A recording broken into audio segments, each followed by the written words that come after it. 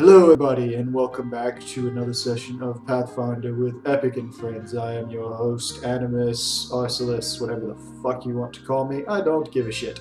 As you may notice, I no longer have my beard.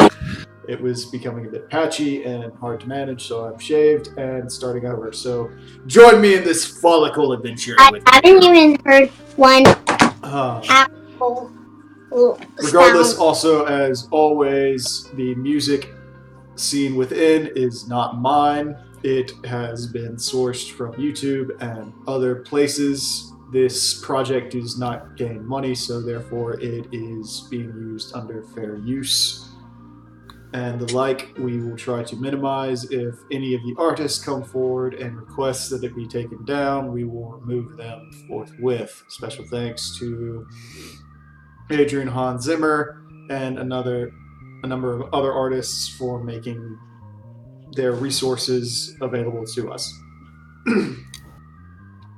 The same goes for any art that is not specifically noted to be ours or specifically bought for us. No, read this right now. Anyway, when we last left off with our adventurers, they had just managed to make it into the Corthus Highlands, fighting off a host of black dragons and going through the trippiest echo session that they've had yet, where they went through 5 different memories, 4 of which happened to belong to the Varillians, and 1 of which happened to belong to Hoshafont. After a variety of conversations within Camp Dragonhead, our party has decided, after buying what they need to travel through the snow, namely snowshoes, some snow equipment, and furs, that they have now heading out into the wilderness, embracing the bitter colds of the north in search of the lost airship of one Sid Garland. Will our adventurers find their airship, or will their journey in the wastes be their last?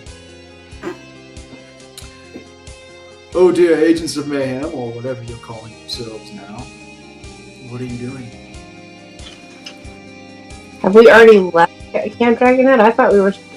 I thought we were prepping at least. You were more or less prepping.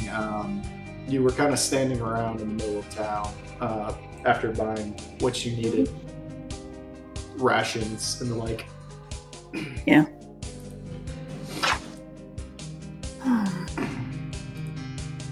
Now, let's see. Are we gonna head out into the thing, are we? So it was like, did Date come back yet, or? Yeah, they're back. Okay.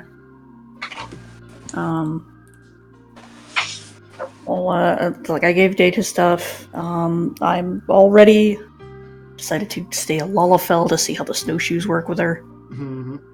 Otherwise, she's ready when everyone else is.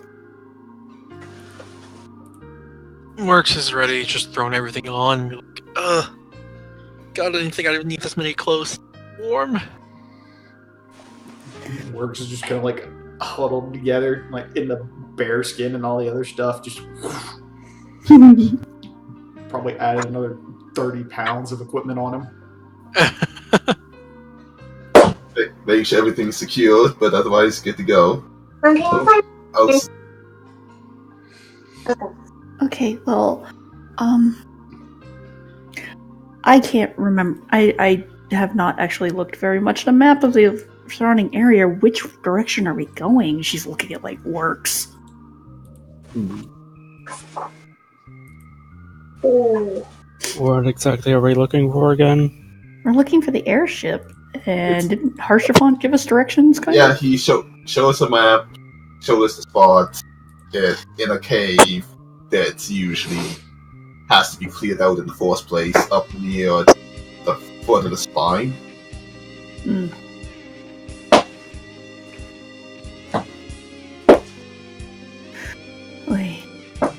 Well, I mean, probably be best for someone who knows the area to lead us. Gesturing, it works. Well, is it cut off from the spine? Oh, The northern spine. I don't Yeah. really know shit about this area. So you don't know how to get home. Alright. I know how to get home from here. It's called going Yeah. north. Isn't that the direction we're going toward anyway? Alright, I guess I'll take a look at the map and see where we need to go. Oh, we are so screwed. You guys are all gonna freeze to death. Okay, works. Perhaps. Taking a look at the map, and it's pretty evidently marked out for you guys where you need to go. It's essentially heading up northwest towards where he's clearly marked, like around this location, about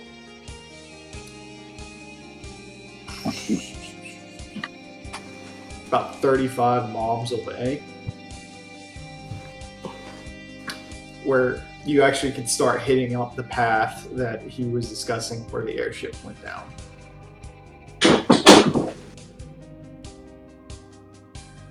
Shall we head up that way then? Do we have any other choice? Nope, so let's go. Adol's like, That's I mean, awesome. we always have a choice, Gato. We can just ignore it if we don't want to go. Too late, we're going.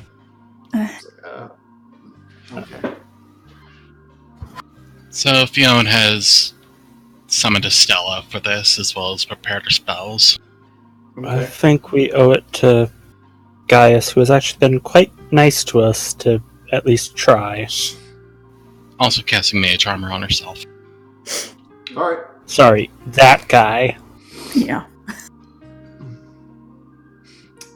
So you're all heading out into the wilderness now, are you? Yeah. Dak's trying Yeah. the snowshoes in the deep snow. Alright. As will Kato. So then, party, before you head out, elect one person in the group to roll a 1d100. Oh, jeez. 8. Man, did we just like rock, paper, scissors for this or something, or what? Jeez.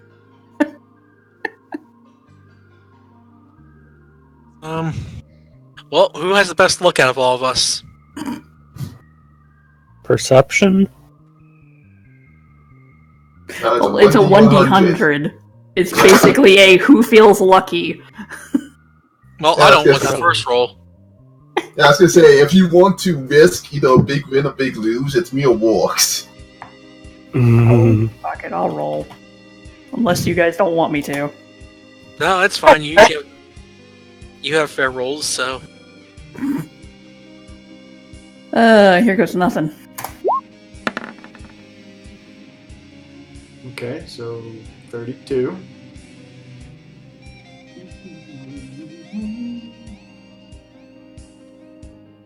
I do like that it uses the percentile dice.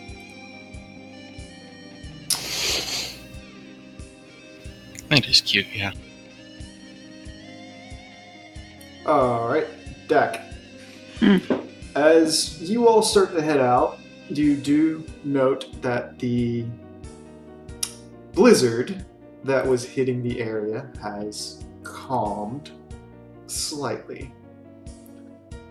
It is still snowing around you, drifting kind of softly as the wind whips and wails around you. However, you are quick to note that you can see decently. While you continue to walk, you do also realize that the thick snows from the blizzard combined with the continuing snowfall that's coming down makes passage difficult. It essentially is taking you about twice as long to get where you would if you were not being unhindered normally. However, with your snowshoes in place, it becomes a bit of a wash. It's still cold, the snow is still thick, but it's not getting worse. And thankfully, you can see. if slightly impaired by the snow. Everyone takes a -2 to perception. Oh, It's fine. Versus a -8. This is very fine.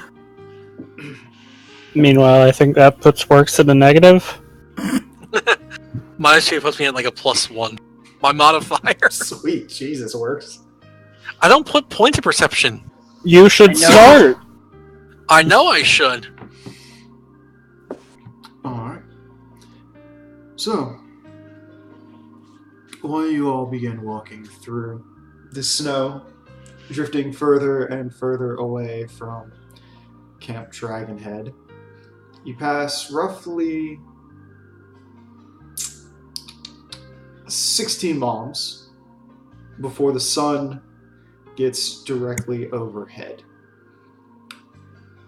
You've been walking now for about 5 hours, trudging through the snow very slowly.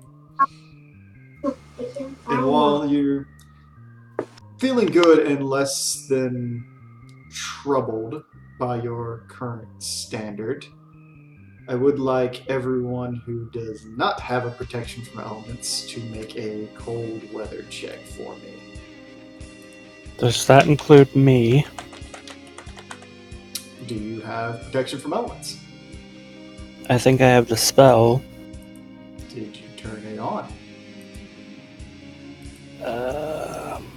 I'm going to assume no.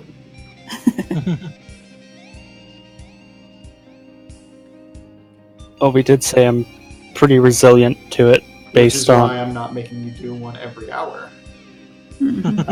Huh. So what's that? A Fortitude save? It is a fortitude save. Anybody that does not have protection from elements on, please roll a fortitude. Kimbo is fine. Ifrit's devotion saves my butt. Our county sweater is... It does have protection from elements on it if you're wearing Okay, it. so feeling's good. I have so much protection from it, Jesus Christ. Alright. I do have the Ifrit gloves on, so It's just control fire, right? yeah, but it also probably. No, because I very specifically put an item that didn't have protection from elements on it. I have it. No, I have it too. I you know. From the yeah. Also, Carlo, don't forget your card. Ooh, Jesus. Alright, Kato. Take Yeah. 6 points of non-lethal. 6, you said? Yes. Well, don't forget, like, I think the furs and the snowshoes also help with the Yeah. saves. It's, Furs are +2. Furs are +2, and the cold weather gear is how much extra? And +5. snowshoes are also 2. I thought snowshoes didn't do anything to survival in the cold. They just Really? I thought it said. No, snowshoes just improve Make it- walking speed. basically makes it so snow, if it's deep, doesn't really hinder you. Okay, sorry. So if we're talking an additional 7 to that, Kato, Mm-hmm. you barely pass. So no damage? So you don't take any damage. Yay. However, you do feel the cold rather bitingly. It's been a while since you've been home, and you're not used to the sensation just yet. The rest of you feel relatively fine. You're bundled up, and you didn't.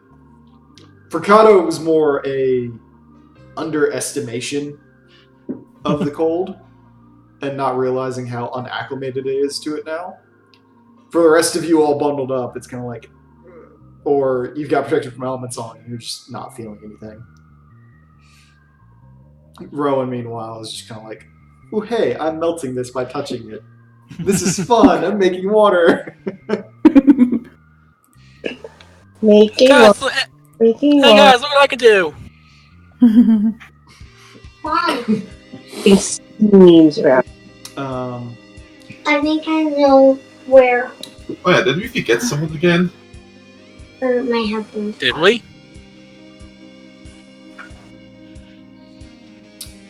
regardless, I need 2 people to make perceptions.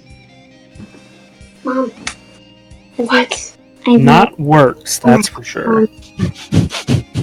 Go to How about Yadrin and Dak? sleep. Okay. What's Rowan. Hunt's perception? Go to Wolf. Oof. Whatever, we're even. Woof, woof, woof. Well, kind of. I do have million scotch. Alright, I was gonna say, if- -2, so... I already put a -2 on. Yeah. Okay. I was gonna say, I was gonna wall, but oh well. The 2 of you, Rowan and Dak, as you're looking about, trying to figure out where exactly you are and what's going on, you start to peer around a little bit. Dak, with your lower center of gravity, let's put it that way, with your vertical challenge, Me. you quickly note that there are several depressions in the snow where it looks like something has walked through rather recently. Something very big. How big are we Additionally, talking about? Additionally, as you continue to gaze about, earlier where you were perceiving a couple bird songs here and there, the motions of various animals, whether they be woolly gators or large yak-like creatures, it has become eerily barren in this location.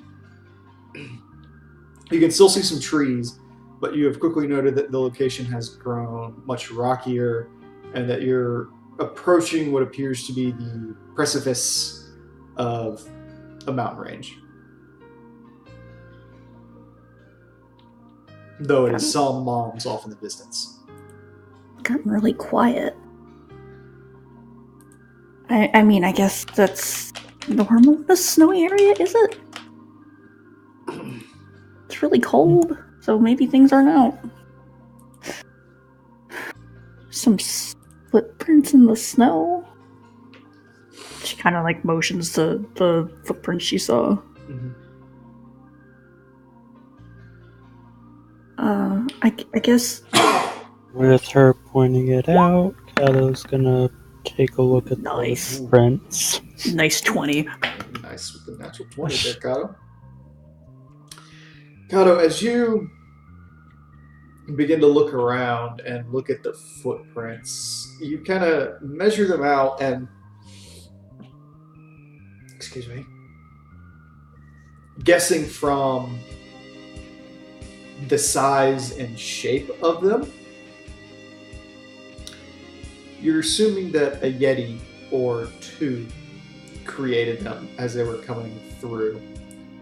By the looks of the tracks and the way that they're motioning, you're also assuming they were on a hunting expedition of some kind before they started heading back up the mountain.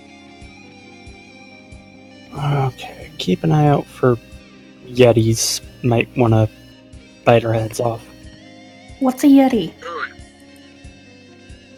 Think like a Gubu, but hairy. And more violent. Noted.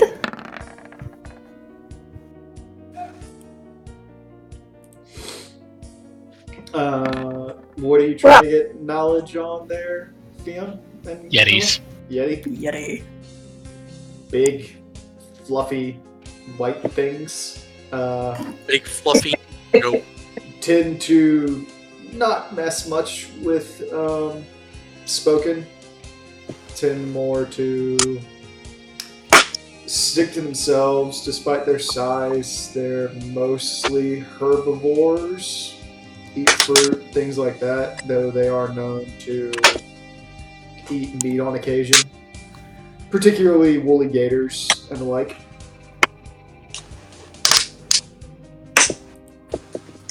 Sorry, I'm putting something away. How territorial are they, though? I don't know.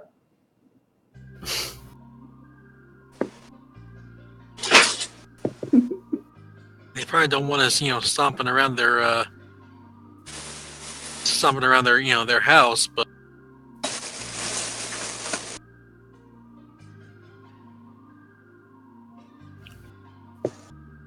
Well, I guess just be on the lookout. Kind of hard to see, but still, we should be fine.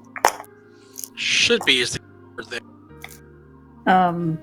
Jack's gonna send a million scotch up just to keep an eye out. Okay, how far up do you want to send them? Because you're still miles away from the mountain. Yeah, I'm just having them be an extra lookout for distance. About probably like, I don't know, 30, 40 yards up. Okay, I'll roll a perception for him. Yep, let me pull up their dang sheets. I don't have them on my quick thing.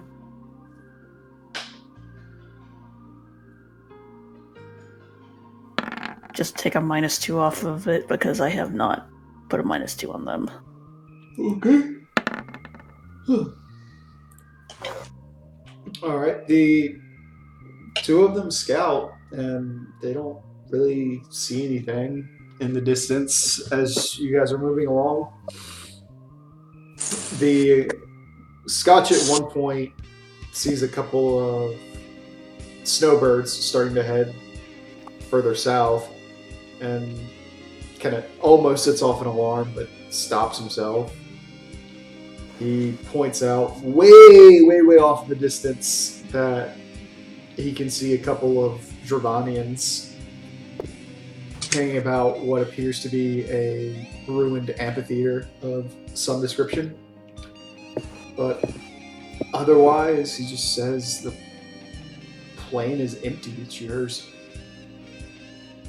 That's good to know at least. Seems we're good except for some Dravanians. So we shouldn't have to worry too much. Just for the hell of it, just taking a quick look and quick prediction on the weather. Do you want to predict the weather? Knowledge survival to keep track of the weather and predict it up to 10,000 advance. If every climate exceed 15, I suppose you can do an extra day. It's going to hold. It's just going to keep doing the same thing. Well, we're going to have to keep putting up with the light snow for the next while. Oh, happily, so... Well, that shouldn't be too bad, right? In a little bit, can start piling up on. Alright. And do you all proceed onward, or do you have anything else you want to do in the area? I think just proceed on. Okay. Nothing else I can think of. If you do not have protection from elements, make another fortune save.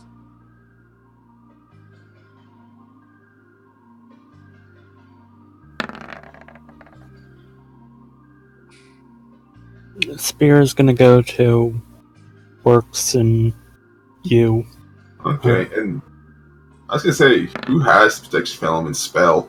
I have a protection or endure elements, whatever. Yeah, so do I. So Cam said faces at Kato. So Camilla, does that +7 go into what you already rolled, or no? No. So you're at like a 23? 22, 23. Same with me. 22, and then Kato's at 17? Yep. Okay. Kato, again, you just barely succeed. Camilla and Yedrin bundle up a bit closer, and their equipment, Kato's like still feeling the bite. His upper lips have become chapped because he just can't stop himself from licking them as they get dry, so now they're just like bright red, sort of inflamed. Just agitated, starting to peel a little bit. Regardless, you're all fine. You spend another 5 hours walking. After 10 hours of travel, you find yourselves at the foot of whatever this mountain happens to be called. You gaze up and look at it, and you can see on the map how Hashafan has kind of like traced the lines of how to walk through this mountainous region and across the pass that is here to get to the cave that he has pointed out. By your estimation, you probably have another 3 hours of walking to go. Since you started early in the morning and did some shopping, let's say around 7:30-ish, I'll say that you all left at about 8:20.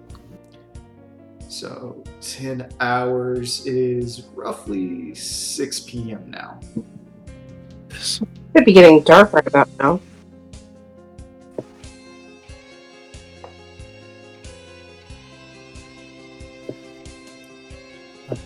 And Kato, what was that knowledge geography for? Just knowing the name of the mountain, basically. This particular area is actually called the Dragon's Head. You know this for a fact only for the basis that if you look at it just right on a map and from overhead, it does in fact look like a dragon's head kind of opening up.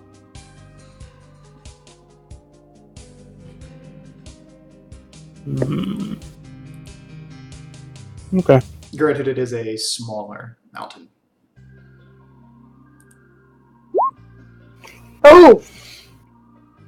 Oof. Rowan, I don't know what you were trying to perceive, but You didn't. you didn't.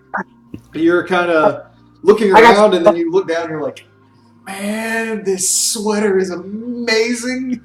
I can't wait to go to Aperneus in the fall with this and just show off. Maybe sit at a little cafe and look adorable with my coffee. I always look adorable. I need to be in a cafe. Yeah, what are you talking about?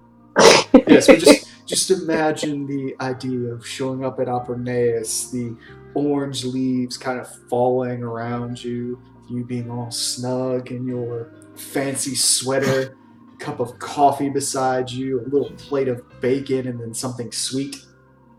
Ooh, bacon. You have her attention. Chocolate crisp bacon. Are we gonna keep going up the mountain?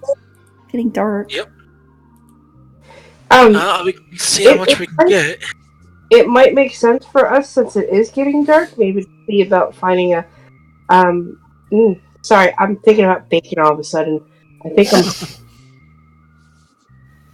Focus.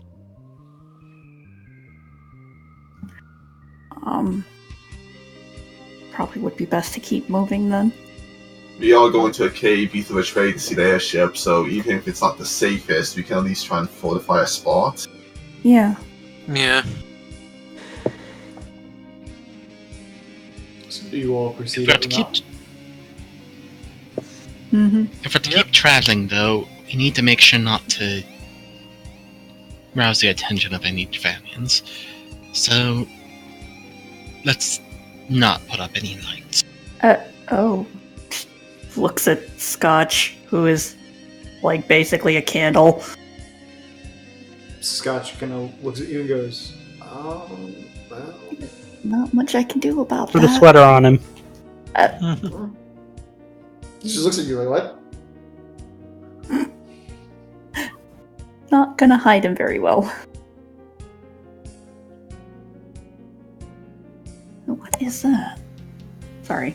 Theon reaches over to Scotch and tucks him into Cam's coat. He'll keep you warm at least. Camilla now knows the sensation of having like, a very tiny manticore bundled into a ball next to her that is radiating heat. It essentially feels like she's standing next to a small fire. I'm not complaining. He's like, That was weird, but I'm not complaining. Cam I think is. just helps Scotch poke his head out from the collar. It smells like excessive perfume! Excuse you? Sorry. I've got a sensitive nose too. I wouldn't do that. Though, she sniffs the coat. Whoever had this last, I don't know. He looks at you and goes, I didn't say it was yours. Oh. Anyways, let's keep moving. I'm sorry, Scotch. I'll give you, like, whatever you want after this. He's just like, What if he wants all of Rowan's bacon? Wow, there's only so much we could do about that. I will get you a steak, okay? How's that? steak. Okay. Moving on. It's like I'm steak, not eh? offer up my... I don't have very much left over. And I have a baby to feed. Oh. Estella, meanwhile, is looking at you all going, just a long sigh.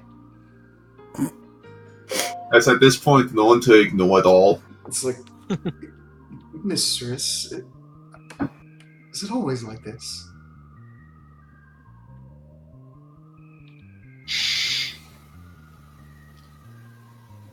Sometimes. Yes. Just see this blonde woman just like hug her finger and go, I miss Get used to it. She just starts walking ahead, completely untouched by the cold.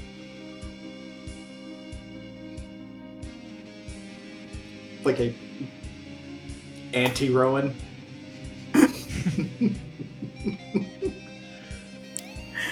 Dak just follows along with their little snowshoes. Okay. So you all proceed to the mountain? Yep. Yeah. Alright. Everyone who does not have protection from elements, except for Camilla, because she now has a tiny bundle of fire against her. Take another one. Congratulations, Nice, Kato. Kato. That natural 20. You're fine. Also, Powder just spontaneously rips off his shirt and goes finish for a while. no, titties in. Go God Bear for a few I'm minutes. not to see. Okay, I am so that is a 20. Also, Kato, you totally have Endure Elements communal. I don't think I prepared it, though. That's fair. You're in the north. Why wouldn't you? Oh, I did prepare. Whoops. Whoops. He's just like, oh, right. Touches Yedrin. Gedrin with it as well. Okay. Regardless, you both succeeded your check. Yedrin, you're starting to notice it's getting colder. Much colder. Though. And as night sets in, it becomes readily clear to you all that the weather doesn't appear to be letting up.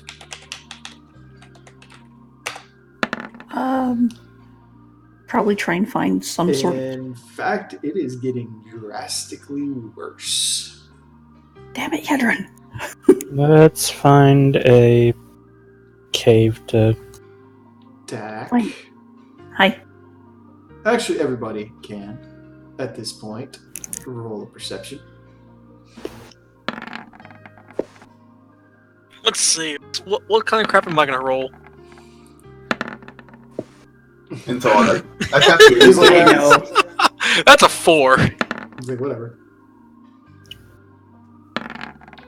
I mean, mine's technically 29. Anyway, he can't see my butt, so he's upset. Alright, so you all spend another 4 hours walking up the mountain in the dark, getting up to a pass. And it's around this point that Dak looks up and goes, or rather, everybody in the party but Works kind of like looks up and they hear, and then the wind stops blowing. And it's silent. That's never a good sign. And then 5 minutes passes. And it is a banshee wail of how strong the wind becomes. The snow suddenly is coming in sideways, blistering sheets of pure white and wet hitting you as these arctic blasts of wind start coming through and sweeping you across the side. Dak, being as light as she is almost lifted up, but is weighed down just enough by her equipment now that it's not threatening to carry her off. Temperature seems to have dropped around a good additional 30 degrees now that it's dark and whatever this storm is has hit. Your perception now takes a -8. Woof. And Before our perception took a dive, did we see the cave? Or Yeah. you can't see the cave yet. Did we However, see you any- do know there's... while you were kind of walking up, you did note a few caves nearby. Additionally, Camilla, because you don't have protection from elements on right now, I do need you to make one. Even with the manticore? Even with the manticore.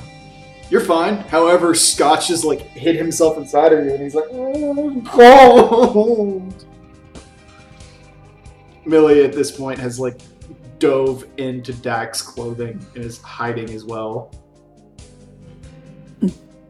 Well, at this point, might need to dive into a cave that isn't our target and just sit up there for a bit. Good. Yeah, is- probably best. It is so loud that you all can barely hear each other. It's near impossible to communicate. Cam shouts out, Yeah. "Everyone, grab his rope!" Jack has been holding on to Date's like the coat or whatever he's wearing. Okay. So you Cam is doling out a hempen rope to help everyone keep track of each other. okay. Mm-hmm. Grabbing onto it and So, Grab it up. Camilla, while you are go to pass out the rope the very first time, I'm gonna make a quick check. uh-oh. Oof. Camilla, please make a strength check. Oh no. Why, Camilla? By rope. Oof. You pull out the rope, and as you go to hand it, the end of it catches and takes off like a kite and starts drifting out away from you. It's at this point, Camilla, you have a choice to make.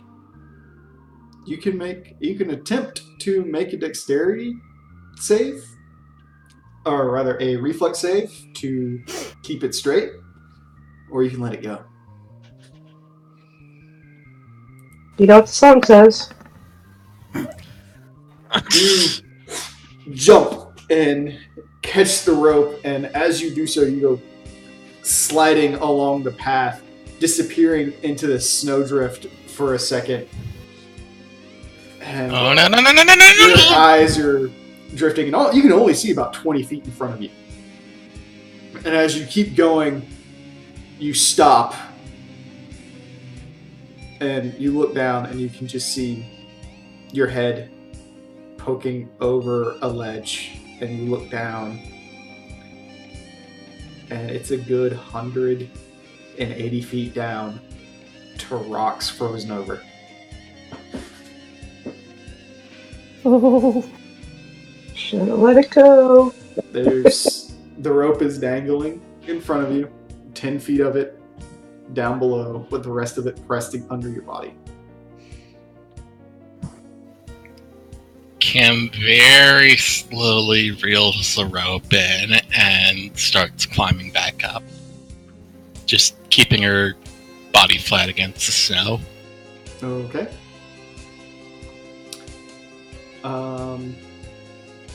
So I'm guessing you're just like crawling back.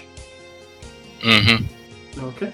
You very, very slowly crawl your way back, pressed up against hard-packed ice piled on with snow.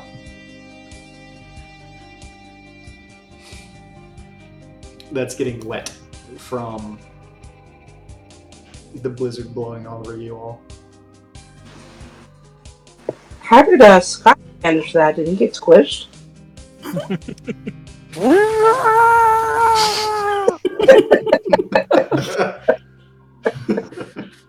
No, he's how, like, her clothes aren't freezing.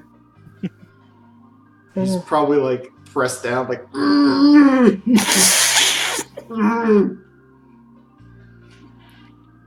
Then he realizes how close he came to death. What? I can't see. Okay, that did not work nearly as well as I'd hoped.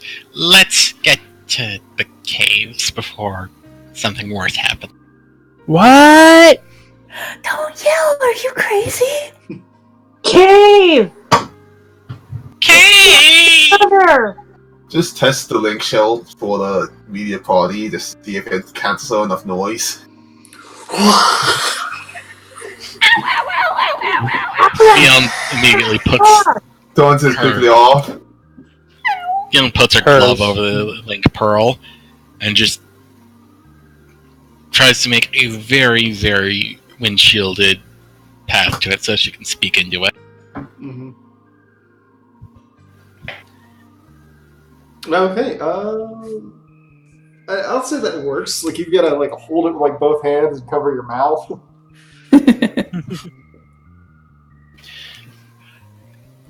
This is getting too much to bear. We need to find shelter. Agreed. I didn't think we should have left, but that's okay.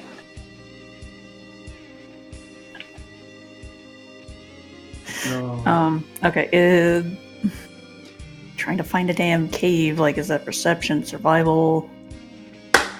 Make a perception anyway. I was gonna say, we saw some Do it before. without Scotch or Millie, though. Yeah. Okay, And -8. take the -8. that is -8, I thought. For shits and giggles. I have it. Yeah, she saw -8 on there. It's only Yep. plus 10 compared to like normal plus 18. Jesus. Alright, Dak, you're looking around, you can see down the mountain a ways, probably half a mile, there's a cave that you guys had passed by. However, you start to turn your head, and you realize now that you all were kind of like standing pretty much on this land bridge as you were coming across that was hard to see in the dark. Mm-hmm. And you begin to look up and you see something standing there. These glowing yellow eyes just kind of watching you.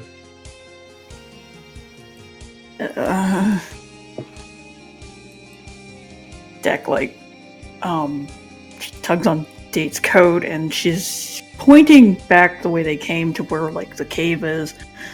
And she's kind of trying to go over the sound a little bit. She doesn't trust herself to make the same kind of windshielded thing and blow out everyone's ears. And she just, starts going like, back the way we came!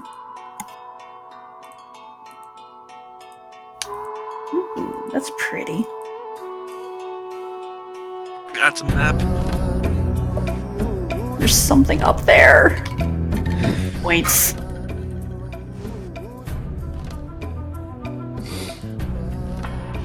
Okay.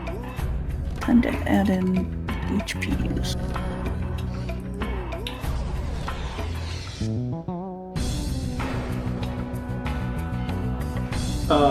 For reference, by the way,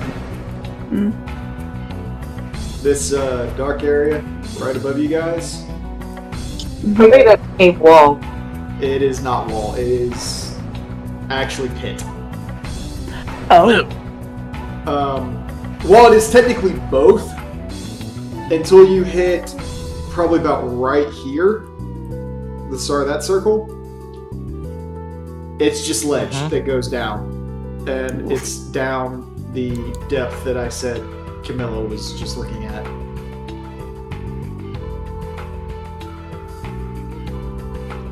I apologize that it's not better suited, but I wanted everything to be kind of congruent with each other. and this was the best I can do. That's fine. So, yes, Dak, you can see two things. You can mostly only see their eyes at this point. But they are staring down at you at the moment.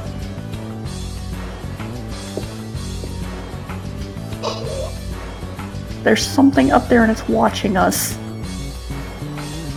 Tengil says it's Yetis. She's just trying to keep herself down from the wind. Because it's hard for her. I'm surprised you're not hiding behind Kato. No, she's holding onto like a dull coat. Scotch is there. Ellie's there. Yep. So what are you guys doing? They're watching you. Though you can't really see the rest of their bodies at this point.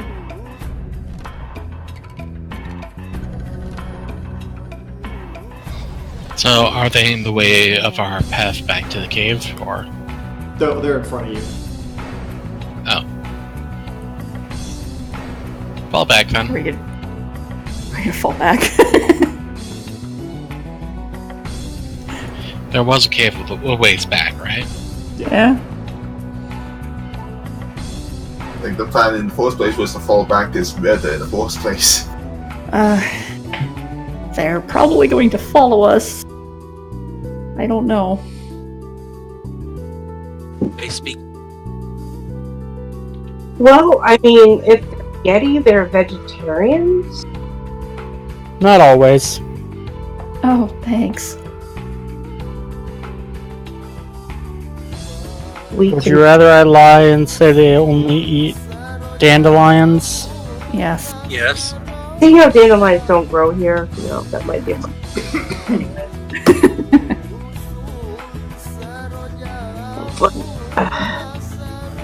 Maybe we could be non-threatening and see if they're just going to watch us and not be do anything aggressive to them so we don't start something. You know, something we don't normally do. Have Okay, you eat seen your a drink. hunt? Okay, Adrian, go stand in the back. Okay. No.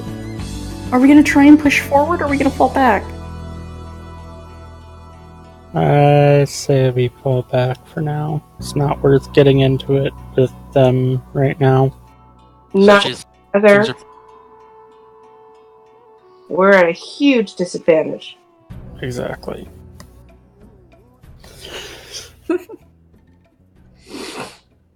Alright, then I guess we're falling back. You're all falling back. Yeah, we're gonna Yeah. try and head for that cave so we can try and wait up the weather, I guess. Okay. Plus, Probably it might wait actu- until morning. Plus, it might actually be defensible. You all start, Kato, stand watch. you all start heading backwards. And you hear a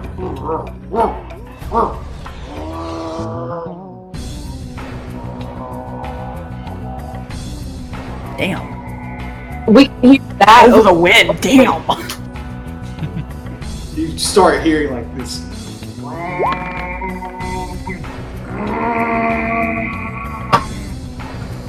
Some angry wind.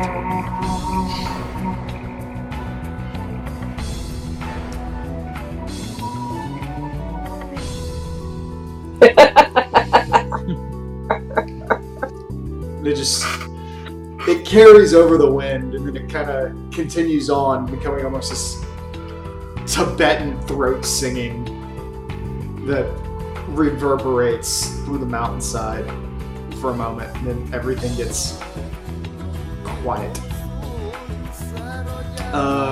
Kato, with your sense motive, it seems to just be an alert call by your guess, kind of like wolves howling. Okay, I wasn't sure if it was like hostile or we're trying to help. Come with us. Okay. Well then, I'm not quite sure what this roll would be because you're traveling backwards off downhill on a mountain covered in ice and snow in the middle of a blizzard. Oy. Let me look at the Pathfinder skill list real quick.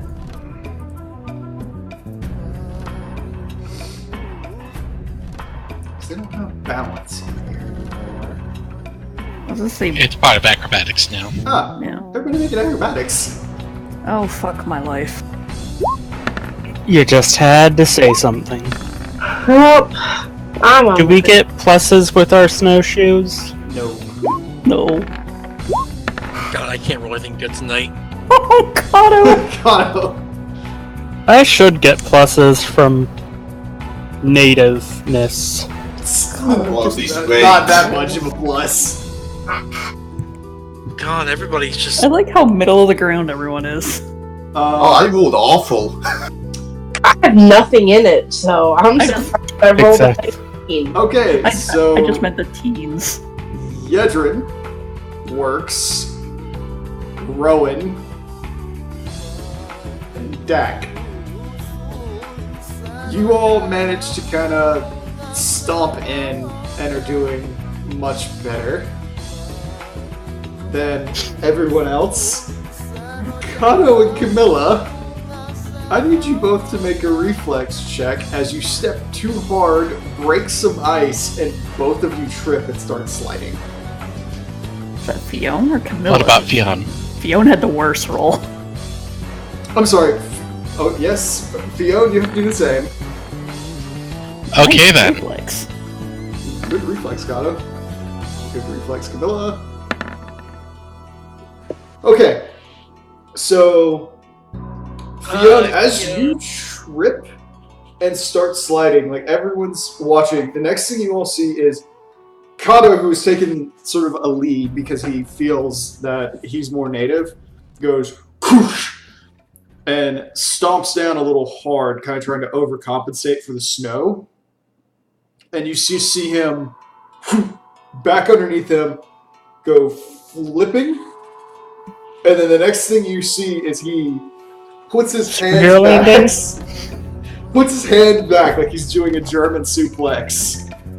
Hand stands on the snow and then flips backwards in a cartwheel. What the hell? It's like dusts himself off and keeps walking. He does that and he's just like, what the hell just happened? No, he's doing the. I meant to do that. Yep, that was it. I meant to do it. Where the fuck did I learn how to do that? Camilla, meanwhile, steps down, and as it breaks and she goes to slip, she just immediately like crouches and goes into a fetal position.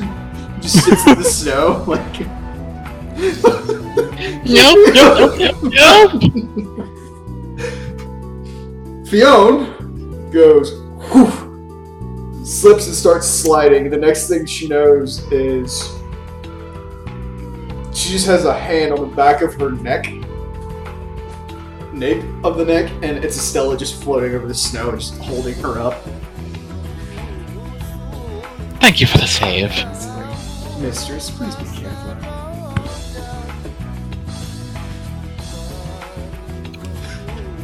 Have you met us? Careful is not in our nature. Maybe not yours. There's a long... It's not in yours either, Mr. Falling out of a tree. Oh, Can we not now? we not! There's some long silence. Can we after just that. get to the freaking thing, get some rest, and get warm? I mean, come on. It's not bothering me, but I'm sure it's bothering everybody else. Go. At this point, you just see Estella pick Fiona up into a bridal carriage and just flies ahead.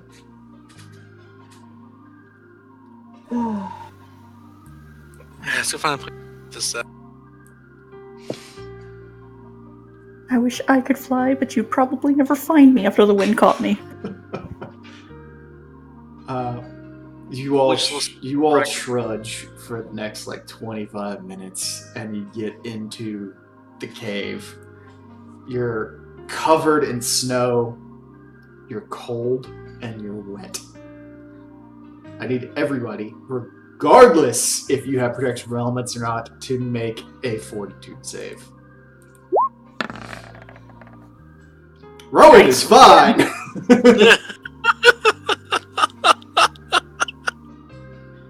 I like how the fire mage has the natural 20.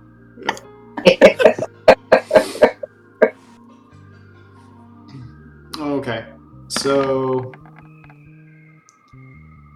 Considering I rolled a natural 1 just a few minutes ago, I'm like, teeter-totter. Everyone looks to be absolutely fine. After that, you all get into the cave, and it is just barely big enough to fit all of you. It's cramped, and you're basically all more or less just huddled together. Put Rowan in the middle. If you tried, you could probably make just enough space to make a small fire. That's what we have Rowan for. Put her in the middle. Prestidigitate everyone dry. Middle. Okay. Also, Tots, can you do anything for the entrance? Because Oh, yes. we want to try and keep as much heat in here as we can. Stonewall. No. Don't shape. Stone shape, whatever. Same thing. The entrance is about 15 feet tall and then probably about 15 feet wide. Okay. I can... Actually, no, not 15. Maybe about 10 feet wide. Okay, I can manipulate up to 19 cubic feet. Okay. So, I'm going to shut the cave except for, like, Air holes. I was gonna say maybe a good, like, I don't know, half foot for ventilation. Okay. It gets very dark very fast. Even darker than it was. Rowan's gonna cast her light spells, her dancing light. Okay. Yep. Essentially, you're in a small, cramped-ass cave. It smells like all of you together now.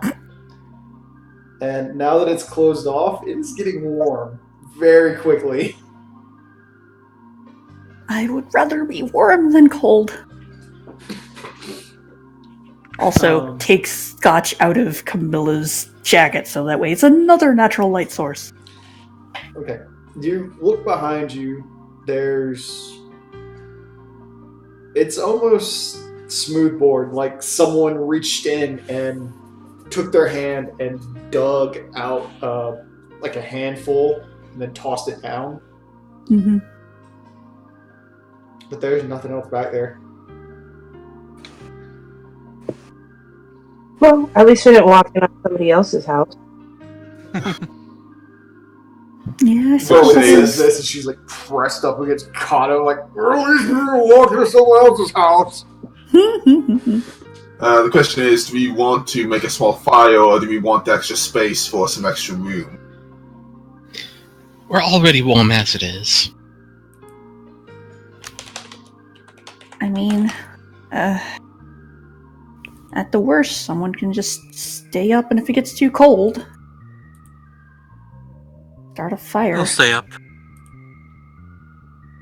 I'll stay up for the Alright. first half. Who wants to take the second half?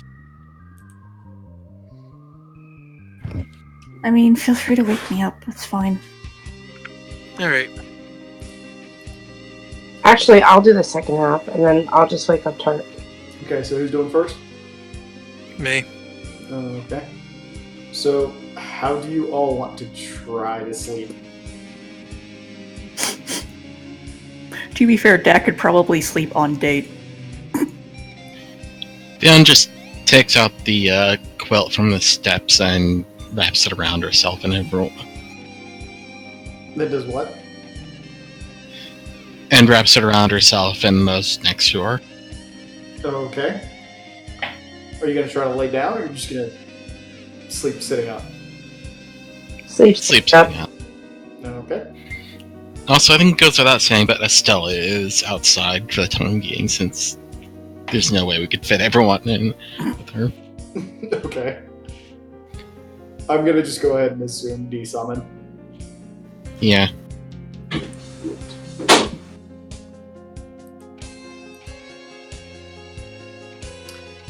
So, you all head to sleep. Works, you have the first watch. Everyone kind of gets as comfortable as possible in this roughly maybe like 1.5 king-sized bedroom that you're all sharing right now. I was gonna say probably use the axe to make a small corner and just sleeping bags and stuff, just like really tight fit corner. Oh god, I forgot you're sharing that space with that fucking axe. Yeah, does that axe fit in there? It fits in there. Barely. It's probably like pushed up against the wall.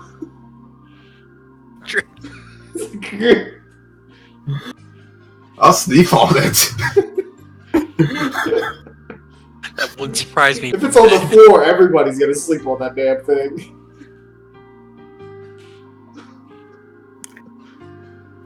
I thought you already did sleep on it. I'm just waiting for you're not wrong. Not quite in this way, but Works. Everyone has gone to sleep. Roll a perception. Oh, God. Do we still have the Not good negative? rolls. No. God almighty. You have dark How vision? these are rolls on perception? Do you? Oh, that's right. You have natural light sources in there, so it doesn't matter. Yeah. Works, you are rather quick to note that Adol is not sleeping, and he changes between staring at Dak, the wall, and you. Look over and just go. Can't sleep. Dak's all snuggled up on him. He looks at you and he does not respond.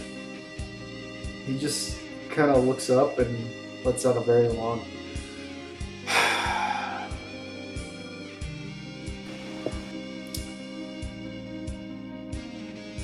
Then he goes back to staring at the wall.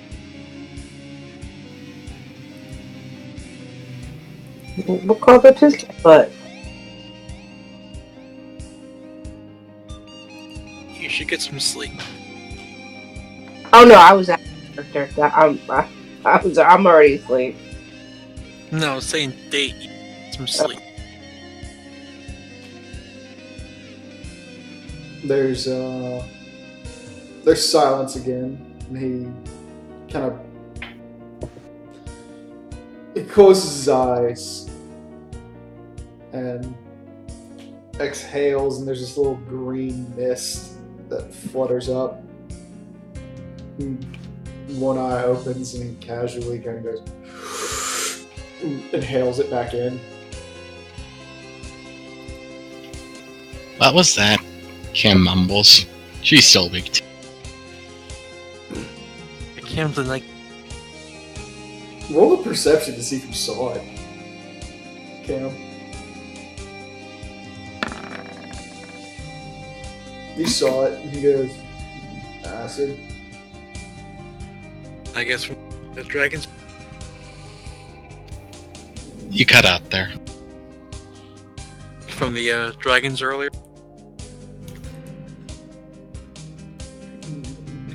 Maybe. If you've got indigestion, I've got some medicine for it.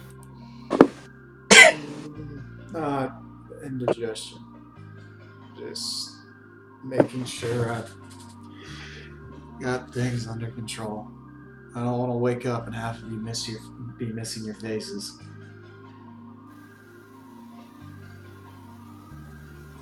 Okay then. Cam just inches further towards the back of the cave. And you just You see him lay down. He turns his head away from Dak.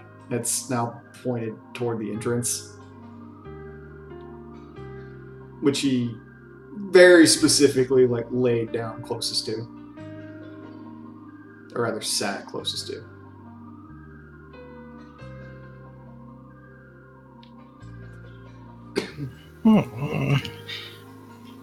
Why did I go on this crazy trip to a place I don't even know I want to go to? Just when I could have been just coming with it right now. What are you complaining? Deck's hand moves over and she's batting at the air as if she's trying to pat Camilla. Hit the snooze button. No, just a comforting pet, except she can't reach.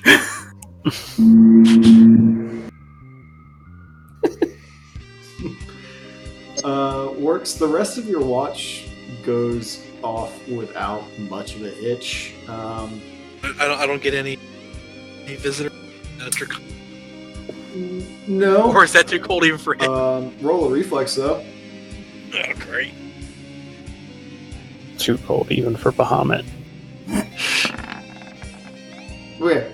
You take a step to your side as apparently the snow got so heavy on the overhang above that it fell down and then fell through the hole and almost just sloshed on top of you.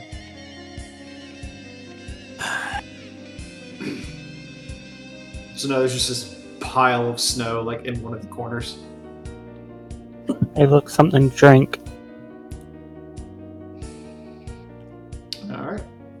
Your watch ends. Works. Alright.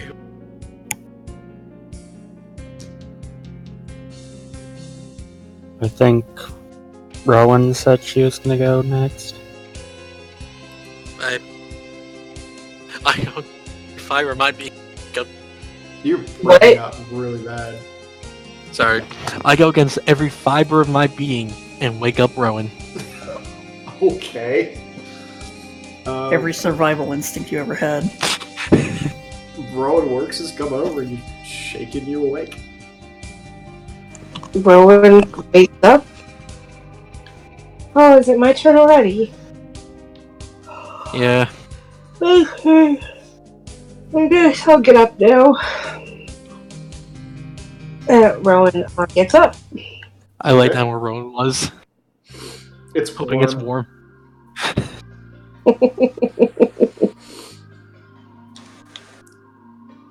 It's warm. Rowan, you walk over, and it is the darkest part of the morning at this point. It's... Oh, what are you guys doing? It's maybe 4:30 in the morning. You peer outside from what you can see, and the storm has stopped for now. It's not even snowing anymore. You can't hear the wind, but otherwise, roll a perception.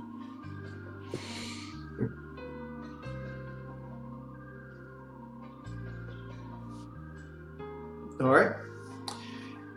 You slowly turn your head back to the party and look around. You can see that Dates turning his head away was wise, because apparently he was expelling a bit of his breath in the middle of the night. There's about a fist-sized hole in the wall where he's been breathing. Okay. Glad Dak was there. You then kind of gaze around the rest of the room. You can see Kato pawing at his nose a little bit. And summarily, I need you to roll a will save. Who? You see Kato pawing at his nose, and I need you to roll a will save. Oh! You're fine, however, you are freaked out when he goes to paw at his nose and half of his face stops existing. And his hand just kind of like brushes through it. And then his hand stops existing for a second. And it comes back and he keeps going. What? Fucking void.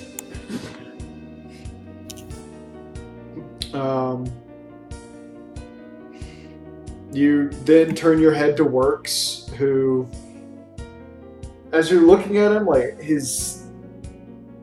the scaling that he normally has, like spans. It's covering like half of his face and going over his hair. It's rolling down the side of his body. And it's just kind of like exploring, almost like a snake would, across him. Kind of growing and then disappearing and reappearing. When it disappears, he unconsciously goes to scratch the area as if he's like, that itched me, or oh hey, a bug crawled on me, or something like that. Rowan's just like, okay, I will talk about that later. Meanwhile, you can see Scotch and Millie have gotten rather cuddly on the top of Camilla's head. Just kind of like roosting there and sleeping. Aw, how cute. Couple of rodents. Sorry. Oh! Rats with wings. I'm sorry. I do not keep pigeons. All of a sudden I had Hercules in my head. I'm sorry. I was going to say, okay, Hades, calm down. Oh my god. Alright. I have a child. It's a good excuse.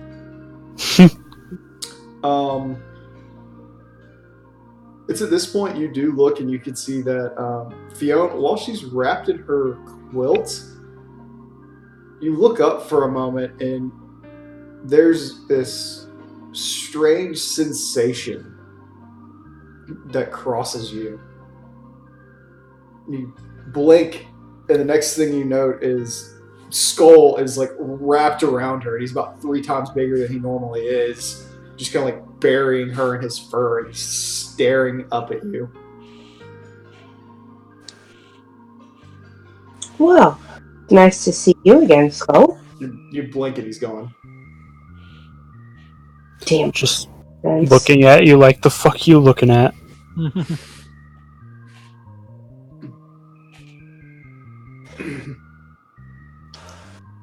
It's really creepy watching them so close together and being so close. Mm-hmm. And last but not least, I need you to make another will save. Alright. It takes about all of your will to stop you from screaming as you go to look at Yedrin. And there's a split second where you're looking at Yedrin, and you can see her, she's asleep, and she's like nestled up against the axe. And then you turn your head to like look up, and then you turn your head back, and Yedrin's standing like staring right at you, her eyes jet black and empty, the face skull white, and there's just blood running down her from nowhere. And I don't scream at this. You don't scream. You keep yourself from screaming. You're like, and then you blink. You may choose to scream if you wish. Yes, you may.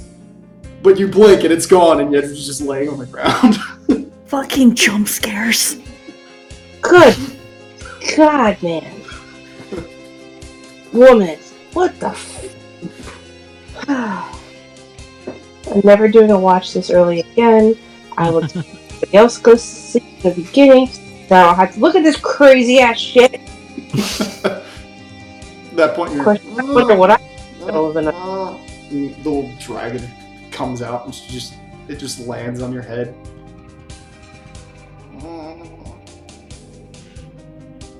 I like that there was no weirdness with Dak. Dak's the most normal. Yeah. Roll another will save for Grief Bomb. Fuck you. No, you do note that there are flowers growing around Dak at this point, that they're steadily dying as the night goes on. Aw. Rowan reaches into her bag and she gets out a snack and some of her leftover bacon and is sharing it with her baby. She's like, you're a growing baby, huh? Oh. Rowan nuzzles kisses her baby. You spend the next 4 hours in silence. Light breaks. You can see there's not clouds out anymore. So it seems the worst of the weather has passed. The sun kind of streams through. It's nice. Hey, Wiki, eggs and Wikis. A little warm at this point. Cam grumbles and pulls her coat over her head.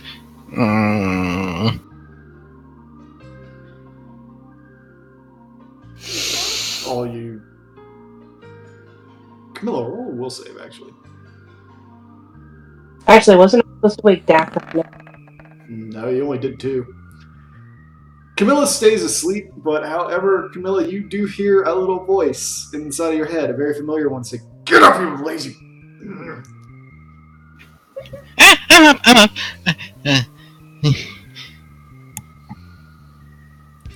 Hi. Hi. So, what shook you awake this morning? The sun? Yeah, Grins sure. innocently. Darkness. Hello, darkness, my old friend. You see a doll just kind of like open his eyes and he goes, "Did I do that?" And he points to the hole. Yes, but it's okay. It's only a rock. Then he looks down and he sees Dak and he's like, "I'm glad I have a strong neck." Rowan catches Cam sneaking a nervous glance to her. What? Cam sneaking a nervous glance to her rapier. To her rapier. Oh, that's... Yes. Oh, okay. Yeah. And Dak's probably just like curled up against like his torso or something. At this point, he just kind of scratches his face, rubs it, and gets up and goes, "Okay, I'm awake." Rowan is going to ignore the whole rapier thing because she knows how much Hunt loves her weapon. I don't think anything will different. Because she doesn't want to think anything different after the shit she saw. Dak just curls into a ball when a day gets up. Okay. Because girl sleeps. And he stands up and he goes, "Rowan, do you have an apple or anything?" Rowan reaches into her bag and pulls out some fresh fruit. Yes, thank you. I got some Rowan berries for Dak. Here's an apple. I got an orange. Yum. Here's an apple. He just starts munching on it. He's like, "Can you stand back for a second?" Rowan steps away quickly. And he just destroys the wall by melting it. Dude, Did to do that? What about breath? What did you say? That never gets any less weird. No matter how many times I just said, dude, do something about your morning breath.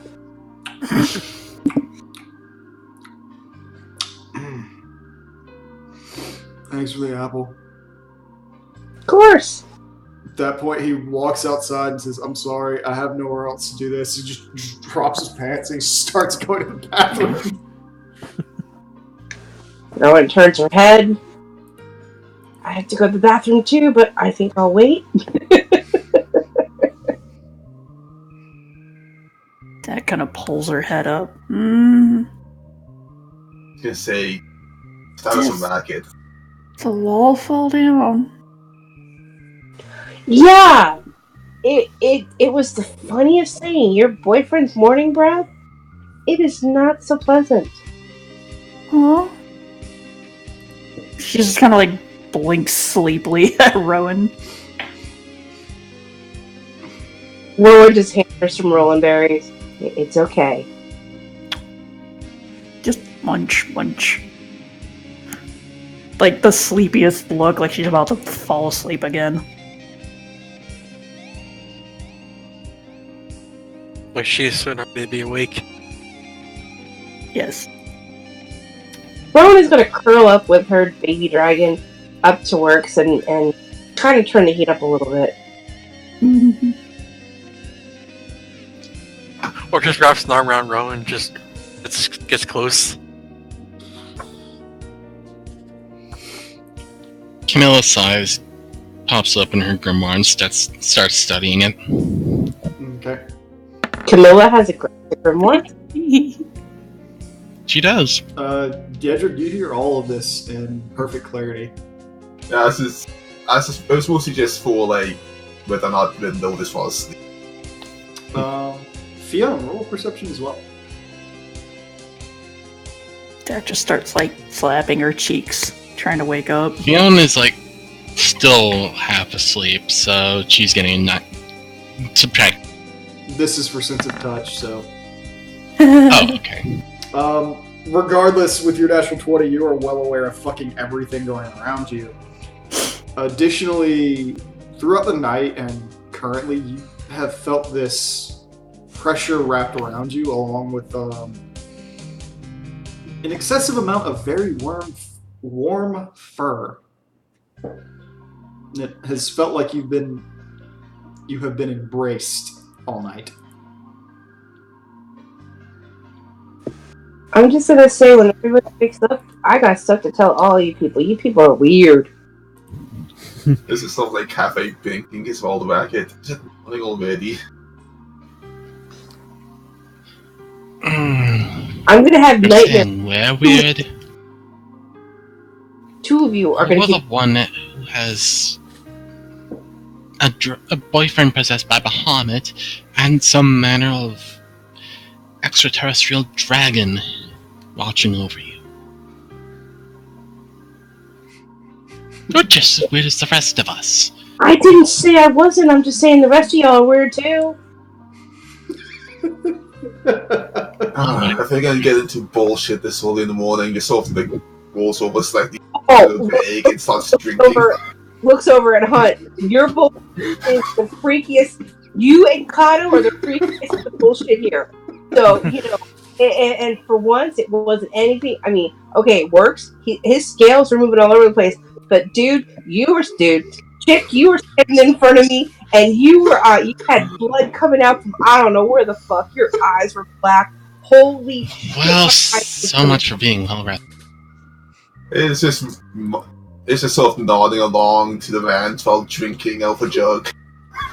Nodding along to the man. Dude, this is you. You did this. I mean, Kato, his face started appearing. Good lord. I mean, the cutest thing was part watching little flowers grow around her. But holy crap.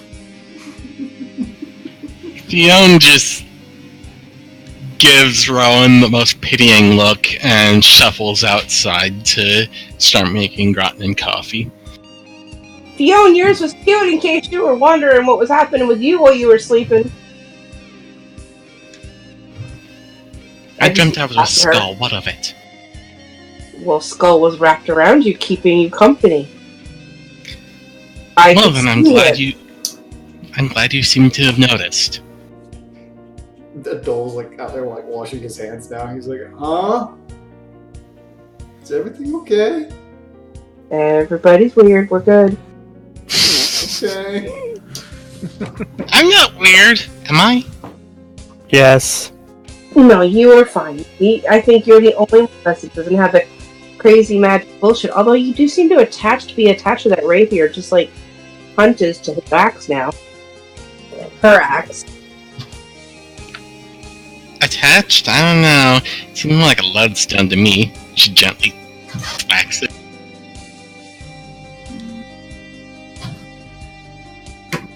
I'm gonna go outside and go to the bathroom. Oh, will save Camilla.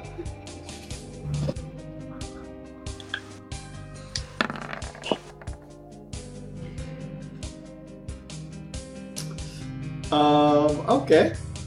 There is some silence, and you get some psychic backlash. Take 5 points of damage.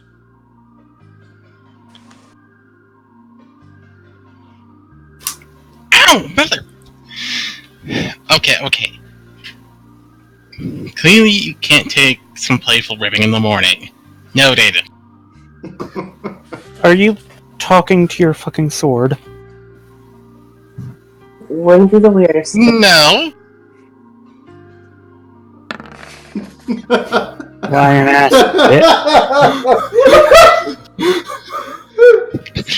The answer is yes. I was gonna say, do I even need to roll? The two of you were like, "You lying bitch." Lion ass bitch. You know, it's okay to have a strange attraction to your woman. I mean, look at Hunt. This is something entirely different. So what is it? So is everybody just getting up now? I'm assuming with all the noise, everybody's awake. Yeah, Dex got like one of her ration bags open. She's just watching like she's munching popcorn. Meanwhile, Adol has like made the fire for Fiona so she can cook and make coffee. Just stop string. Alright, fine. I'm stringing for a second just to ask. Anything to do with the Works. bandages? Bandages? Do I? Cam just hangs her head and droops her ear. Do I know any? Cam, is it time that you had a sharing session with the family? Oh yeah, we've all had sharing sessions. It is your turn, isn't it? Adol's like, nope, and starts walking away. Not you! He goes, no sharing for Adol. No, bye. Date, come back. Then you're not part of the family. Shun the non-believer! Shun! He's Cam like, don't flips Kato. he's like, I have more of this family than you. Deck gets up and follows Date. Cam just watches all this play out before sighing. Alright, so long story short, my rapier's a sentient Vorlian weapon. Hi. Oh, is that it? Okay. Nice to meet you, Sword. At that point, he goes, hi, my name is Idwin. Hi. Yeah, because like that's like the most strangest thing that's ever happened to us. It talks. Yes, I talk. And he's been teaching me some techniques to take advantage of Vorlian magic practices. Cam just... Kind of. Cam opens up her coat, pulls down the shoulder of her shirt to show a series of half scar, half tattoo markings etched into her. That looks like it hurt. I have told her. Did. He goes, I have told her many times to use a needle, not me. She does not listen. I don't have a needle! I have you! Then buy a fucking needle! Fine. You do realize the absurdity of this all now. You're getting yelled at by your sword not to use a sword on yourself. I've been putting up with this for the past 6 years. Whose fault is that? Not ours. He goes, I believe the opposite is true. I have been putting up with your shit for the last 6 years. I like this sword. Just sort of thanks for a minute. You want him? You can have him. Kim just pulls the rapier from her belt and he just holds it out. I wouldn't know how to wield a sword if your life depended on it. Alright, fine. Having thoughtful You wouldn't moments. give me away anyway. I'm the only thing you have to remember your mother by. What'd you say? Nothing? You said nothing, right? Good. Thanks for a moment. Not even top 5. Maybe not even top 10. So, what's with your mother? I don't think she wants to talk about it. Let's respect that. Thank you, Kato. Kim just stands up and goes outside as well. Just When here from the she's corner. ready to talk about it, she will, but now is not that time. Edwin, Somehow meanwhile, Works has back slept at- through all of this. Yeah, Edwin, meanwhile, and Camilla's brain is like, you forget. I have the I win button.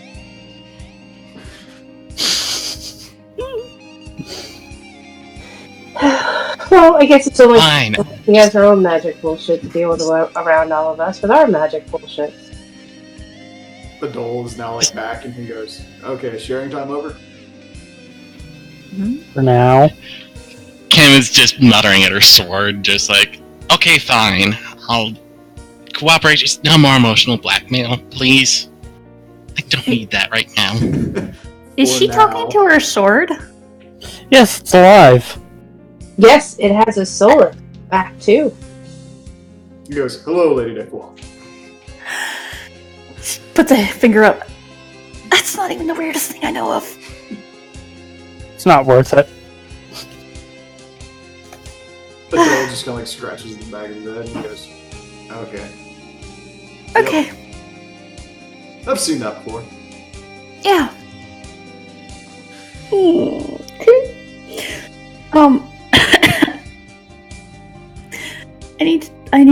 I need to prepare my spells, but afterwards we can go. Yeah. The Dole's just standing there like, okay. So Works is still sleeping in the back of the cave. he just kind of walks over and like starts pushing the tip of his shoe and gets his nose. It's like, You realize I'm like cuddling next to him while I'm yelling. I have no idea how you're asleep. Dex settles down, starts preparing her spells. Rowan just like gets up and leaves him there to go outside and use the makeshift facilities. okay. You find a nice corner somewhere off behind some rocks in the snow. I'm not made to be outside and do all this stuff. Ugh. And while Adol's like still like Tormenting Works. tapping Works' nose with his shoe, like, wake up, wake up. Don't wanna. At that point, he just like very casually, like big toes, works his nostril and pushes down. Like, Oh, what is that stench? Oh! like is he just closing the nostril with his toe? He's like, at this point, he's basically stepping on his nose, but he's being like gentle about it. Sorry, I was looking through my spells. Just like grabbing his ankle and just ripped off. It's just like, your feet stank. It's like all of our feet stink as he hits the ground. He's like, yeah. all Yes, of you our don't see me shoving my feet into people's noses. Oh, we're trying to wake you up. Because if you shoved your feet into people's noses, those people would die. Kata, have you smelled your feet recently? Have At you? that point, he goes, when was the last time either of you washed your boots? I'll get back to you on that. When we get back to camp? Also doing visualization of the mind wisdom. Okay. While all the bullshit is going on, getting some stuff out of the back to eat, and I guess take 20 just to study the sky and stuff and try and get a better read on what the weather's going to be in this area for a bit. Okay. No. Clear blue skies for the next day. Supposedly.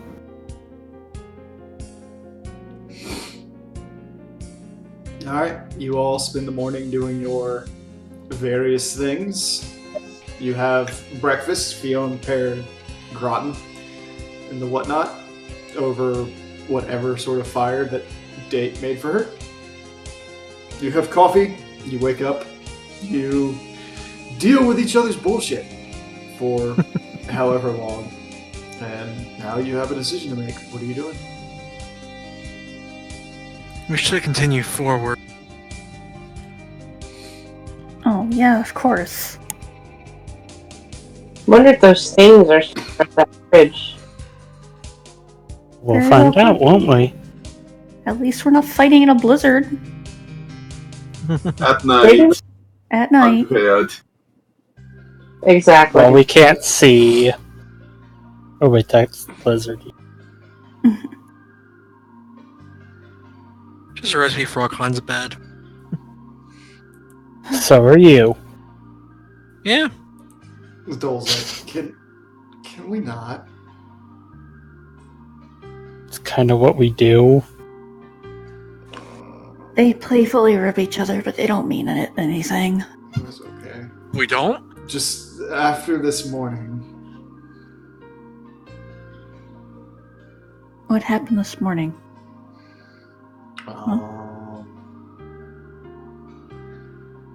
Lots of shouting.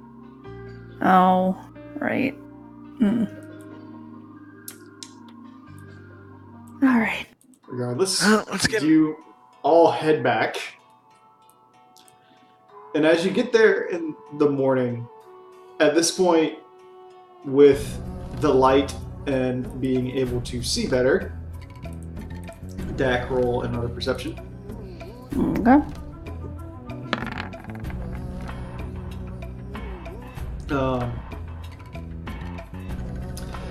You can still see the two are there.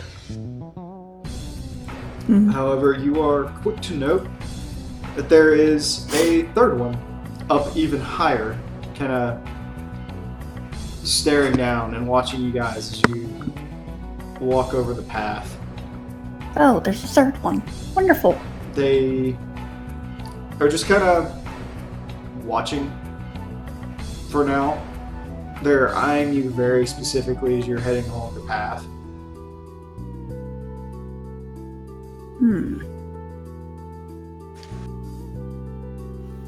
She's keeping an eye on them as we're passing. Fion's looking around for any points that could make a good ambush. Well, with how deep the snow is, just about anywhere.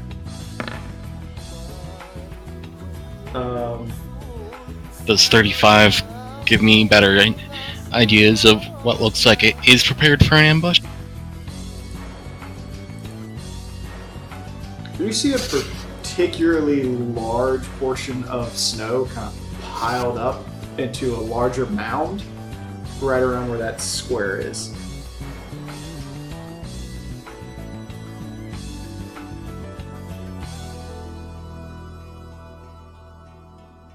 Likewise, as you're looking around, one of the Yeti, as you would call them, they're not the Yeti from Final Fantasy XIV that you guys are used to.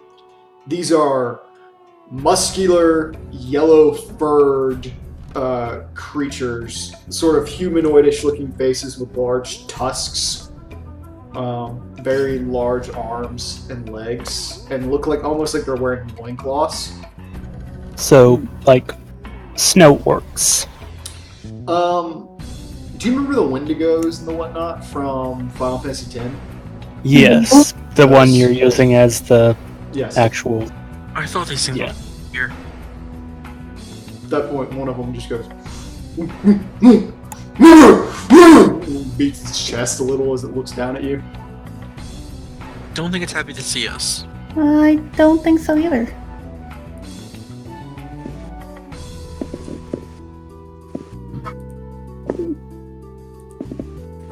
So what's our plan of action then? As of note, Cam has cast Endure Elements on herself this morning. Okay. Who doesn't have Endure Elements? Yedrin. Yedrin and Kato. I'm gonna cast Endure Elements on Yedrin then. Okay.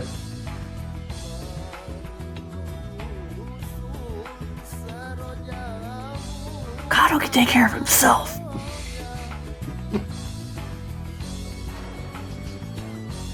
Okay.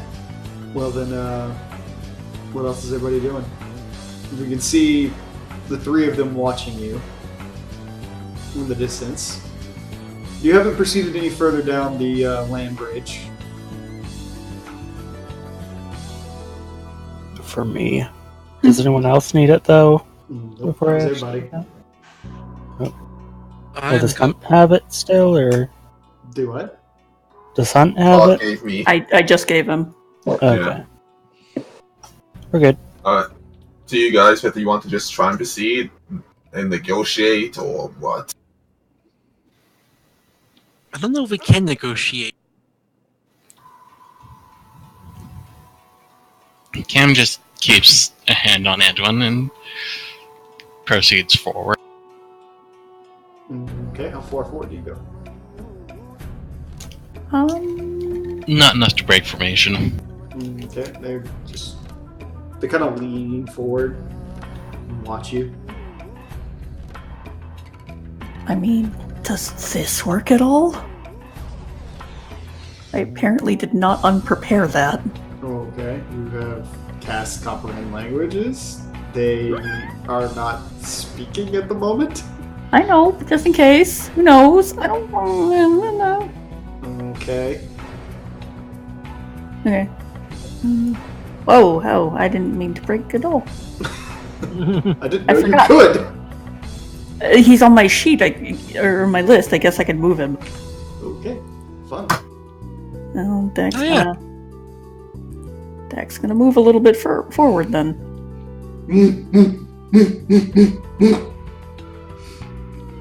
Yo.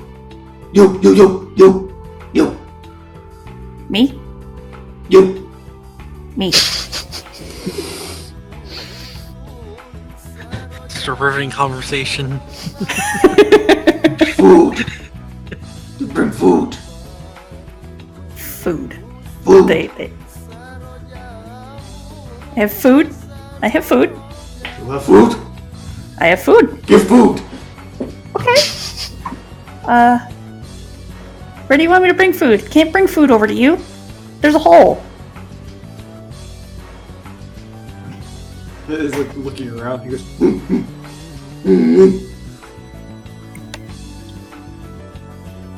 Go.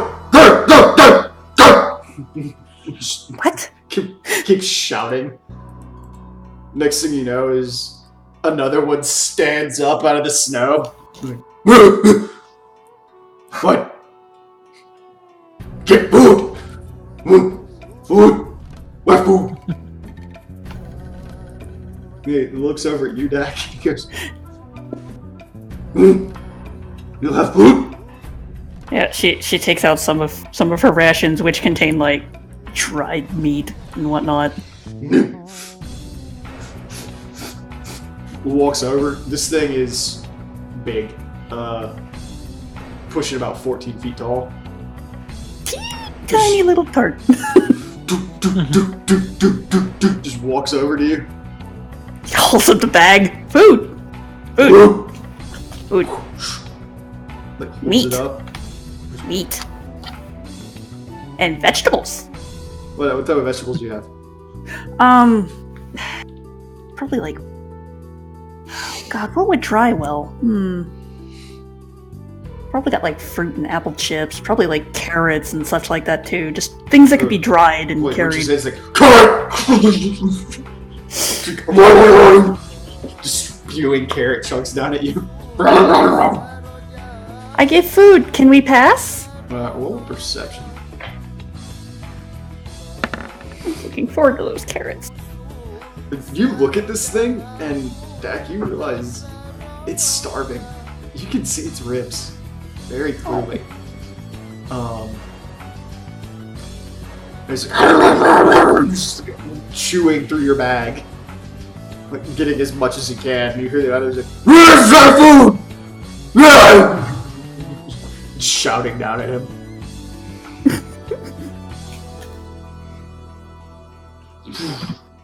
And then all just jump to him, jump down, and like grab the bag, and like just tearing through it. They don't look too good, guys. Rowan's No, gonna they- step forward and offer up some of her rations as well.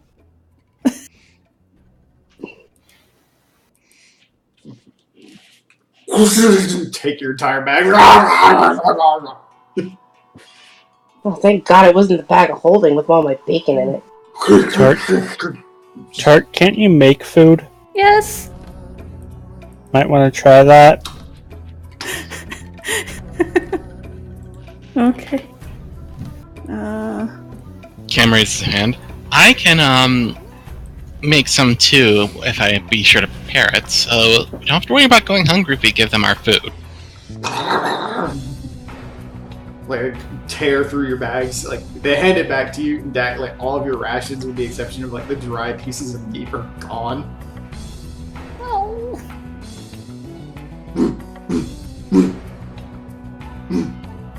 Whoa, pass. Wait, sorry, what was that? You want pass? Yes, want pass. What? Danger ahead. What danger? No. Crawl underground. Eat much of tribe. Oh. To Lair. Works. What kind of monsters would be burrowing underground and would eat Yetis? Not the kind we want to find.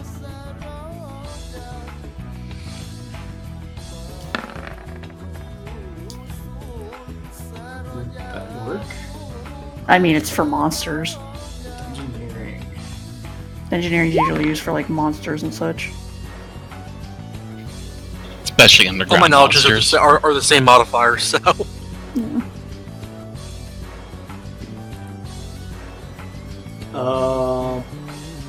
So I'll use that to assist. Theo, by your guess and everything else, you're like, wait, would they really have mutated like that? You're going, you could think of sandworms as being an underground thing that burrows and would be large enough to eat a Yeti, but you're going, wait, those don't seem like they would be here. This is too far north. But with the weirdness and confluences of Aether, it's possible that there could be some here. Works, you got no idea.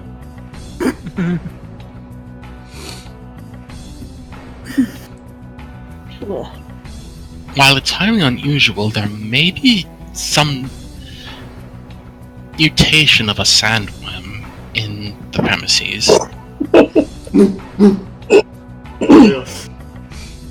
No, what she said? What she said? Is it a big worm? Worm. What worm? She kind of like moves her hand as kind of like makes it like a little snake motion. Long, big mouth. Can I roll to do the worm? Please do not do the worm. You may try, Works. No. I'm submitting that to out of context Great D&D. I was gonna say, do you want to be doing that on the land bridge? Please wiggle off the land bridge. Roll reflex, Works. Oh, damn it.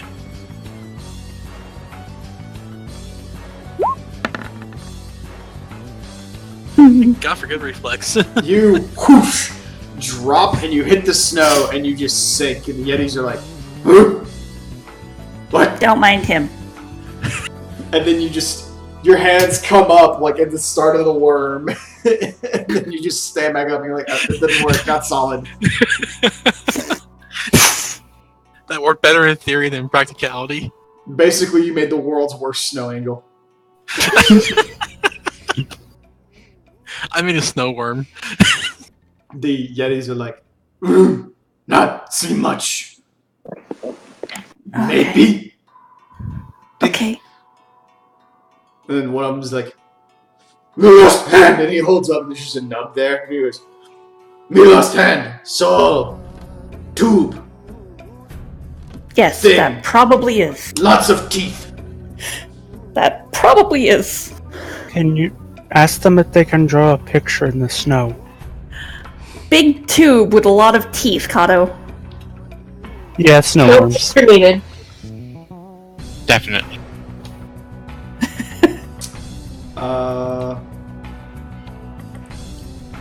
By the way, for all of you may take 1,000 experience for this little counter for getting through it without combat. Yay! Oh, so we were gonna fight them. Well, go me and not remembering to remove a spell. You would have gotten more experience for fighting them, but yeah. Oh well. No, you're not gonna fight them now. Don't sound disappointed. Oh, Fiona, you couldn't even see that square, could you? No? I'm sorry, I was in the GM lair. Oops. My bad. Also, I noticed the map moving around. Is that not in the background layer? That was in the background lair. I was trying to delete the square. Oh. Okay, I'm out of rations. The Yetis are now just like standing there. He's like, have more food. You ate 2 weeks of rations. They go, Fiona offers out her week's worth of rations.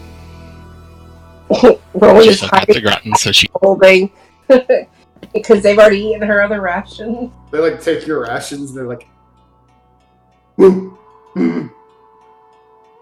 yeah.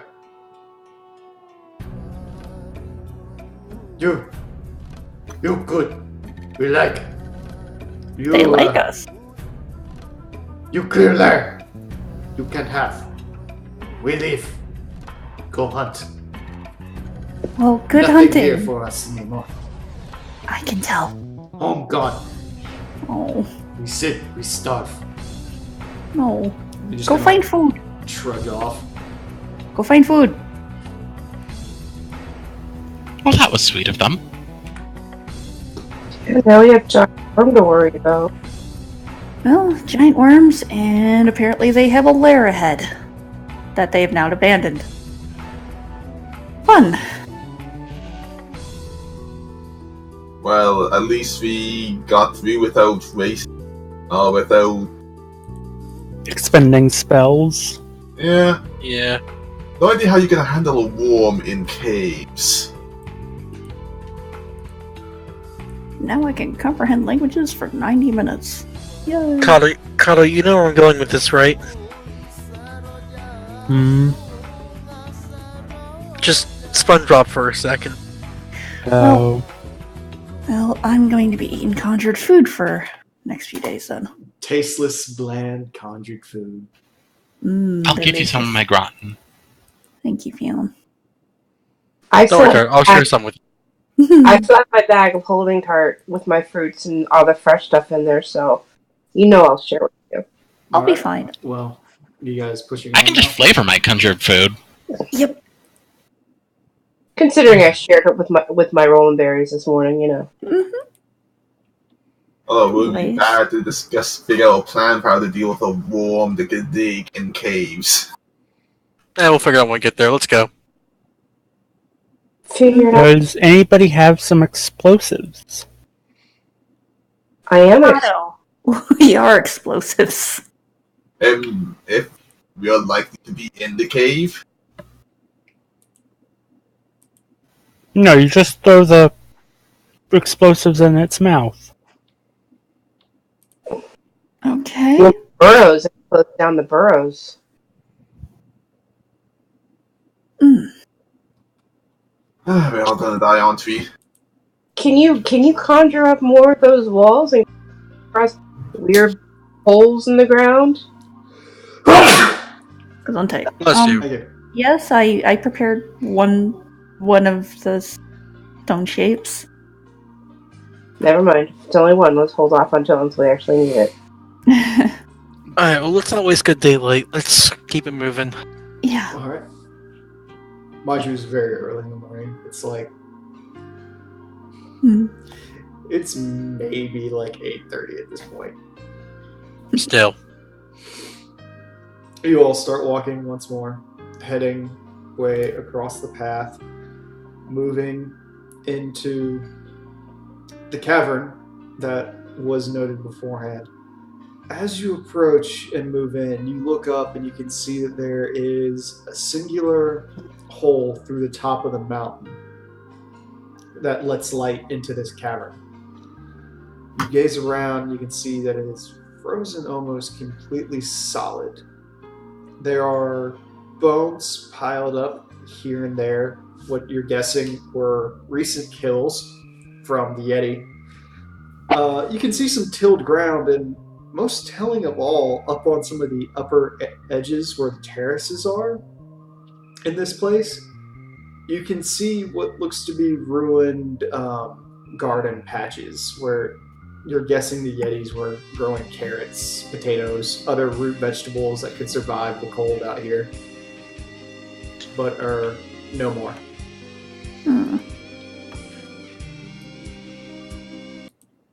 And let's not have that go yet. Yet. I like that yet. Anyway, as you make your way in and you all look around for a moment, Rowan? impossible to miss What? some of the ice crystals, and all the way into the back, you can see the wreckage of an airship. Disappeared from roll 20 for a second.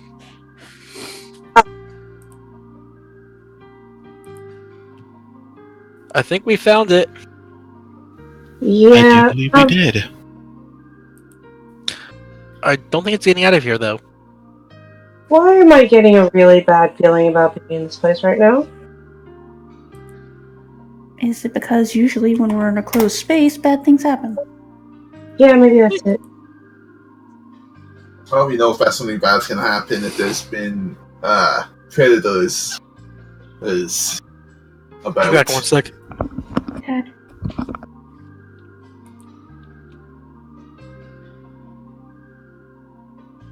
Well, we know there's a giant mutated sandworm right there.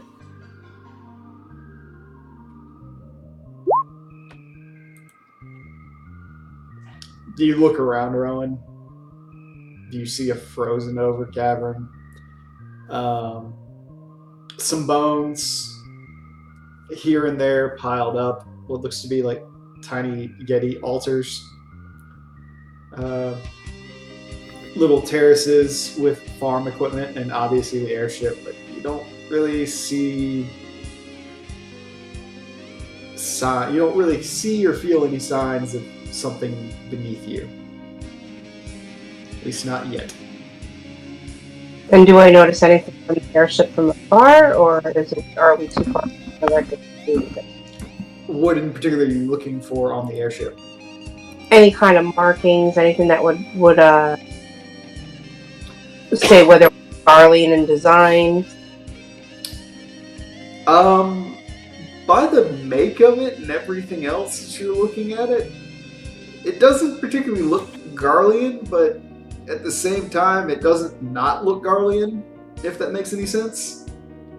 Mm-hmm. There's a combination of features on it that make you go, okay, this could be a Garlean ship that was meant to be like a spy vessel that to infiltrate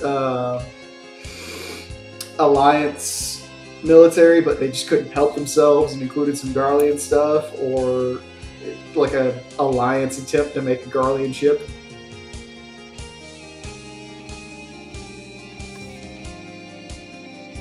I'm not going to be the first one to go near that thing. I think one of our frontliners should. You do rather quickly notice with it, though, there is a large strip of paint and metal sort of bent in where it looks like something hit it head on.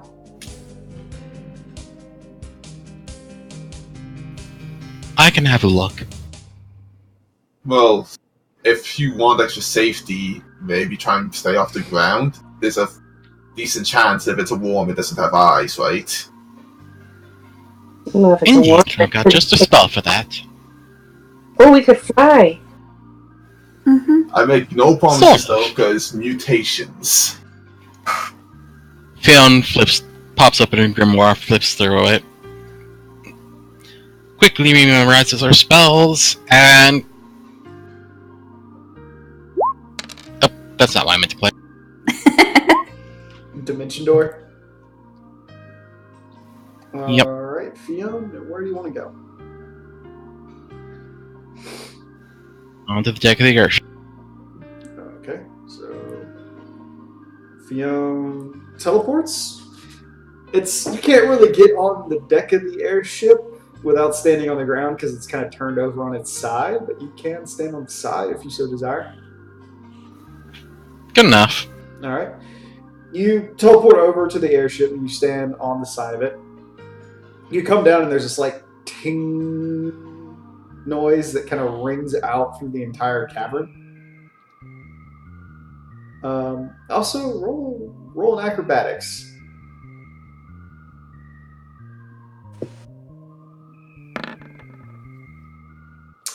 You fall plainly onto your ass as you slip on 5+ years of ice and snow that have caked onto this thing.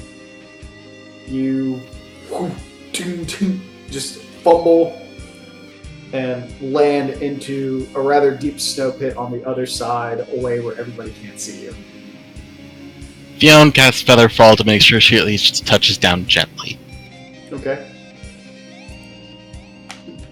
I'm gonna roll something real quick. Okay. I'm gonna be right back. Fiona, take 3 points of bludgeoning damage for hitting your head on the side of the thing as you go down. Oh. Even though it's an immediate action? I'm assuming you came down, hit your head, and then started rolling toward the ground.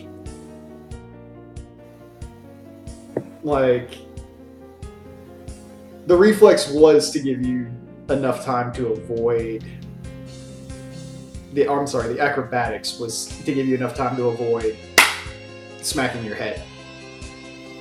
Oh, I thought it was just to land on my feet. Well, you fell over the side. So the feather fall was to keep you from making more noise and taking more damage. Alright. So it's you got a little bump, but you're alright otherwise. At this point, you look around, you can see that they're... Roll perception now that you're in the snow.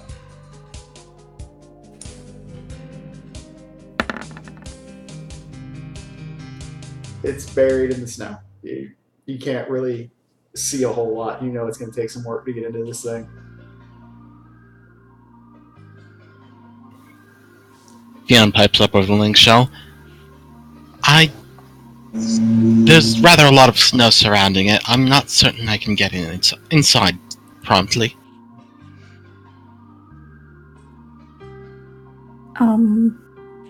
Deck goes over the link shell. Do you need me or Rowan to come over to provide some firepower? Just be careful. Rowan cast fly. I asked because we can fly. By all means. Well, I'll leave it to you, Rowan. Rowan is going to cast fly, and Okay. she's going to head over toward Fiona. Alright.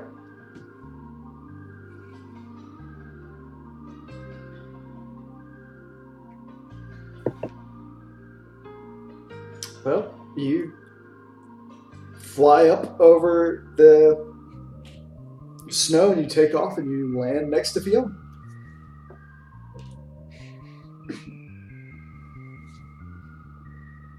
I'm going to look around a little bit.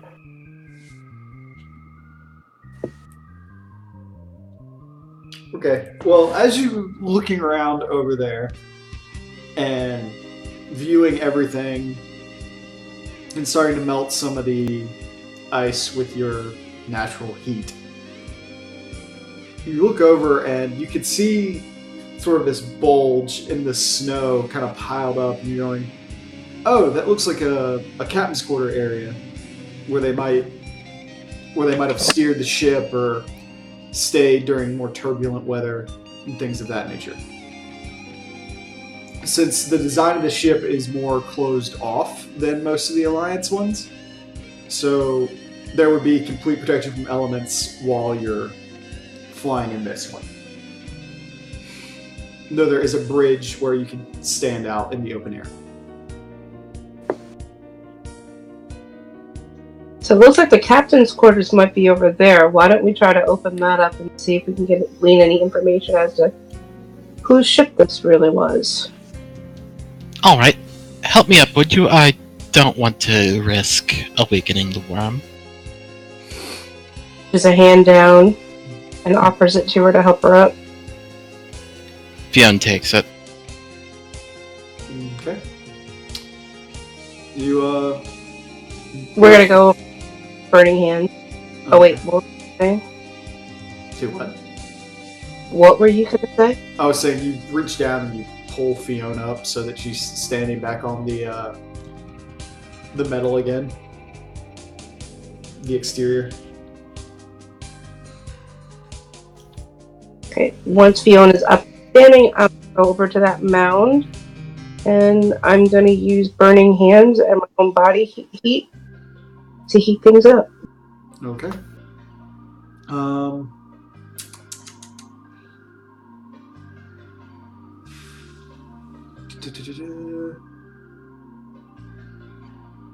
Go ahead and roll damage for that.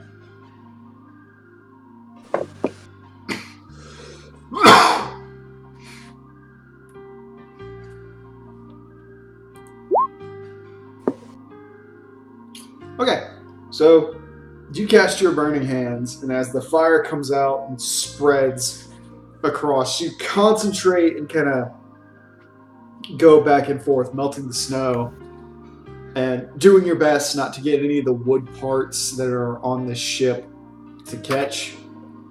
And after good 10-20 seconds, you clear enough of it off that you could open the door if you so desired at this point.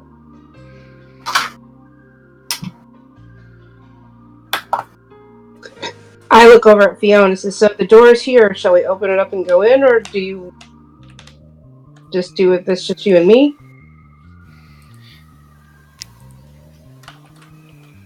Let's do it. If needs be, we can walk back. Okay, Rowan opens the door.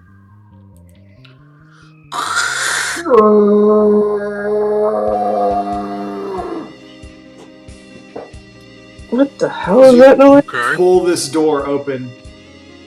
You quickly realize that the ice and the cold and the wetness that had gone with it has warped the door. So as you pull it open, it drags violently across the bottom of the airship's hull, just screeching and outwards as you do so. There's silence after you do this, and then a shaking. Oh, that was a bad 7 plan. balls. Oh dear. Road. Fionn grabs onto Rowan and casts Dimension Door again. Okay.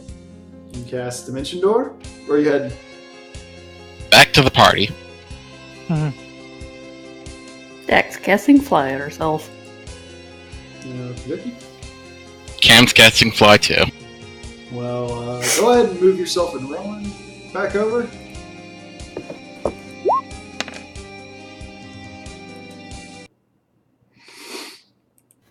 What on earth did it... It's because in the bottom it's got floating downward Oh, yeah. runes.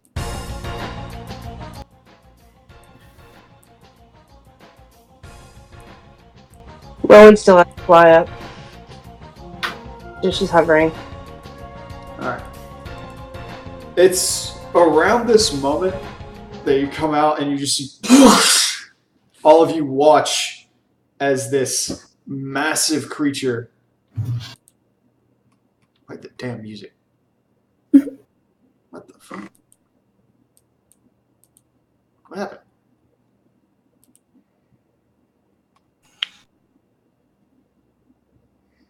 Is it playing for everybody else? It's Yeah. playing for me. Yeah. It froze for me and it's not playing.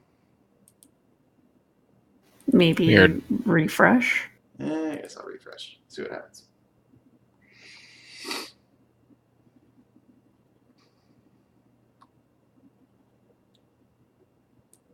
Very big. Very big.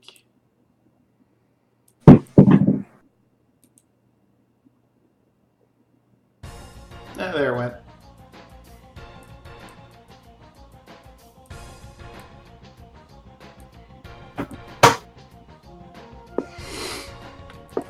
So as you're teleporting back, the rest of you kind of gazing in, hear this colossal poof as ice and snow breaks open. You look inside, and this segmented worm covered in large chitinous plates with a mouth big enough to fit a full oxen inside of it has roared and broken outward. Bright purple with spikes coming off of it. It kind of flings its head around for a few moments and whips around looking toward the party now from where you're all standing. The next thing you hear is it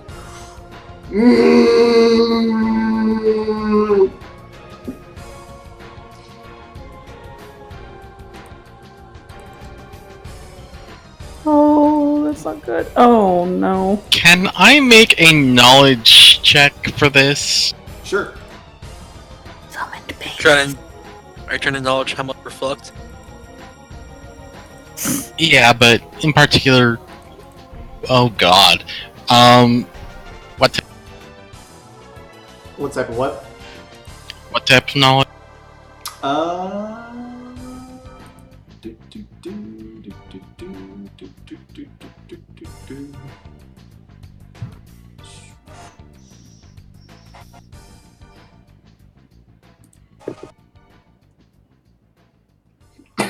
Excuse me.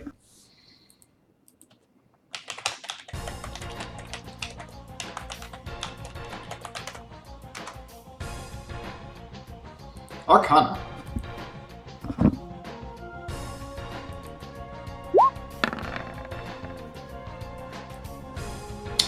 What do you want to know? What they are, what their known weaknesses are, what their strengths are, what their usual method of operation is. Well, what you realize that the smaller ones happen to be are an etherical, mutated variant of sandworms, hitherto undiscovered. You know that their favored tactic is usually based off of what you know of the sandworms, is to basically hide beneath the surface until something comes by that they sense with tremor sense, and then jump out and attack their prey. Normally they would be very susceptible to the cold. This doesn't seem to be the case with these individuals. For the much larger one, you know it is a further variant of the sandworm, and a greater variant at that has grown to gargantuan proportions through the consumption of void scent, to the point that its body has mutated, become much stronger, larger, and very deadly. It now produces a poison. And likewise, it tends to swallow its prey whole.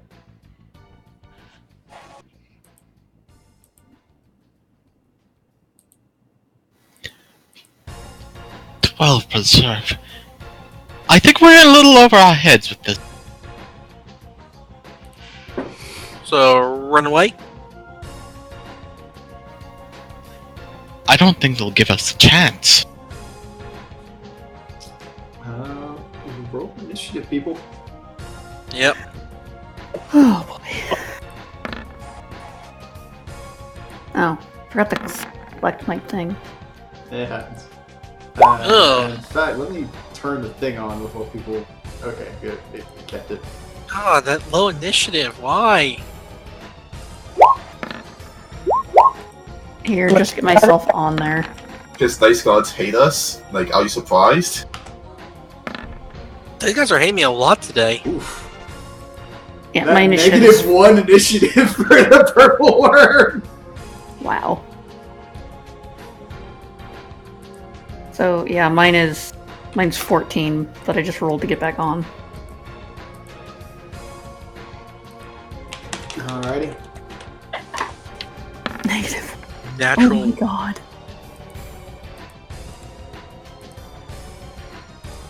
Well, it has Worm. a -2 initiative, so. Woof. And it rolled a natural 1. Nice. Oof.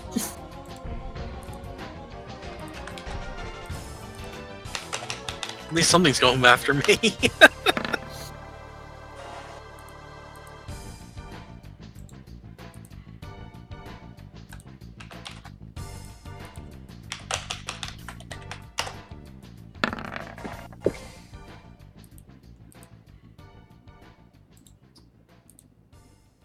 Do, do, do, do, do, do, do, do, do.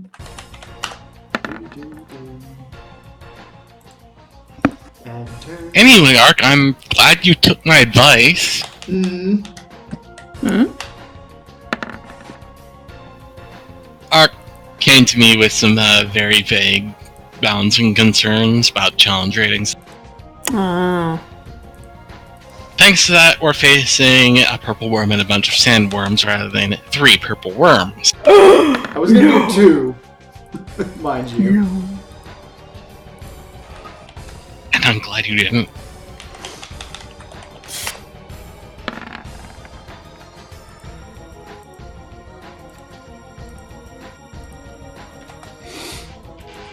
Okay, now somewhere. Dak. No, I'm 14. I just did that to get back on the thing. Okay, hang on. Sorry. Okie dokie. Well, At least I'm honest. what you immediately see is this worm over here goes bye-bye. Because it dies back underneath the ground. I think I said it dies. If only. Yeah.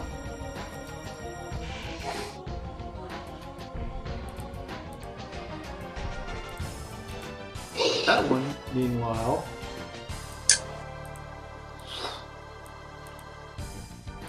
start skittering forward. Oh yeah, Ark, just ahead of time, what's with these, like, ice crystals? Like, They're solid ice crystals. You have to go around them or over them. okay.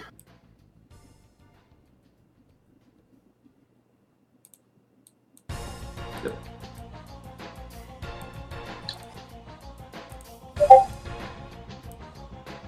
So, you can, so they're basically walls?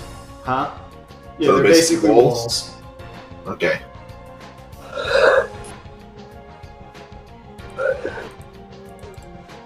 Just thought to clarify. Camilla, you Yes? turn your head and a worm bursts through the wall and bites at you. Just breaks through and attacks you. Camilla is parrying. Okay. 21. Oh, meant to only click the regular attack. So That's fine. against 27 minus 2 from the size difference, 25. So she blocks. You're just like, oh shit, because the thing's like. As it comes out at Holy you. hell! And again, these sandworms are about as big as the Yeti. Oh, sweet matron. And then you guys see this one, and it dives back underground. Try to go back home.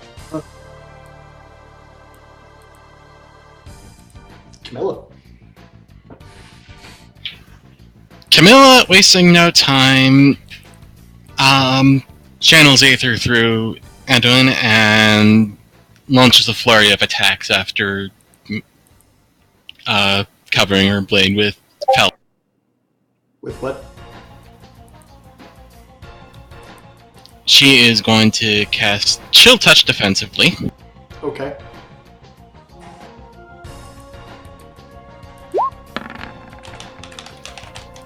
That passes.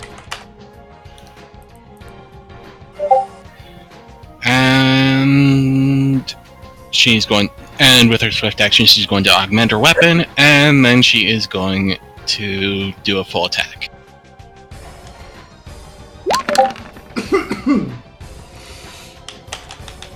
How many hit? The first one.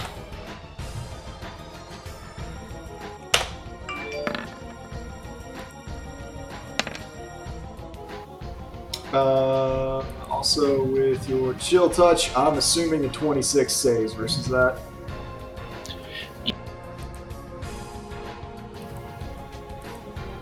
However, it does take that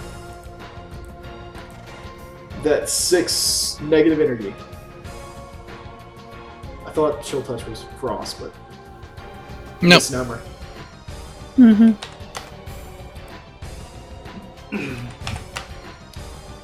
So you slash into it, and its face cuts open a little bit, and it keeps at you as the pink flesh around its teeth opens up. It starts to seep some purple blood down its mouth. It's looking fairly all right.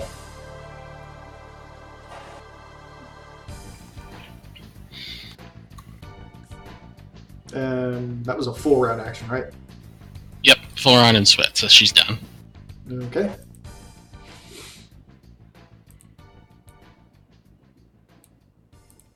This one dives underneath the ground, pops right back up on the other side of that ice crystal.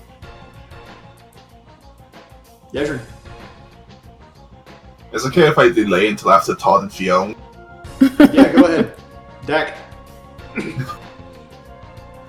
Stone skin on Yedrin. Okay. What else are you doing? I'm gonna go up about 30 feet along with Scotch and Millie. Okay. Just keep that in mind so I don't forget. Yup. Alright, Fiona. Mm-hmm. Fiona is going to cast Haste on everybody. Woo!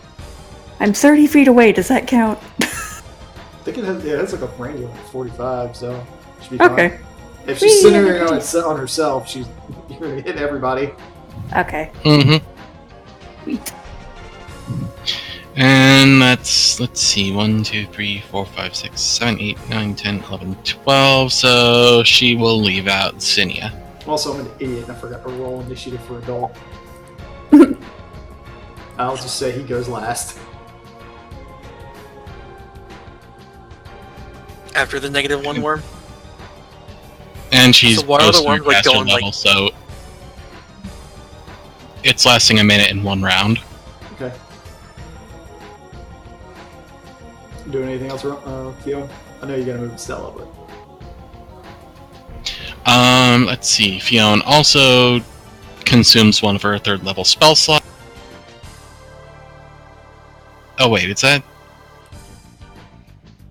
No, it's a move action. Okay.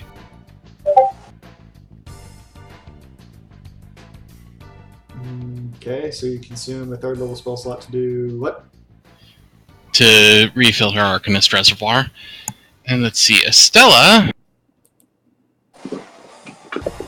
Sorry, just trying to get all this done with. That's fine.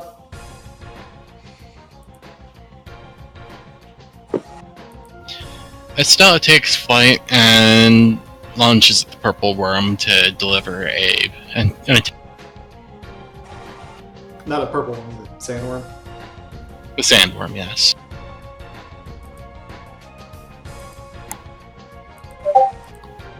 So let me check haste on.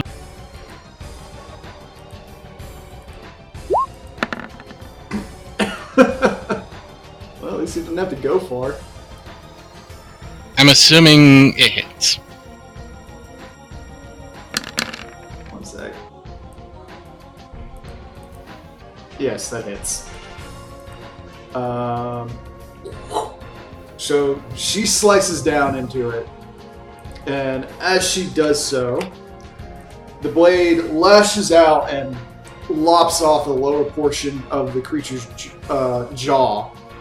But as it does so, I can see that it wasn't really using it. It just has kind of like this circular band of teeth.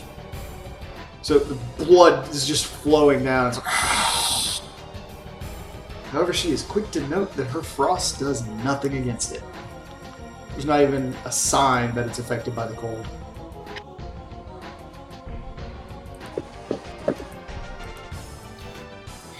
And Zinnia's just flying very high right now. Alright, Rowan. I thought Hunt was holding his move until now. Mm-hmm. Hunt made I'll this. go after you. I'll go after you, Rowan, because I figure open A. Well, Rowan is going to do her normal move, opener move, and cast Infernal Crown. Almost said Thorns again. Make a crown of thorns, just ignite it. Yes. Make it look like a crown of thorns.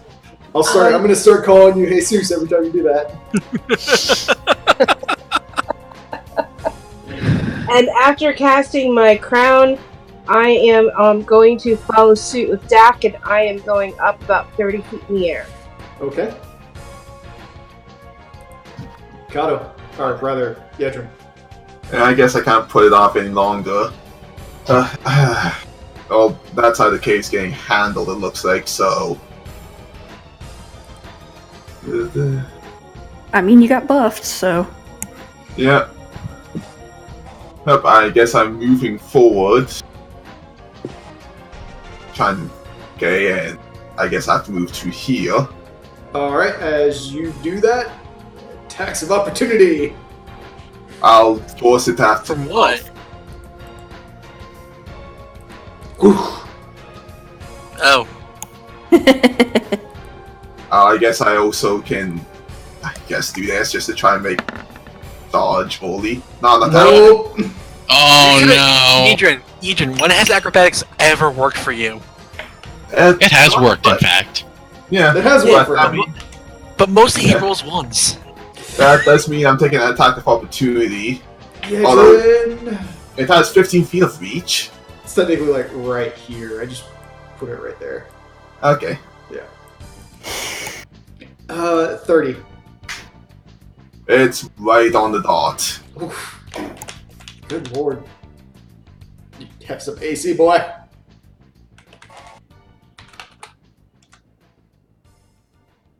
Oh, wait. Fiona, question. Yeah? If it has a slash 19 through 20 beside the thing, does that mean it crits on the 19? Yeah. Okay, then Yedrin, hang on. I need to roll to confirm crit. Oh no. No. Bye, Edrin.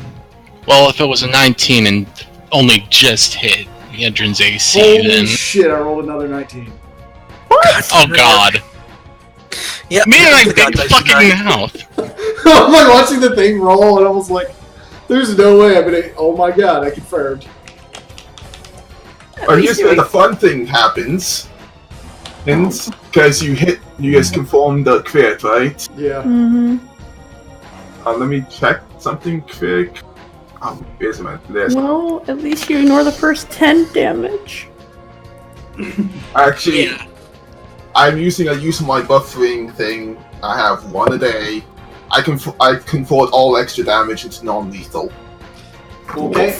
Well, it deals 22 points of damage, and Yedrin. What Here's the is thing, your how much- CMD? How much is that? How much is that still critical? I mean, I rolled a 2, a 3, a 2, and a 1, so 3. And then an extra 7, so 10 of it is critical. Wow. Wait, what? It Okay, it still does 20? Well, the stone scan takes off 10, so it technically did 12. Okay, and then I have to roll CMD. No, you don't have to roll. I need to know what your CMD is. Okay. My CMD currently is 30. Okay, it does not grab you because I didn't roll another fucking 19. God. So you may continue with the rest of your turn.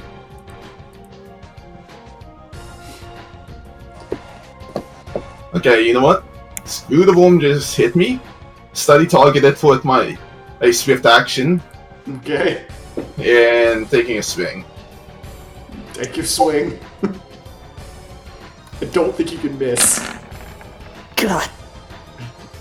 Roll. Oh, the 20 was extra. That kind of makes me sad because I can see that shit. It's Oh, it glitched. Yedrin, your dice glitched out. Click the screen. There Oh you my go. god! I can't get it to go away. Oh my I god! got away. I can't. What? What is this? It won't go away. It won't go away. Hold on, let me try this. Hang on, hang on, hang on. Oh. There we Okay. Possession still sucks. Yedrin, you go, turn around, and you swing, and as you do so, this thing that has just bit you is pulling back, and your axe head just lops it in half, and half of it just goes rolling across the ground. Well then. So is that one down? That is one down. Okay, you can do that 3 more times. What was Release the Beast's qualifier? Over 20 points of overkill. Okay, just barely missed it. Yeah, okay. Yeah, you made it hard to reach. Hard. Not for you, but. Oh, that's right. I need to. That's what I need. Thank you. Just slide it there. Cut over. Okay.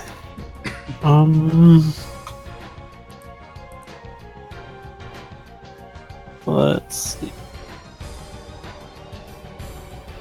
I need to grab a dinner real quick, so. Wait. It's a late dinner. Holy shit. So that one's dead. Jeez. I can't see that one. Like, I don't have a clear line of sight to this one, do I? The ice is not translucent, not opaque. The one between. You mean translucent? It's not transparent, not opaque. Yes, you're right. So it looks distorted through the ice, but you can see it. It Yeah. kind of looks like a funhouse mirror. I'm gonna move up here, and then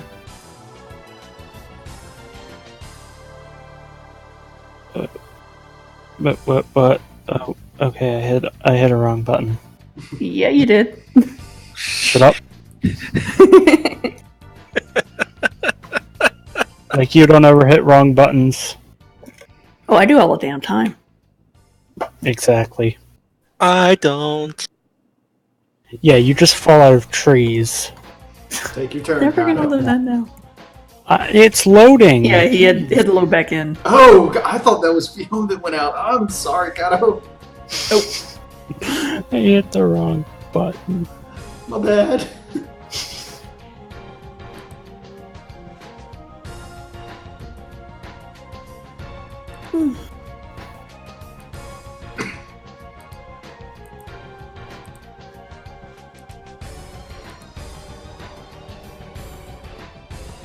If it makes you feel any better, I know what I'm gonna do.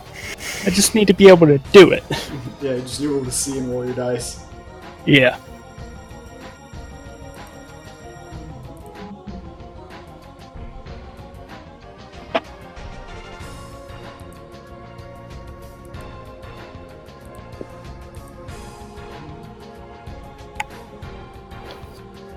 Slow website is slow.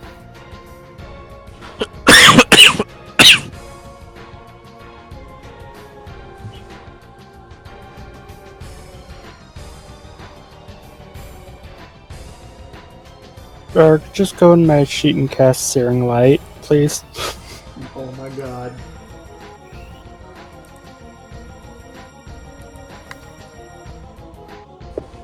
What's it under?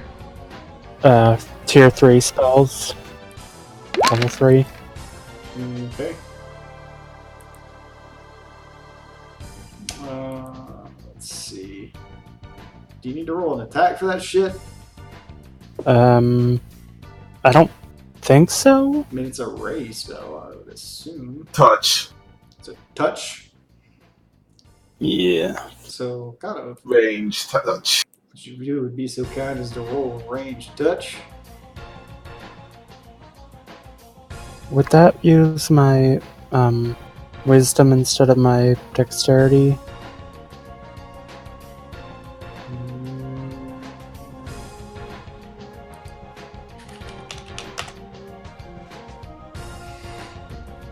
Let's see here. Let's say yes. Say it uses your casting modifier.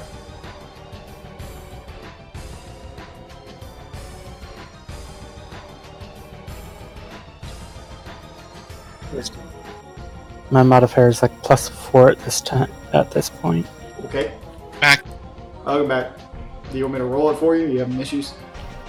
Yeah, I don't know what the issue is right now. Okay, hold on. I think it's working now.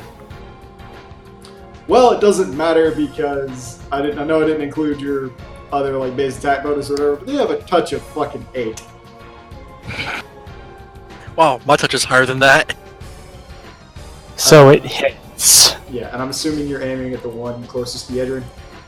Yeah. This one or this one?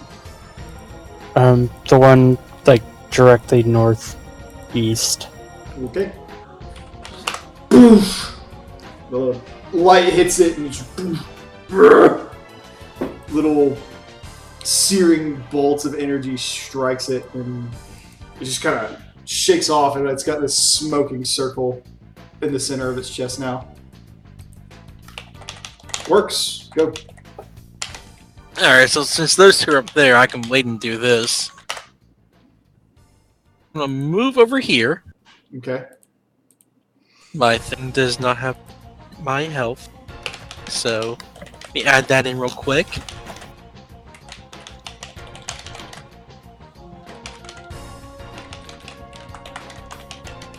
And with haste on, does that still count for a 2 attack? That's during a full round.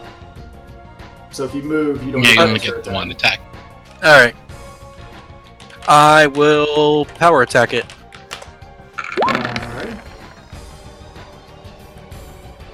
You strike and works. Kill it. How do you want to do it? Ooh. It's down its throat and rip out its guts. Nah. I was going more for lance up the mouth through the head. Like up from the bottom of the mouth all the way to the top. You swing up And come out the other side. kind of bringing yourself up behind Camilla, and as you rush around her and Estella keeps it distracted, you jab from an angle where it's not looking, come up beneath its eye, up the mouth, spear goes right through the skull, up through the top, and you pull away, and like chunks of its brain fall into the ground. It just flops. But it's a worm. Does it really have a brain? Technically, yes. But as big Can't as see these why. things are, Because, I mean, you know, real worms, they don't have brains. I'm just asking. okay.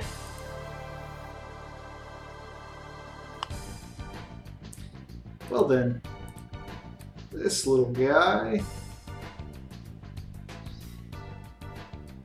after seeing what just happened to its buddy, And it's other bit. slides over towards Yedrin. Oh, it's just entering my threatening space, but I'm not to do it, is it? it's hard to tell because of the size. Yeah, it's huge. Yeah, it's like some part of it would be moving through. Mm-hmm. Arrow or not. I'll let you take one. I think it's probably just gonna die. Good God.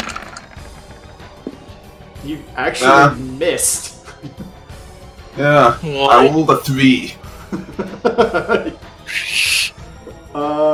27 does not hit you though, so... Yeah. I rolled a 3. I'm actually glad to get that ball out of the way. Dole got hasted, so... He just kind of goes... He decides, screw it! Runs over here, provokes 2 attacks of opportunity.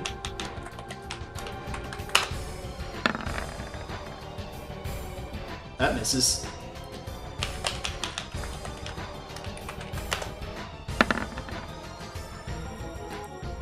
What is this?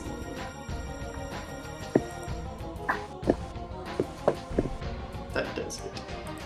So, body bite of Nick Biterson.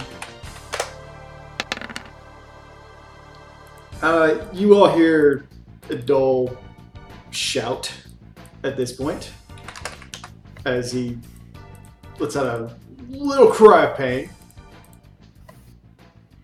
But otherwise, you get a brief moment of silence, and then this jolt of flame rockets out.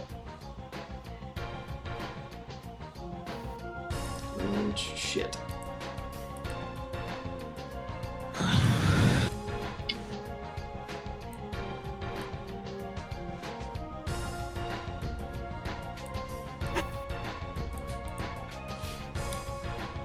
Edrin, it tickles you.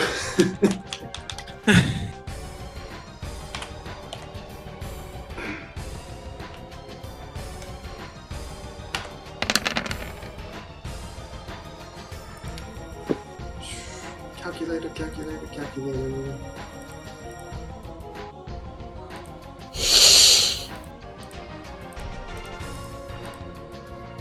So, Yedrin, because Yedrin, Kato, Rowan, and Fionn, you all look forward and you just see this jet of fire come out from around the ice. Yedrin, you very plainly see Adolf has opened his mouth and is just breathing dragon fire onto these 2 worms that are directly in front of you. They both instantly die. They just whoosh, evaporate.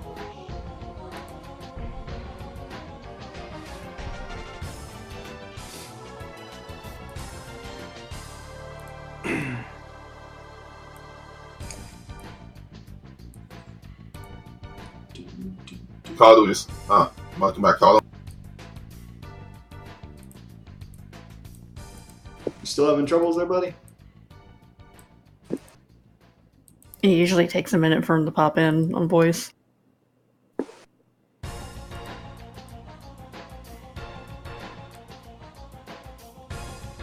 Hello? Hello? Hello. Hello. Things are acting weird for me. Everyone was just really quiet. No. Alright. So,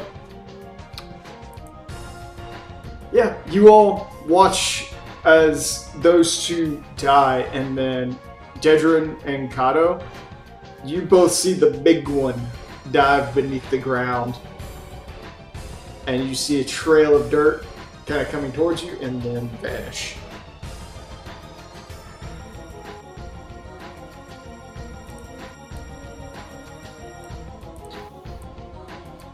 Well, shit. This is not gonna be fun. Big one's incoming, but no idea where. Camilla, okay, first, do the glaciers, can they be flown over? Yes. Okay, Camilla flies over it, and... Let's see.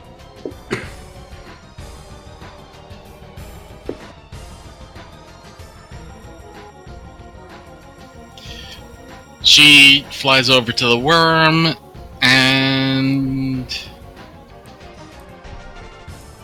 proceeds to tumble her way through the air.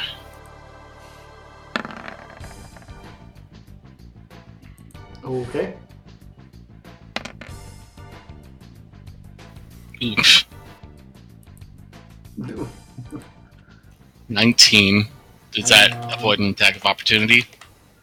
Let me go check.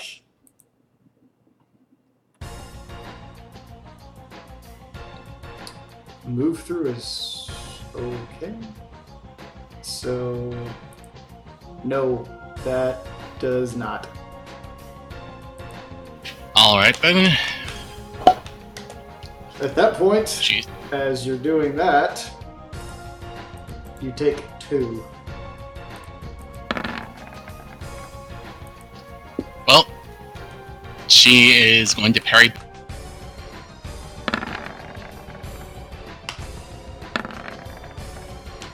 Okay, so 20 and 17. Okay, they both are successful. Yep. And since she now has 2 of them in line, she blasts them with a fucking lightning bolt. Doesn't parry eat your, Nope, I use my attacks of opportunity. Okay. Any say? Yep, reflex. So, highly doubt this, but let's see. Does 22 succeed? It does. DC's 18. Okay, so the back one does not succeed, the front one does. I'm just going to slide it. So that's 37, so 37 divided by 2. Let's round that to 18. Mm-hmm. And the other one, which had already sustained an injury, you zap it, its body convulses, and then it flops to the ground.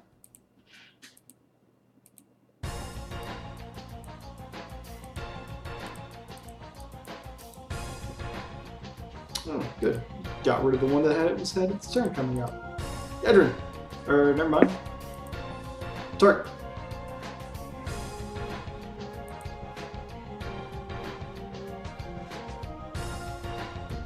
Dak. Oh, sorry, I was muted. I was saying stuff, but I'm going to Earth Glove, the one next to Camilla. Okay. One. Yeah, here.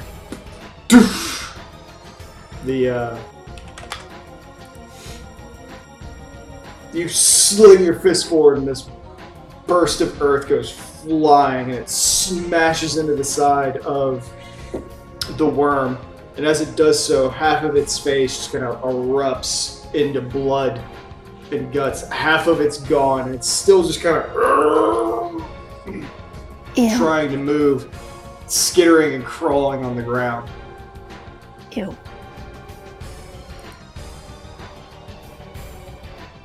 Let's see.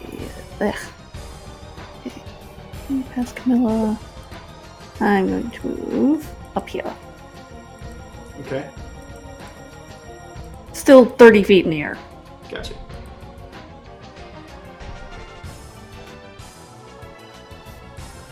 That's my turn. Theo? Does Fiona notice the fact that the purple worm is now missing? Yes. Not to be overly alarmist, but I think we're getting company soon. Estella! She calls over. Mm-hmm. Hey, please!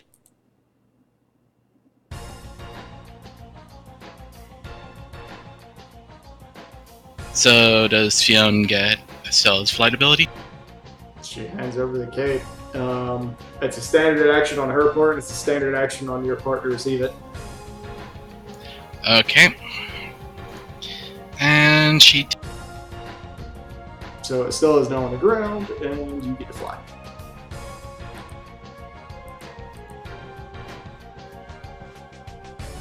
How high up is the cavern? Close to 100. It's basically about the size of a football stadium. Okay, Fion's flying at 50 feet then. Okay. Rowan? Hunt, are you still I'm holding? here. Yeah, I'm here. I can take my move. It's not going to be much because I can't do much. But that thing is in range, so study target and take a hit slash. Alright.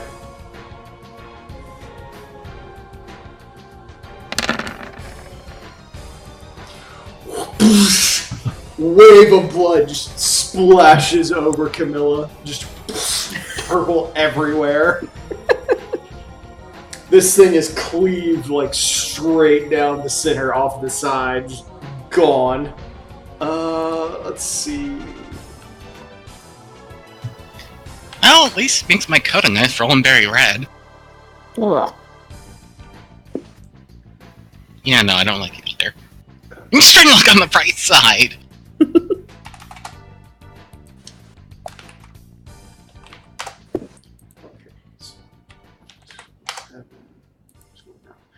Yedrin, as you're doing that, all that blood that just roared and splashed onto Camilla drives back towards you and dissipates into aether over your body. You restore 29 hit points. Camille flattens. Aw. And just to double, I just have a move action still. I'm just trying to double check if I can get to a defensive posture with that or not. Yeah, that's cool.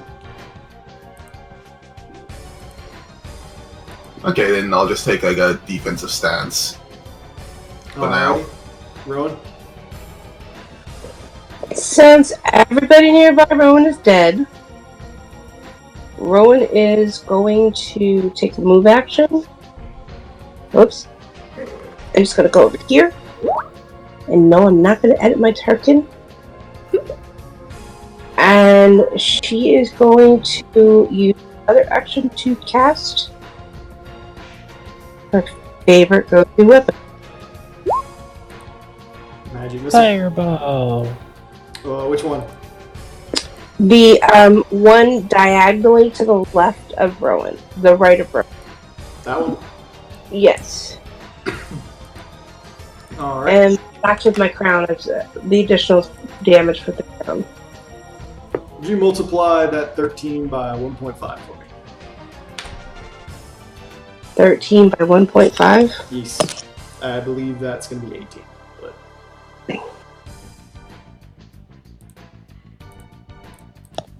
Whoops.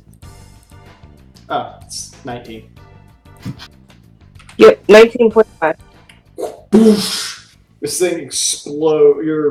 You channel, and as your magic missiles come up, they shoot out, augmented by the fire of your crown, turning them into like spinning bolts of fire. And as they explode across this creature's face, you just hear an agonized scream as it roars for a second, scald marks appearing all over it. You grievously injured this creature. Kato. So, out of curiosity, before we go on, why was only my crown damage increased? Why wasn't the normal 24 increased as well? Because the 24 is force, the crown's fire. Makes sense. Thank you. So, the big worm is all that's left. Nope. That one's not dead. It should have that on it. Sorry. Well, for now, Kato's gonna huddle up to this crystal and go into full defense. Okay.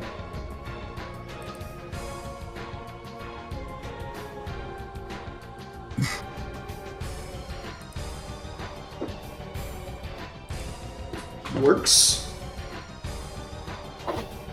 Let's see.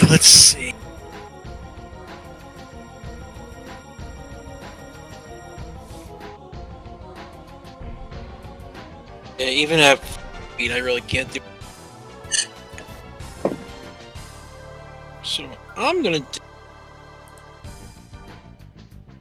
here.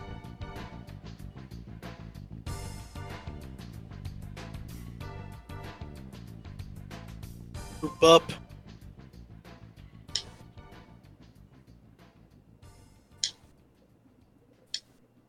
Then move over here.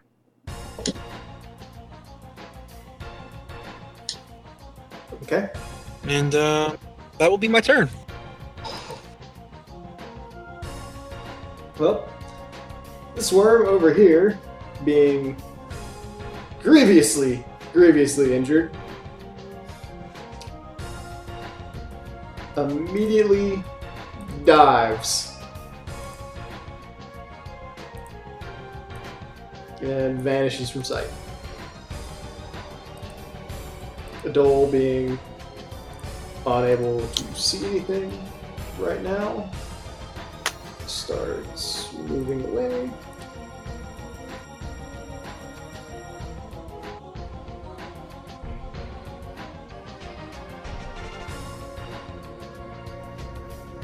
And as a check, how many people are on the ground? Me. Me. Me. Fuck. You on the ground, Rowan? No, Rowan is still flying. Yeah, I think it's a Dull, Kato, Yedrin, and Works. And, and the Estella. summon. Yeah. Okay, so then.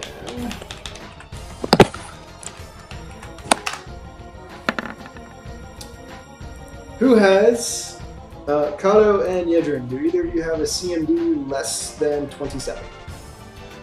Nope. Let me check. Yes. Alright, Kato, the earth underneath you shakes so violently that you lose your balance and you are tripped. You fall to the ground. Okay. It is at this point that the worm, or rather its head, pops out of the ground, feeling you hit the ground, and attacks you. Yum, yum, yum, yum, yum. It's technically coming out of the ground, it's not provoking attack of opportunity. Yeah, I know. I figured. Kato, what is your AC?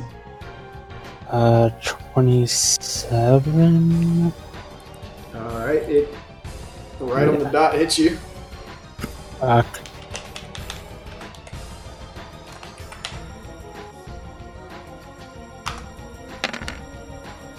So take 14 points of damage. And my good sir,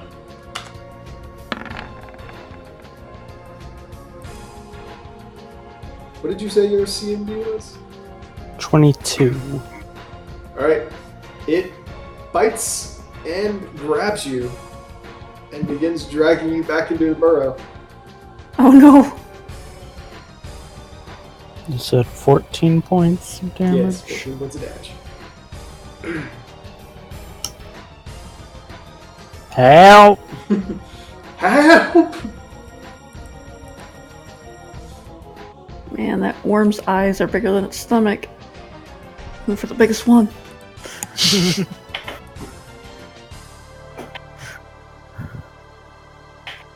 I'm also the one with the most meat on it. I was gonna say you don't go to the buffet and just grab the entire freaking prime rib. Yes, you do. The entire prime rib roast. The big thing, whatever. Yeah, Drew, Yep. roll a perception, buddy.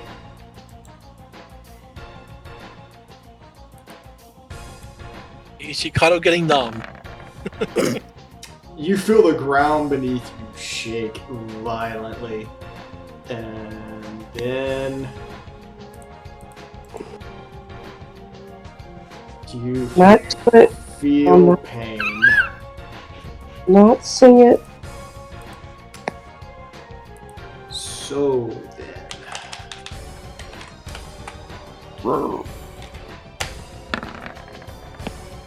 Woof. No, you don't either. Natural 1. Oh, Oh god. oh, honey. See, like half of its head just like stuck, and you realize it's like underneath the ice. Like, it's just hitting the ice. Oh, deal of my heart.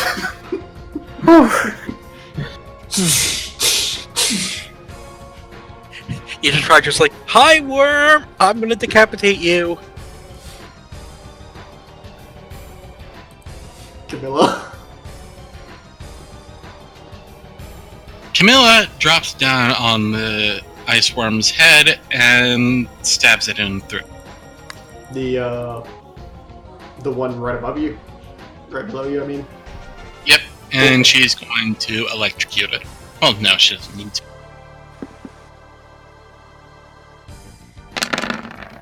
Just the first attack. Okay, you hit. Shink!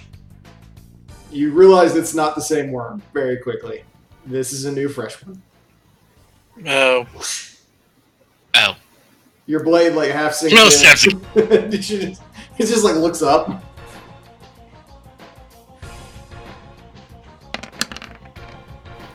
From Chiltut. Alright.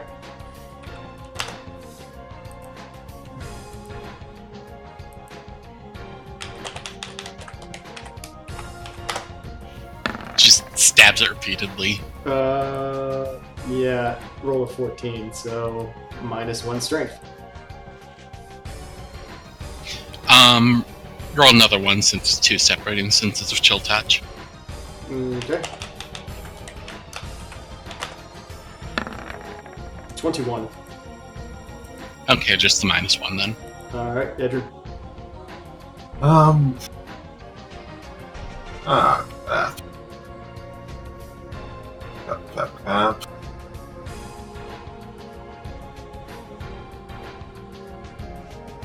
I want to start trying to walk on the big guy, but Just do it. you know what? Delay me to have to fuel again, so I try to decide. No, it's fine. No, that's understandable. I'm gonna look down at the big guy and go, oh, and then launch a fireball at it. Oh god! Okay. Where are you aiming the fireball? Up its butt. Let's see, it starts there, it can go there. Okay, making sure he's not in it. I'm gonna do here. It'll hit it. Like the square right above the big worm. Okay, and a 20 for its save. 20. Jerk. Just saves. Yep. Should have cursed you. You throw the fireball and the ice comes out. It just kind of starts lifting up. How high up did you say you were? 30. It lifts up and it's maybe 5 feet lower than you and still can move some.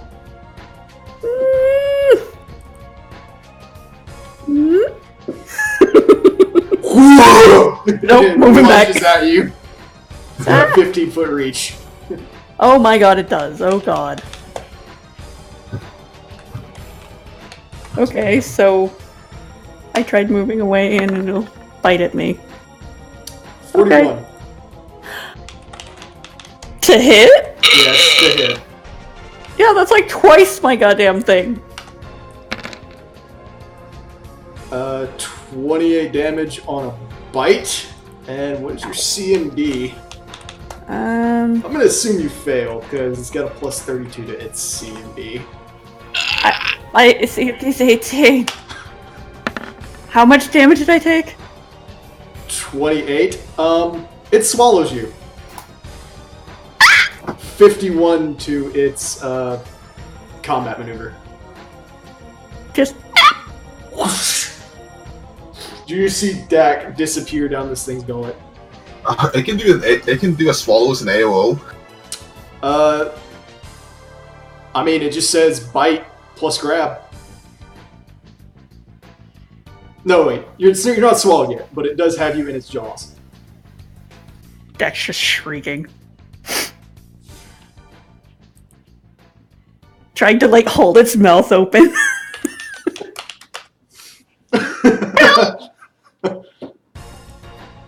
It's warm, Dak. Very warm. Like, Ew. it's warm, it's wet, and you realize your clothes are starting to evaporate. Help, help, help, help, help, help, help! Yadrin, help her! Dion calls out. What about me? Fiona, it's your turn. Where should I be if it grabbed me? I'd say like right there. Okay. Scotch and Millie are like, whoop, nope, out here. Make my monster grab! Oh my god. Who are you growing? Are you growing Yedrin or Estella? Yadrin. So you moved up and touched Yedrin. Yedrin? It's a close range spell. I can do it from Yeah. afar. Just make sure you You seriously did that? My god. Yes. Make my monster grow! Oh my god. Okay, Yedrin is now. I love you for that. Yedrin has now been bigified. Got you fine. Then I was bigified. And don't forget Estella gets to go. Yep. I'm changing numbers. Stella charges forward.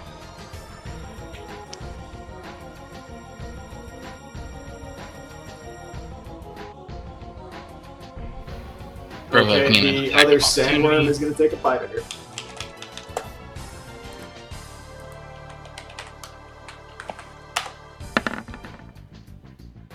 $16. That's a miss. I should have gone with the 2 purple worms. No, you didn't need to go with 2 purple worms. I'm sorry, these sandworms are a fucking joke. I mean, Well, yeah, I mean, Adrian kind of killed, like, what, 3 of them by himself? The problem is, this purple worm seems to be able to eat anyone on command. Yeah. I mean, it's... The little worm went for the biggest bite, and the biggest worm went for the smallest bite. anyway, Estella's going to use her smite. Does it work against the purple worm? It is neutral. And it's like smite evil, right? So Yeah, it's smite evil. it only says smite, so I want to be sure. Yeah, it's essentially smite evil. It works as a paladin smite. And miss and Just miss. press it. Second attack doesn't actually process since it was a standard. Yeah, so miss. Whoosh. Okay. She swings and it hits the chitinous side of the creature, and her blade doesn't pass through and she pulls back. Rowan. Yadrin will go. Oh, I'm sorry. Actually, so drift action to get to the living stance. 5-foot step, so I don't use up my move action, but I can get into range. Okay. I'm pretty sure Rowan's in the air. Yep. And Yeah, Rowan's up. and my move action, since I only 5-foot step, is used to study it. And then taking a swing. Alright. Oh! No critical. Oh! So that is Oh, Damn it, that was Adrian. amazing! That would just been like 1-hit KO. Jesus. That would have been almost 200 damage. Oh. God. See, Fiona? What did I fucking tell you?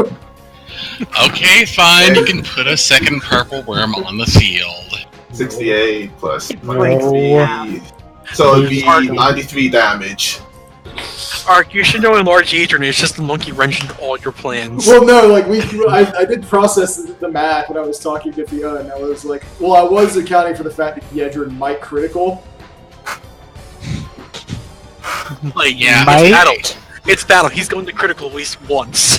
The axe comes down God. and hits into the purple worm, and as Yedrin hits it, it lets go of Dak and kind of spits to the side and turns the full attention of its fury at Yedrin. Does that mean I Rowan, fall? Do I fall to the ground or anything? your flight's still active, so you're like, Okay, it like good. spits you out, and you're like, Rowan is also going to cast a fireball. okay. And she's going to cast it in the same spot that Jack did to make sure nobody else gets hit. Reflex save of 19. God damn it.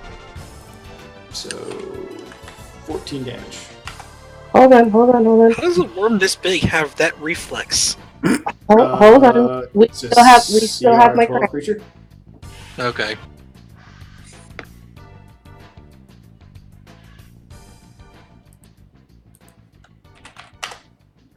Because don't forget, we still have my crown. It's a fire. Yep. It takes the blast. It's just roaring in rage at this point. Kato. Aren't I still being dragged underground? This is true.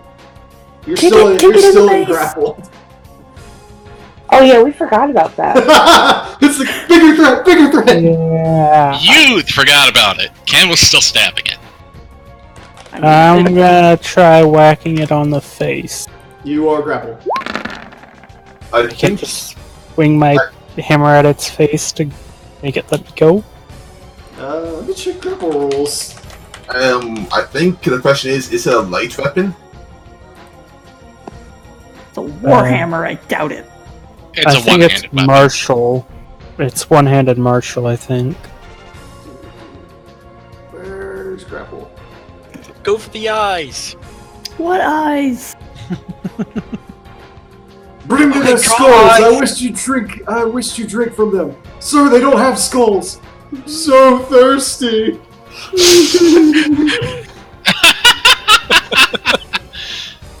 Okay, it looks like Kato can indeed use their weapon. Okay. They take a -2 penalty to the attack. Well, he still hits. With the one. Toosh! You bash it in the head, and it does not let go. Help! Works.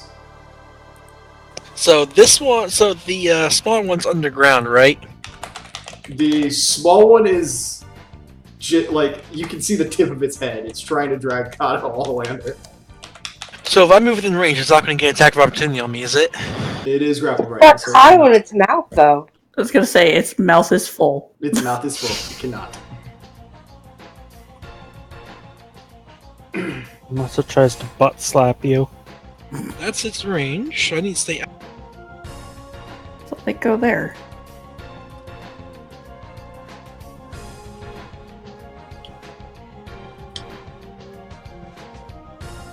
Then You're not gonna help Kato. what? It's like you're not gonna help Kato. I might. I might. Oh, Kato. Alright, you just got the big one handled. I'll handle the small. If I lose a leg works, I'm taking yours. Don't want his. He's got bad knees. He's got a bad knee. I'm taking the good one. Alright, that's just the first one. Cam lets out a sigh of relief. She was worried she was going to get mega flared. Oh, God. You stab into this thing's side and blood juts out. It refuses to let go of Kato. Wait, hold on. That 19 should be a crit. What, 19? He rolled a 19 on his attack, and he's got the Kato's card, so he should have crit technically. No, Kato no, didn't that even put a should- card out. No, No, it- but it's from What? Tanya. Oh, I didn't do that for the Fang. I put the card out yesterday. Nah, you didn't pull Oh, it. you didn't put up. Yeah, he did not pull a card today. You know, Hunt did tell you to do that. No, he told me to do it yesterday. Whatever. The thing has it has keen, so it has a crit range of 19. I just never. Roll to confirm. I'll just do this. Regular attack to confirm. Yep. You confirm.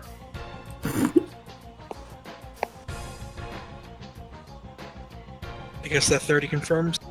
Mm-hmm. Yeah, I just said it confirmed, dude. Oh, I didn't hear that. It's only a times 2 on the weapon, right? Times 3. Times 3. Oh. So reroll your damage.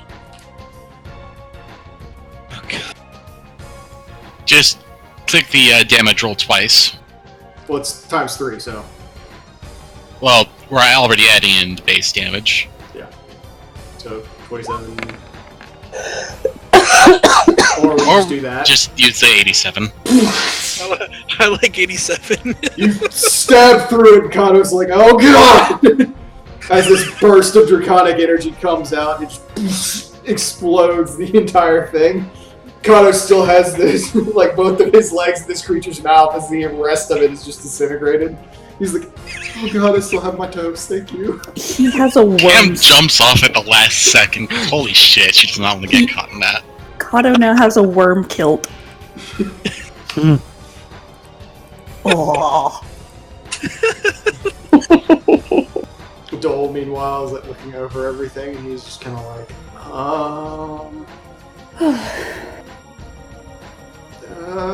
he just swings with his weapon.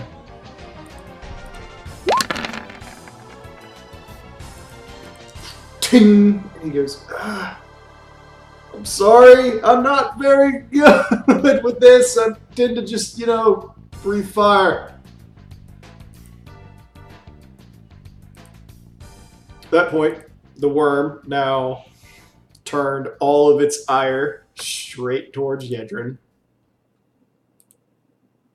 As one does.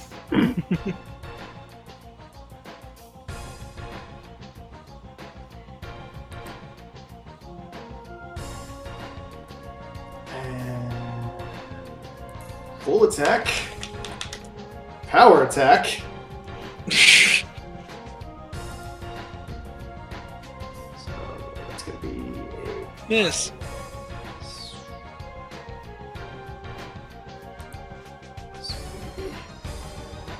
Where's your BAB, buddy? Damn it, where the fuck is your BAB? Oh, there it is.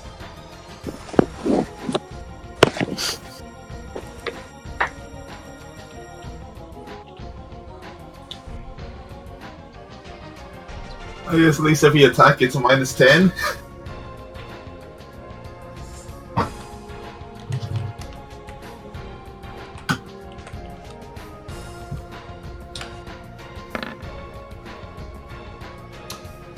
$37 to hit. Yeah. And...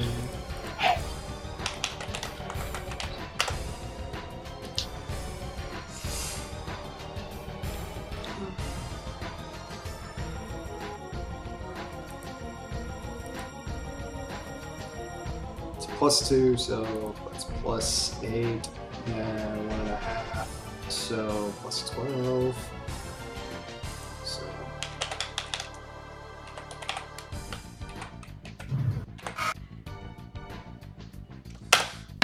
alright, Edrin. For the first hit, 38 points of damage. Is that after the -10 or before? Before. So 28. And for the second one, goes for a sting.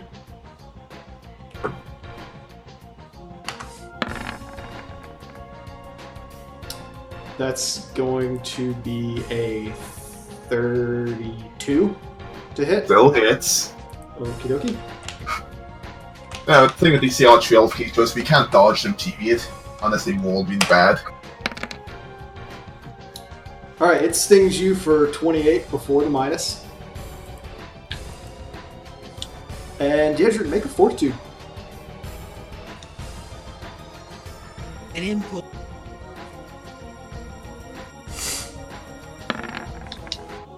Oh.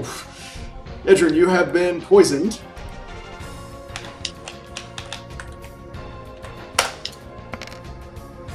Please subtract 3 from your strength score.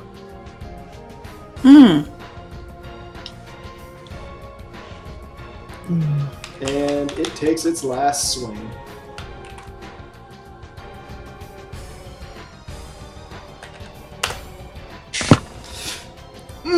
Natural 19. Oh no! Hedrin! God damn it, Ark. Does it 33 confirm? Yeah, what? You expecting anything else? Oh, Jesus. Yeah, just straight up kill me. What are you at right now? I'm not sure if it will. I'm just saying, yeah, just straight up kill me. Go ahead. So this is why I should be happy that I'll be DMing eventually, because we all know how my dice work. Okay. So, oof. Yeah. Ow. Oof. Ow. I'm prepping 81. lilies. Oh my god. How much? 81. With power attack, with a primary on its bite, it goes from 12 to 24, and then multiply that by 2, so that's a plus 48 already. Does it And get then multiple bites? It gets 3 attacks around. On a 4. Yeah. What the shit? If it's a natural weapon, they don't get to do that. Unless they have that many natural weapons. Oy, oy, oy. Natural weapons, And, unless you have... Can you confirm that, Fiona? I thought they could attack as many times as a BAB would allow. Only for manufactured weapons or unarmed strikes. Okay, then I natural was wrong. So, yes, we can negate that one. Oh, thank you, God. Oh god. Adrian, you can Thank clench God. your butt now.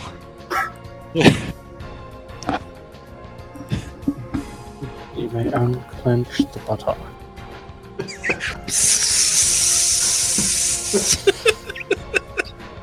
Yeah, its attack is normally 4d8 plus 12. And then a power attack with a plus 16 BAB would take it to plus 8, then primary is 1.5, so it's another plus 12. And then critical. So So, Yejin, would that have actually killed you? It would have been 28 plus 18 plus, what was it, 83? 81, so 71. 81, 71. So I think you would have just barely been unconscious.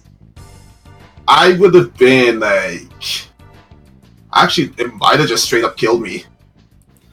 Oh, Jesus. That would have been 117 damage. And you have Oh, God. 102. So Oh, shit. you would have been at Take off- negative 15. Well, hold on. Are you taking off the 10 per hit? Yeah, he was. Yeah. Oh, Wolf. Yeah, I think What's you would your have con straight up score? killed me. Yeah, what's your con score? 14. Oh, that would have killed Oh. him! Dude. But even still, it did, what was it, after the 28 plus 4, what was it? So it would have killed you by 1. That's okay, that's okay. The lily would have saved you, but still. I was gonna Yeah, say, well- I also have Breath of Life. It was 28 plus 18 altogether after the minuses, right? Or was it less? It would have been 71. No, I mean- just the ones that counted. The ones that counted. The ones that counted. So that's 38 plus 28, so 46. 46, okay. Oy. Camilla. Okay, so... Cam takes a 5-foot float and... Just go ahead and say that was proceeds an echo, or Yedrin's like... Yes, it is. It took like Yeah. half my health. Anyway, Cam's going to full attack using a flanking bonus. It smacks you in the face. 5-foot step. Oh, 5 foot. I'm sorry. I didn't hear the 5-foot step. Yeah, go ahead, take full attack. And she's going to use spell combat to do a spell strike on the first one with an intensified shock and grab. Oh, confirm. So, Oh god. Oh wait, that was the wrong one. so sad. So sad. That one's also not high enough. Let me roll 2 more. The fuck? Use the latter one with the extra damage. So she was using 40? The fuck? Okay, so 5. Intensified shocking grasp. Hang on, look this up. Hold on. I've got the information right here.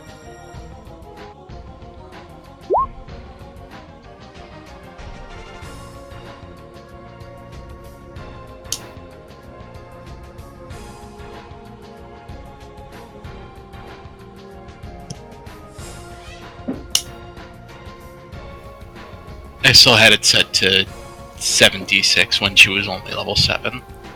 So I had to add 2 more dice.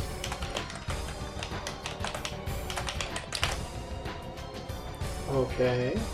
Interesting. Oh yeah, also the chill time. So, I mean, how do you want to do it? Oh, what? Oh, Man, I wanted to jump. Works, you're Well- not gonna ride the giant worm. Hmm? Well, damn. Quit Alright. trying to write everything. Camilla. That works. Well, Camilla wreaths her rapier with crackling electricity, having been trained by quite the master of lightning aspected magic at this point, and rockets forward to pierce the purple worm in the skull, just causing the entire thing to just burst with crackles of electricity before falling limp and smoking. Okay. As Camilla does all this, just jutting forward, rapier twisting and screeching in the air, jolting with lightning bolts. She doesn't see it, but Dak does. As it's dancing, the images of Quetzalcoatl starts coming out of the blade, kind of jolting around and lancing through the creature with every slash.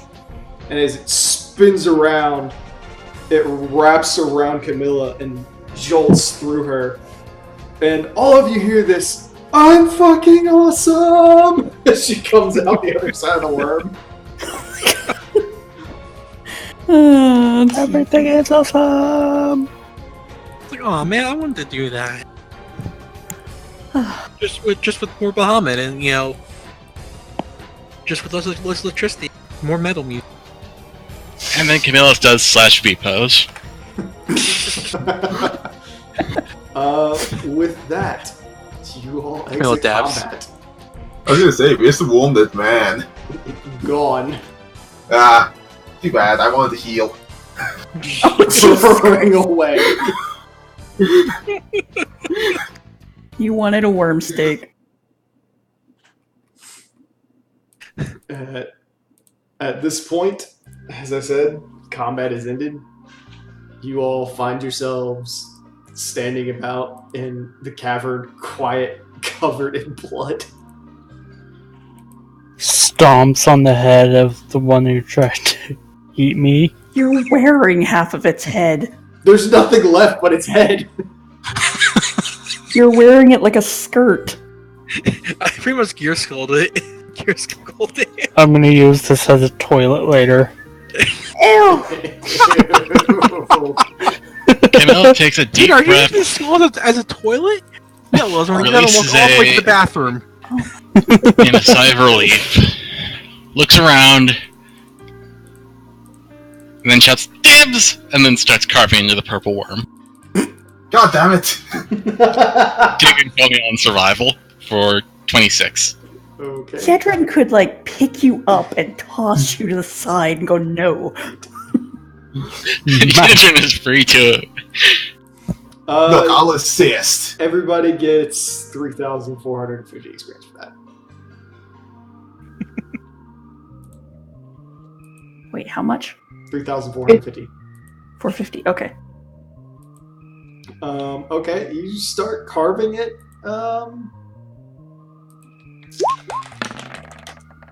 I'll assist. Alright, so that's That was- assist. What's your survival? Camilla.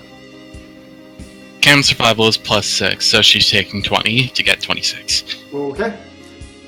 You start carving it, you go through it, you get some chitin plates and some worm meat, maybe a vial of stomach acid. There's not a whole lot here. It was for the killing the worms.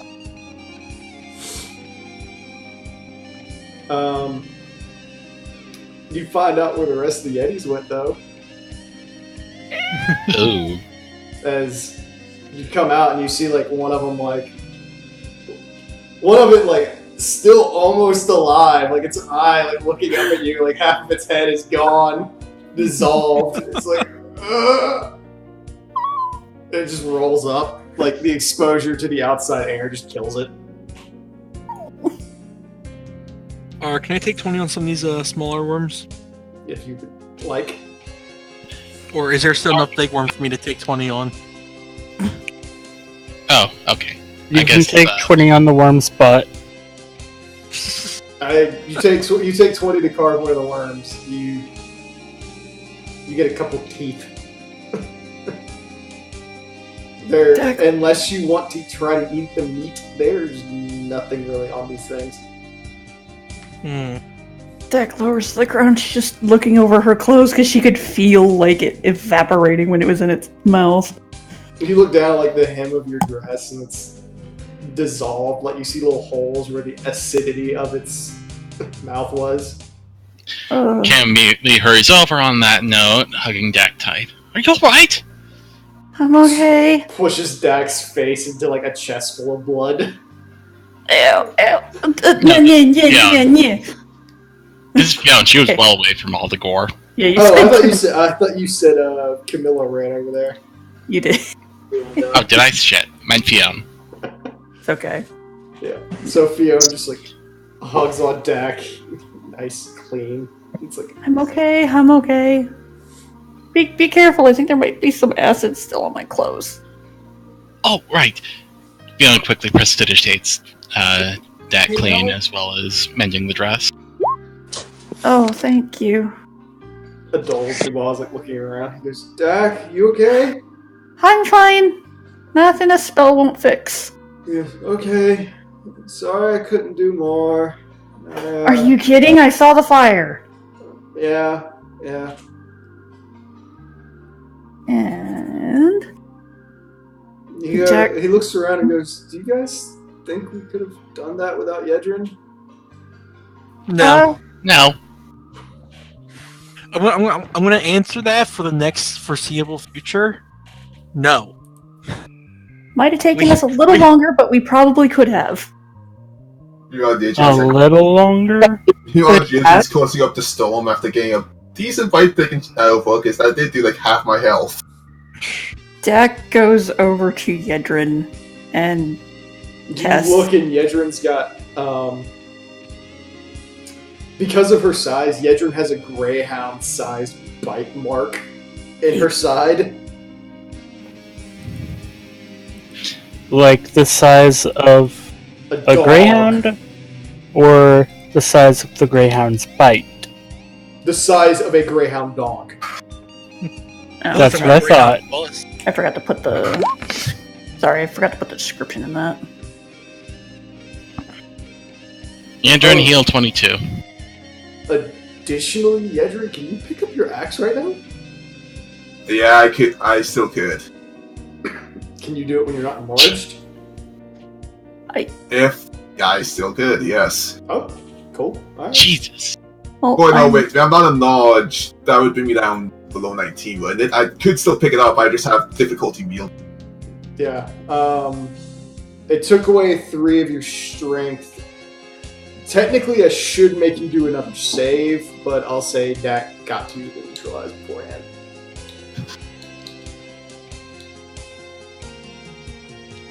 Okay. And how much health, Fiona? 22. 22. Okay.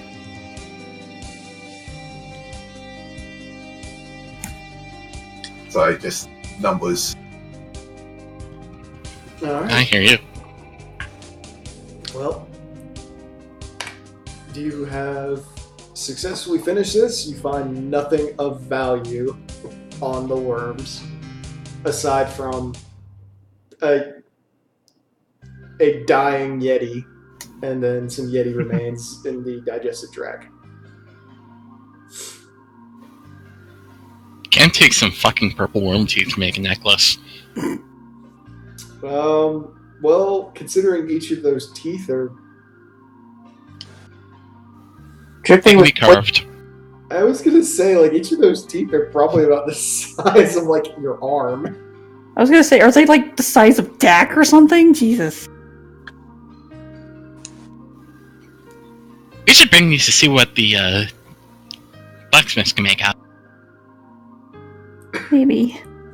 Also, she double checks over Yedrin and kind of squints a bit and touches him again and casts Restoration, which should wipe out the strength drain. Damage, whatever. Okay. We found a ship! Yay! Indeed we did. We should look over it. Alright. My goodness, I never expected anything like that. I mean, certainly I surmised it after those descriptions, but I never expected it to be real.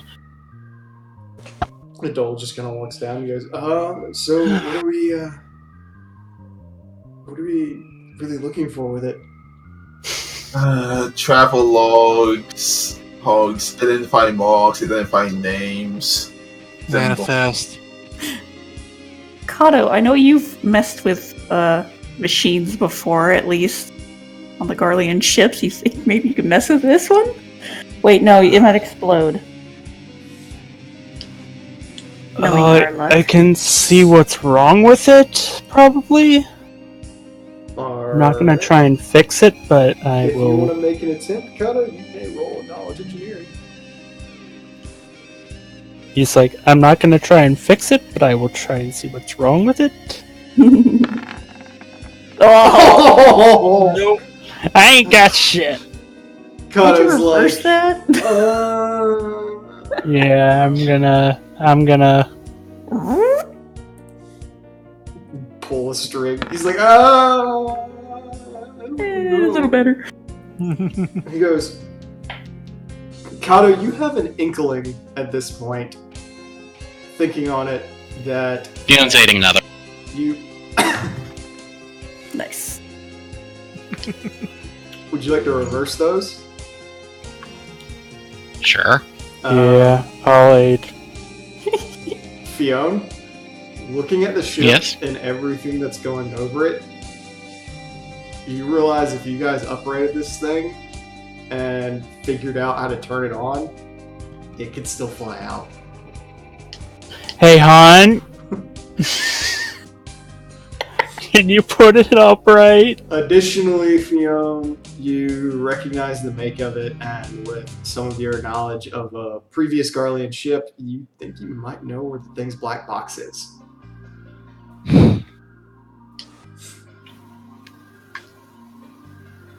Han, go. Put it up right. I'm checking something. I think I'm trying to remember, how does the ice affect lift? I believe it's like double the capacity. Let me double. If you need some of the ice melted off of it, I'm pretty sure we got some more firepower left. I know, I could breathe a couple gouts of fire myself. If needed. Just make the fire and I'll just bend it around and melt all the ice. And you see a Dole just kind of like gargle for a moment, and a little gout of fire comes out, and he's like, hang on. Yeah, large is another times 2. I'm Whatever. gonna help. Whatever. Well, he looks at you and he goes, I'm not trying to take your job, Rowan. It's going to take a lot of us. Come on! It's a big ship. Yeah, this thing's huge. Teamwork. Yeah, we're gonna need teamwork to get this up. Oh god, is this gonna be a teamwork montage? Goes over This is not and the 80s. takes a look. Okay, taking into the fact that large increases my carrying and lift stuff by times 2 again, Mm-hmm. I can drag and push 40,000 pounds. Excuse me? We just need to flip it onto the right side. That's how I can drag and push. Jedrin, I want to put this in perspective for you. Oh, I'm sorry. That's in tons. My bad. All right. I talk like Jack this would take. And just to remember, tons are 2,000 pounds, so it's about 3 million. So Yedrin could carry like what? Or push or pull 20 tons. Yep. I don't think this thing's gonna be more than 20 tons. Jesus Christ. With a block and tackle, we might actually be able to ride this thing. That's frightening. I'm just here like, God, how much does it weigh? Can Yedrin lift this thing up and be like fucking Bam Bam? Jesus shit. That said, if Oh, And that's it. If, say, someone put me on bull strength, Oh god. I don't. Oh god. Oh my god. I don't have that prepared. I do. Oh god. Oh god, do Do it. it. Do it! Do it, Gato! I'm just waiting for what. At this point, a Dole like breathes fire down to like melt some of the ice and snow that's covering the ship, and then he goes, "Okay, I'm tapped for the next." And he looks down. And he goes, 30 seconds or so. Rowan, do you want to turn? Rowan? Yeah. Well, goes up and she also does fire breath. As soon as Rowan's done with that, Deck does the same thing. Okay. yeah, Cam comes over and offers some rope to try and help pull the thing over. Considering so the way the just fire breath works, you guys basically have each do a cone. And Rowan, what is the cone on your fire breath? It should be about 20 by 20 at this point. Yes, it is. I was gonna say mine is a 15-foot cone because it's fiery soul. I'm useless. All right, so each of you basically like cover 60 feet between you and manage to melt it down. The residual fire getting this thing on soft ground with Yedrin now having a place to move. You look down and you see Yedrin like getting the rope around the back end of this thing, getting it ready. Yedrin, you still can't drag it. This thing weighs about 120 pounds 120,000 pounds altogether. Can we stack multiple bull strength? No. No. However, you just need to get it upright. Yeah. So, would anyone like to aid Yedrin in this endeavor? Not gonna help. Sure. you could cast the bull strength. Yedrin. I'm gonna cast the Bull Strength. It's just aiding is not going to help at all. Yedrin, do you have a heavy load belt? Yeah. Okay. I was just making sure. Okay, Yedrin, you now have bull strength. Yeah, Adrian, do you want to borrow my giant strength? My belt of giant strength plus 4? It No, doesn't that stack doesn't with bull. It doesn't stack with bull strength. Yeah. Okay. Um, I'm gonna try to help at least. Yeah, I ain't helping. You keep behind. You're like, yeah. I'm trying to pull my Adrian's tail. Okay, just to check, I don't think it's any rules for it, but if you did do like a pulley system or something, or leverage. Actually, I do have leverage. Axe. Your Crowbar. axe. I mean, Fiona could summon one of her stronger summons to help you out. Get a pry bomb. Doesn't Diablos have gravity powers? I can't like- properly summon Diablos yet. I like that the music cut out right there for me. That was beautiful. Anyway, yeah. Yellows have gravity powers. Fiona summons.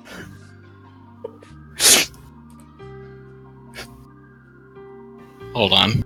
He's just like looking through them. Oh my god. I'm just lagging really badly. It's the thing. No. Aw. Doesn't Diablos have gravity powers?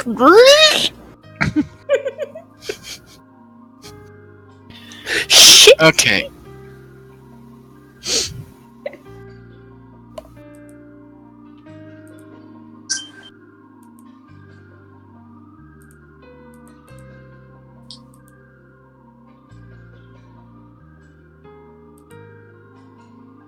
I mean, while that's going Since on. Agitator's base form isn't filled out, I'll have to skip on that.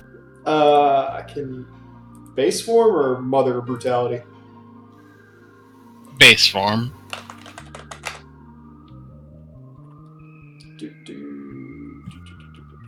What do you need to properly summon Diablos right now? Lots of shit. Lots of shit, least of all 5th level spell slots. Hmm. Are you just looking for Agitar strength? In Yeah. base? 18. Okay, so that'd be 22 with the augmented summoning, but that. I could I enlarge. mean, if you blood summon Mother of Brutality, that's a base of 30. Yeah, but. If Skull got on Fion's case about using the blood summon, what would Agitar do? I don't know. Let's find out! I also No! I Give do you a have very a stern charge lecture. of enlarge person too, so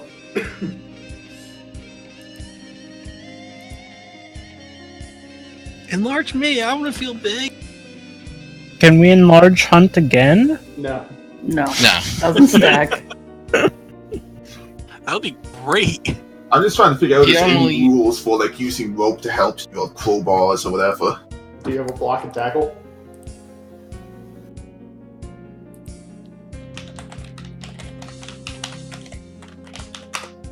I don't think I have a blocking tackle, sadly. Would a traveler's any tool help? Traveler's any tool. That would, in fact, work. It is a 12-inch iron bar lined with small plates and spikes. It can be folded, twisted, hinged, and bent to form almost any known tool. Oh, Jesus. So, yeah, that's a +5 circumstance bonus on strength checks. A standard block and tackle offers a strength modifier of ×2 and a maximum of 500 pounds. Jesus. Oh, wow. A masterwork version is made out of ironwood and uses braided silk rope, giving it a multiplier of ×5 and a maximum of 2,500. Does it do the masterwork, or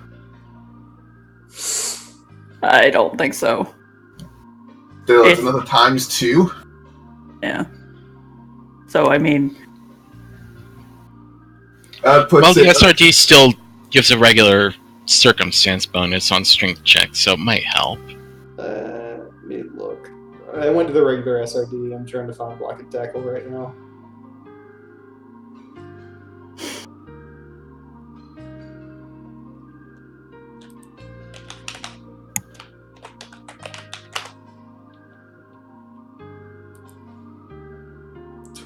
Tools, everywhere there's tools.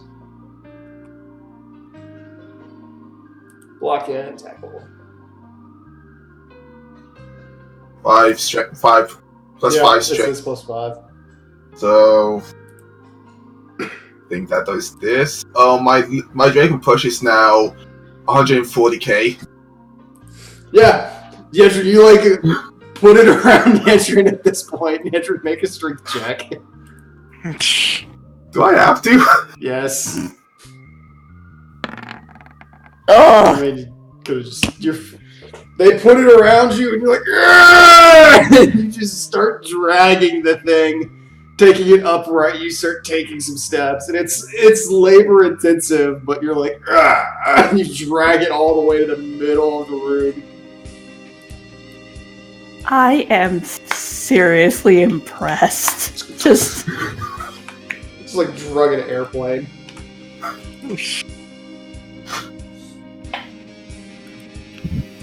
we are never going to get on Yedrin's bad side, okay? Just as a group. Yeah. I make no promises. Oh. She just single-handedly dragged an airship across a room. Yeah, they only need to get right side up too, so. Oh boy. Go big or go home. I would have been more scared if she had picked it up completely. Oh my god. Still not strong enough to do that shit yet. Not yet. I know, I'm just saying, I would have been more... And that was completely in character. Like, I could lift something off the ground that's 56k. Jesus Christ. Just Okay, like, so- alright, so... Okay, so... Who's going inside? Okay, you board the airship and you walk inside. Going to the... Leon immediately goes to Command get deck. the black box. Alright, you walk inside, and as you start to go around, Fiona, you find a little control console. And you can see that there's a very small area where commands can be put in, a nice little steering section. It's much more advanced than the actual Enterprise was in game. It seems to be based more on Garlean tech than Eorzean. So it has a view screen and all those things. And roll a perception.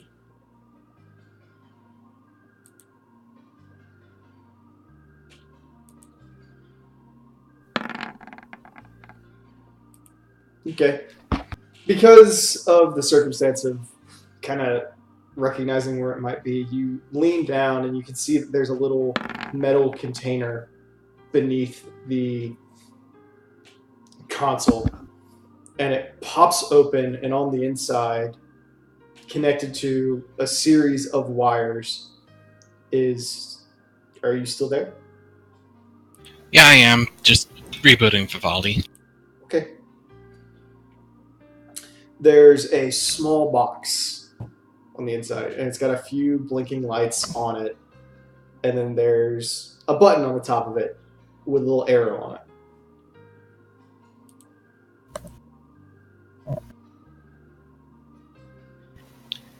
If you unpresses it.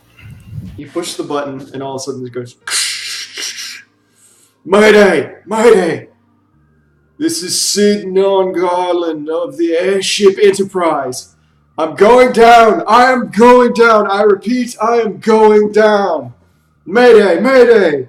This is Sid Non-Garland broadcasting to all available frequencies. I am going down! We are passing over the northern fields of Corthus right now. We were hit by another airship. I did not see the name on the side of it, only that it started with a B. Mayday, mayday! Approaching ground rapidly. And all of a sudden you just hear the sound of metal scraping, ice going everywhere, and then a scream, and then it goes silent.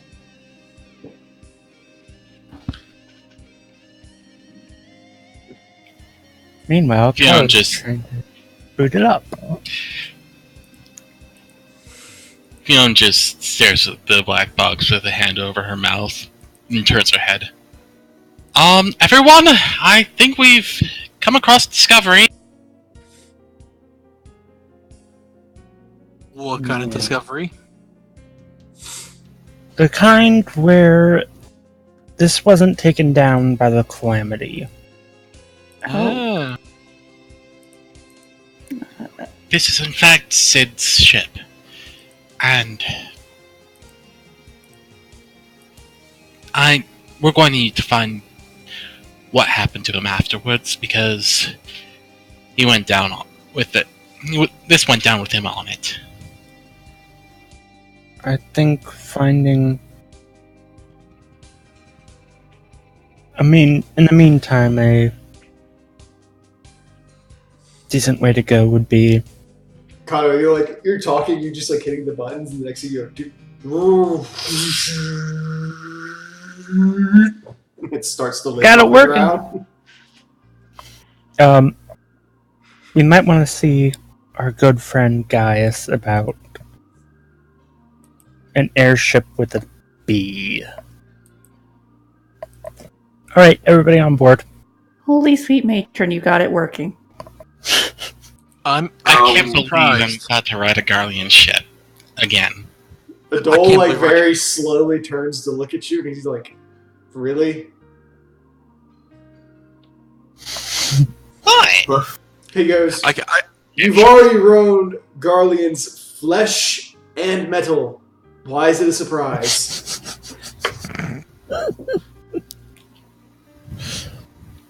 Ken just stares at it all, mouth agape, wide-eyed. Kato just bursts out laughing.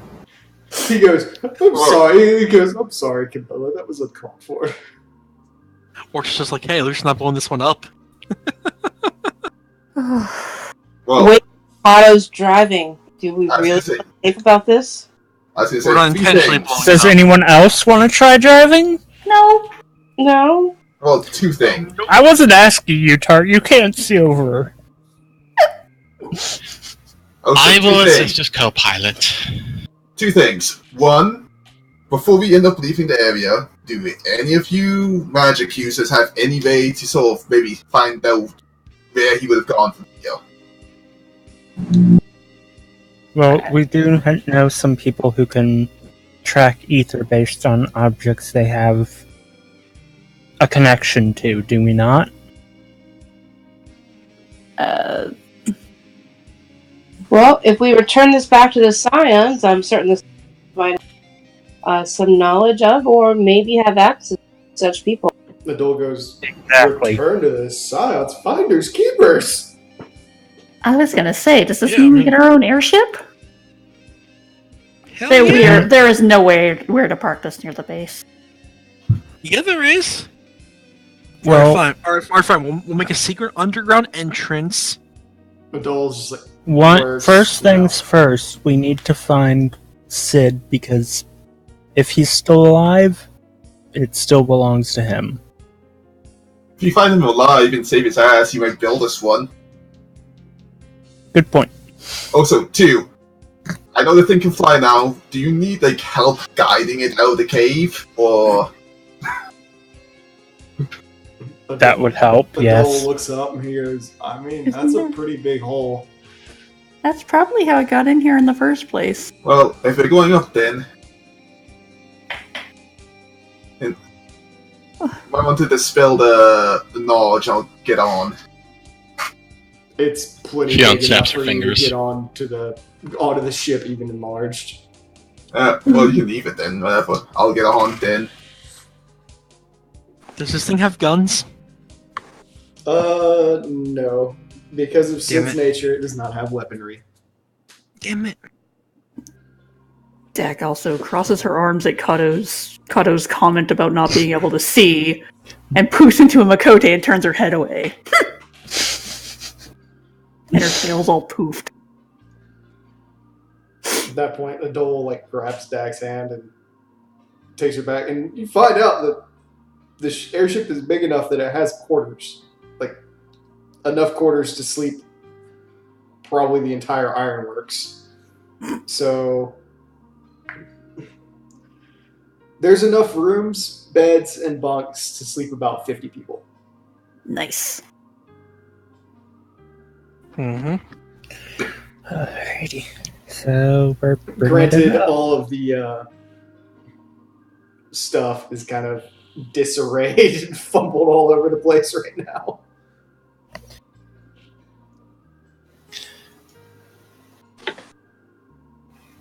So Cam goes out to the front to the entrance since she can still fly. Mm-hmm. And proceeds to provide some traffic. Okay. So, Kato, how are you getting this ship out? Which direction are you taking it? I'm guessing there's a really big hole up. Yes, there is. So we're gonna go up. Okay. I need to check something. My God. Oh god. Hunt, get off. You weigh too much. No, it's not that. It's not that. Hang on. Well, that person's dismissed anyway. Drive this Can thing. I ask a question? Why are we not searching the quarters to see if maybe their bodies or clues in there? Yeah, We can do that while we're getting out of Kerthus? I mean, the adult took Dak to the back. She's probably going to be looking for things anyway. Yeah, like Adol's tonsils. I was waiting for it. Tonsil hockey. It wasn't me. Not that time. Not that time. Anywho. Alright. So... Okay. So these airships use magic device. Or spellcraft. Or spellcraft. So... Whichever's better. Whichever you would prefer to use, Kato. Or whoever wants to drive. Fiona's fucking oh my god. That's actually really nice. Good job. Well, Fiona's getting another. Okay. Nice. Jesus. Jesus Christ. Plus Backseat driver. 19? What? She put points in it. So did I! She probably wasn't You thinking also have of a plus 7 int mod. Jesus. Okay. visualization of the mind. So that's +7 plus 9? Then where's the other 3 coming from? Class skill. Cool. Gotcha. Yeah, the two of you together get it all working. You figure out the Magitech and kind of cross-reference it to normal magic. At which point, the ship lifts up and you fly through the hole. You're up in the air, and Kato and Fiona, this is like second nature to you. Everything just kind of feels natural and right. However, Fiona, roll a perception for me since you have the higher spellcraft. Oh my god, don't tell me it's out of gas. You start looking Ah, why are with these two? you start looking over the console, and you're like,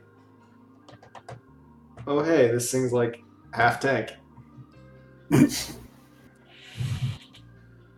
You're like, okay. Well, at least it was an 18. So you're like, okay, so we gotta make... There's gonna be some maintenance involved and a bunch of other things that we have to do, but, okay.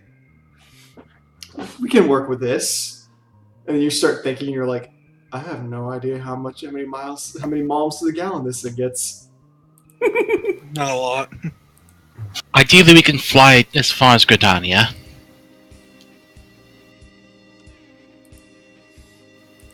That'll be I wouldn't push my interesting luck to anymore. explain. A little, yes. But we've got means of contacting the adders, right? Who is not involved in that conversation right now? I mean, I'm not. no, I'm not in the conversation. Oh, You're okay. You're in the back. I'm in the bag. Okay. So that's And dates in your back. so Kato Oh and my god. Kato and Fiona were talking there. Yes. So Camilla, Yedrin, and Rowan. Can you roll a perception for me?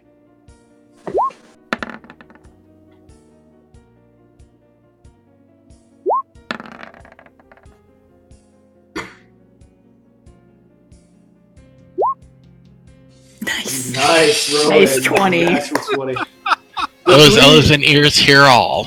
The three of you suddenly hear ting ting ting ting ting ting ting coming from outside of the main chamber and on the deck of the ship.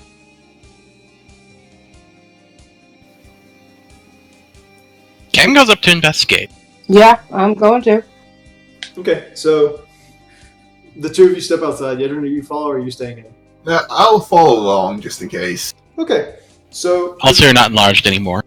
the three of you step outside, close the door behind you so that the wind doesn't come out. You take a few steps, walk up the steps onto the deck of the ship, and you are immediately greeted with a long serpent-like figure wrapped around the hull of the ship. And you realize you're staring at a very large dragon. Of course. Oh god, Smithgard Somer. White scaled with platinum tips, long whiskers with little gold phalange coming out. Very oriental style dragon, kind of has got the beard going on. Branched antler horns. And it just looks at you, blinking its eyes, both of them crystalline blue. And it blinks a few more times. Rowan says hello. Rowan, can you speak dragon? I can't speak dragon. I should learn. Good luck. Fiona screamed something at the dragons. Maybe she could? It just kind of looks at you for a second and says, "We're not, dear child. I understand you plainly enough." Oh, thank the 12. And it starts to lift up, and you can see it's got some smaller arms. And it just kind of goes, "Forgive me, I did not mean to intrude. I've been watching this ship with much interest for the last few years. Curious as I was of its inhabitants and where it might have gone. I decided to see how it felt while warm at least once before it disappeared." Rowan steps forward and asks, "If I may ask your name?" One second.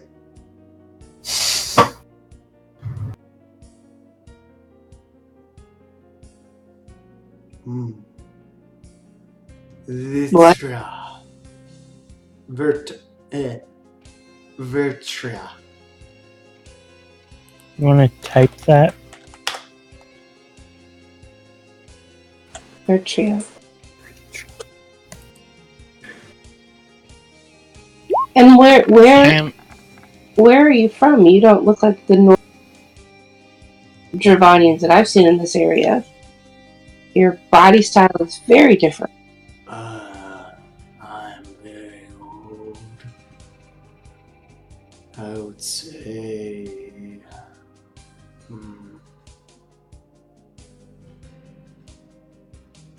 If I was not first brood, I would say I was second. So could you really say I'm from anywhere?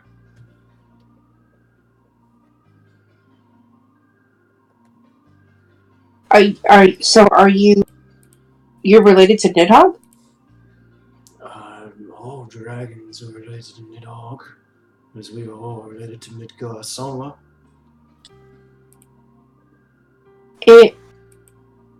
Rowan reaches down and her dragon comes out. And who is he related to? He kind of leans forward and he sniffs for a moment. And looks over and pushes its nose against Nar. And they kind of nuzzle each other for a few seconds. He goes, Rowan is like very protective of the baby at that point. I mean, she doesn't mean to, it's her baby. I would say he's related to you. But this one, he does not possess the blood of the brood. Much older still than us. Older than Soma. Older than the father of all Eosian dragons. Perhaps a contemporary of Father's. Perhaps one of Father's ancestors.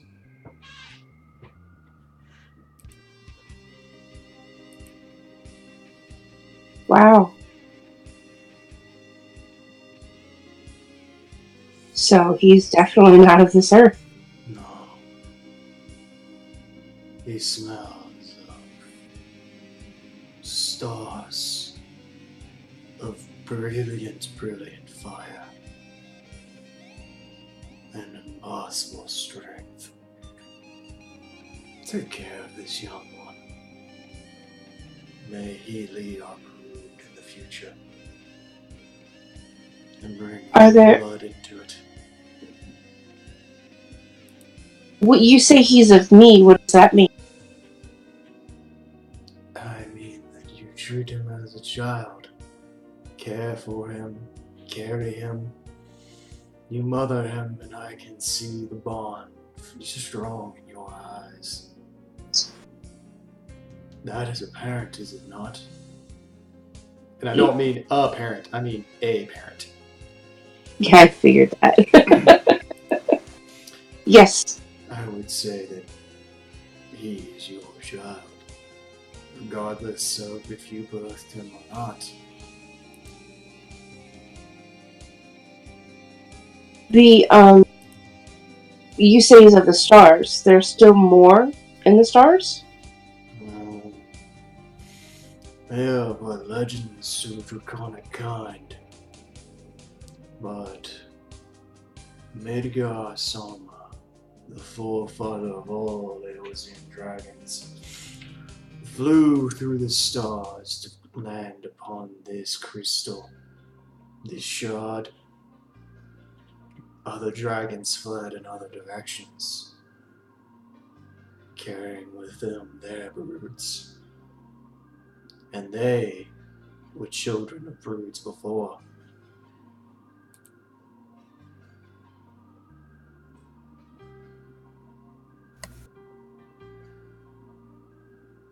Rowan is just floored.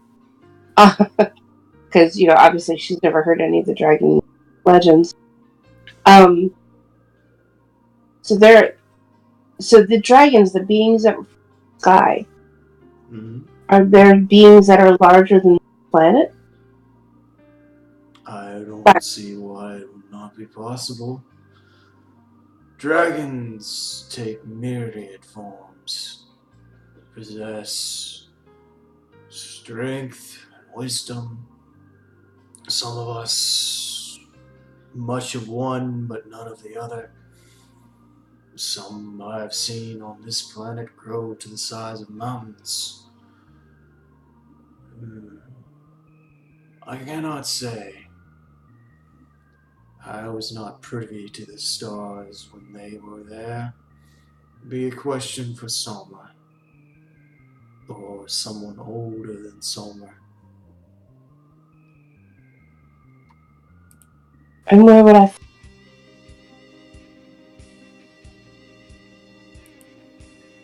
Are you asking where to find Soma or someone older? Both?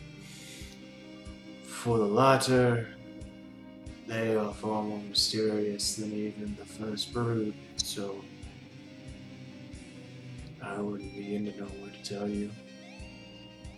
But Nick nuzzles Nar again and says, if you have this one, I'm sure they'll seek you out in time.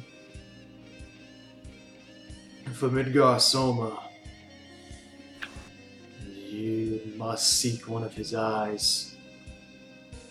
I know one of them is in Garlean possession, held deep, deep within the holds of their capital. The other, I have no clue where it may be hiding. My guess, somewhere deep beneath the seas, drowned as it was by Lady Silvertear and carried away. How has the Garland forgotten Midgard Summer's up?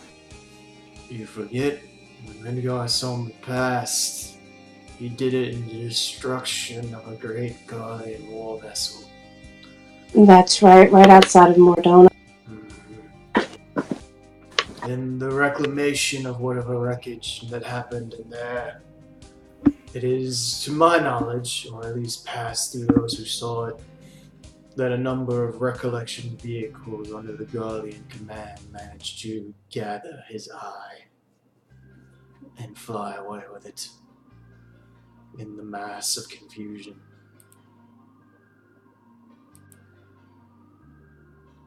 And the other one lost to sea. Possibly. Possibly.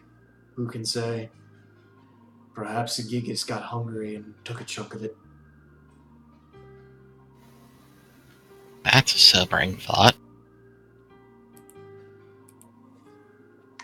That is the way of things. Eventually the great will grow old and weak and die and feed the young and helpless.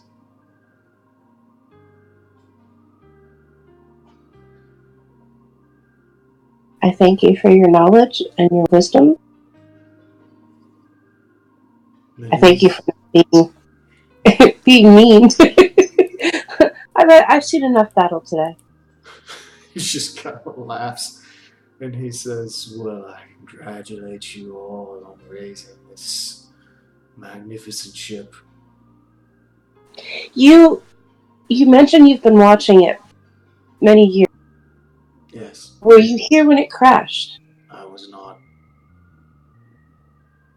How long after it crashed did you find it?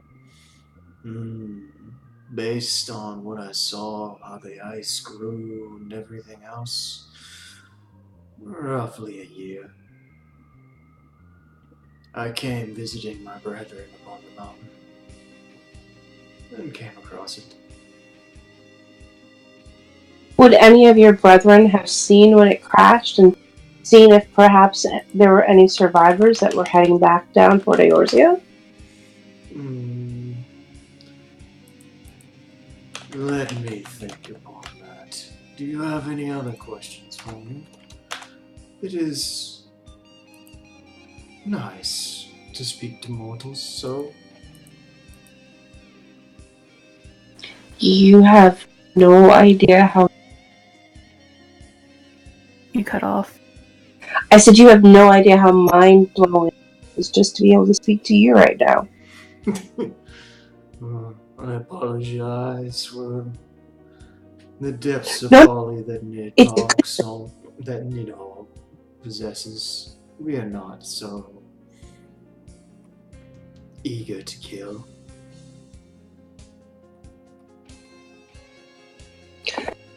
I honestly never thought that you were. I thought, like with our own race, there are some that are good, and there's some that are not so good. But from my understanding, he has rights to be angry, but he just takes it too far and too long. Indeed. Well, if you're looking for...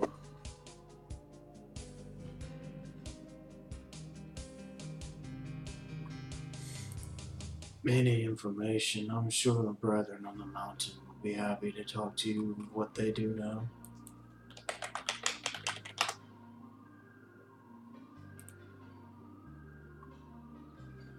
These are speak first dragons, but attack first, right? Indeed. They are not of Nidhall's brood.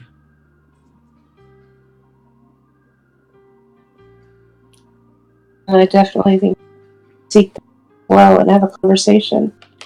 We are actually seeking out the creator of this ship. Well then, with my brother Neverax may be able to help you with that. Neverax? Okay. And he's on the mountain. He's on the mountain. He overlooks the clan of Rogadin there. Many of them, I will not say worship, but I will say pay some fealty to him.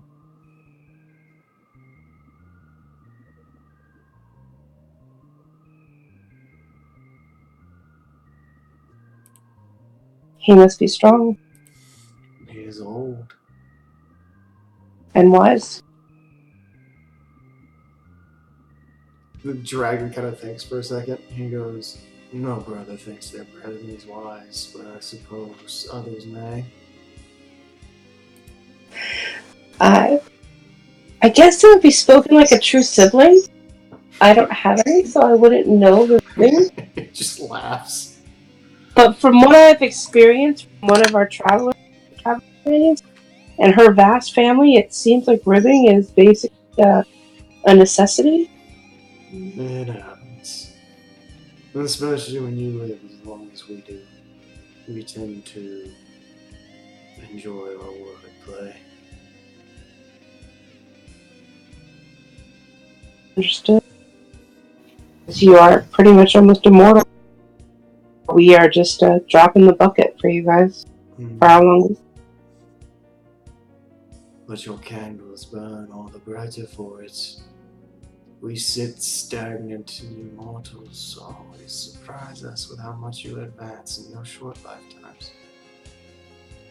You are fascinating for that reason, and a gift to this realm. Probably a curse of times. People tend to over-exaggerate the bad.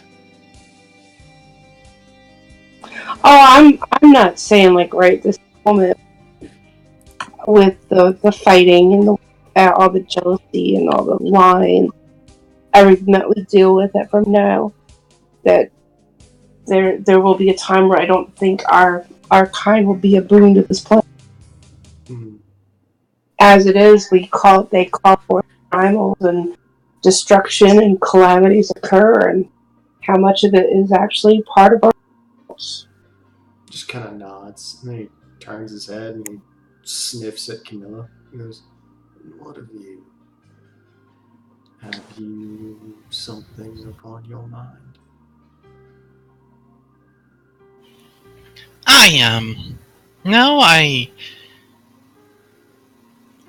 I'm still honestly rather amazed that this conversation is even happening.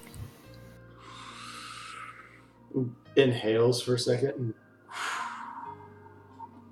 blows at you, and all of your wounds just heal. In fact, everybody's wounds just heal that's standing out there.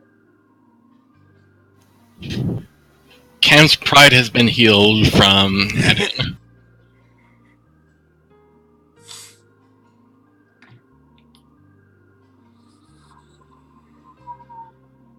Thank you for your gift, Vitra. He blows again, and like a little cloud starts to form, and it shapes for a second, and then several of them start to appear.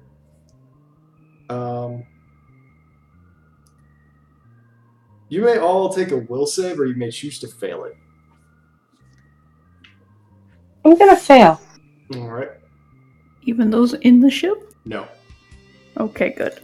Rowan, you watch as the cloud kind of shapes and forms, and it becomes this grayscale version of your parents, and they're talking to Sigbert, and as everything's going on, you can actually hear their conversation playing out, and it's rather positive. Sigbert's talking about he may have found like an actual cure for your mother's disease, but it requires ingredient that he can't get a hold of. But he says, I'm sure your daughter and her companions will be able to get it for us, no problem.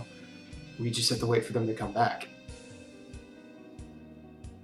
And then the cloud dissipates. Camilla, no, that does not succeed. The clouds start to form with you, and you get an image of Boudica sitting down, and she's writing you a letter. And then you get an image, and this one freaks you out. It's Cam the Elder, alive, and looking over her shoulder, kind of disconcerted for a moment, and all you hear is, someone's watching me. And then it fades away. Camilla's face goes from very adoring and happy to suddenly very pale and wide-eyed. Yedrin, you get an image of your family. They're sitting around at the holding pen for the Yomi back in... no, they're not there anymore. They're in Almega. You see them sitting in kind of like this squalid hut somewhere in Alamigo. They have plenty of food, and they're currently just opening the package that you recently sent them. And as they're going over all the items... I'm sorry, I'm getting hiccups. As they're going all over all the items and the guild, they're like, I thought she didn't care about us anymore. We never heard from her. She's still out there. She's alive. You see them start laughing, and then they start telling little stories about you, and then they start to wonder what you're doing, what you're up to. And they're curious when they might hear from you again, and the smoke and cloud dissipates.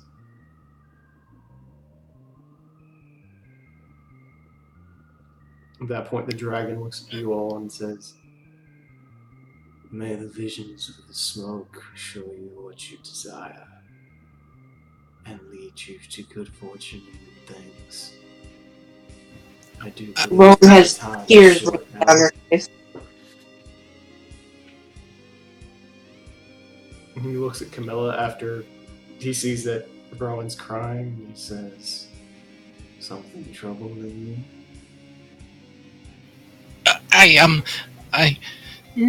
No,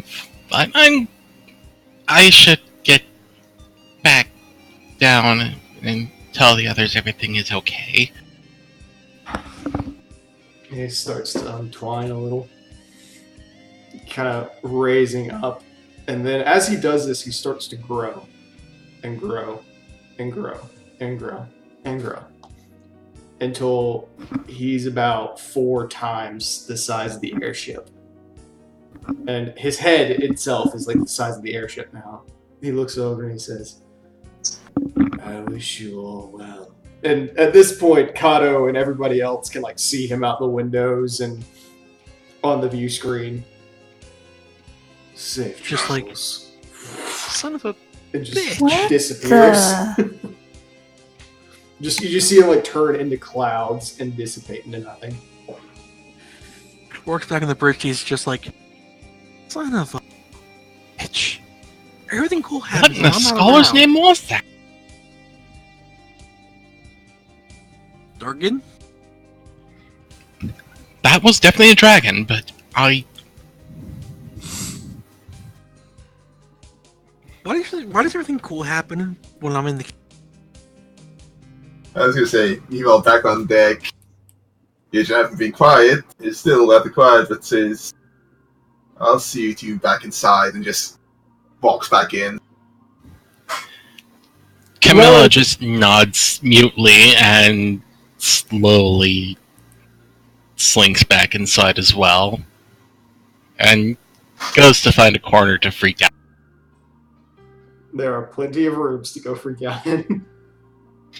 Rowan, meanwhile, is staying on deck, and she's watching where he was and where he dissipated, and she has tears rolling down her face.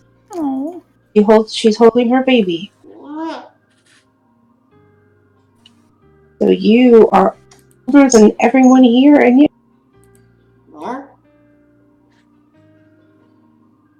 I want to learn more about you. And she just nuzzles him, wiping away her tears.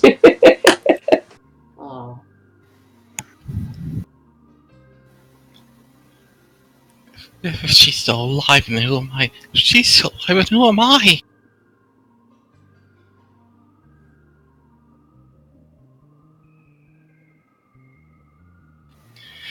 Camilla just keeps mumbling to herself, curled up in a fetal position in one of the disused rooms.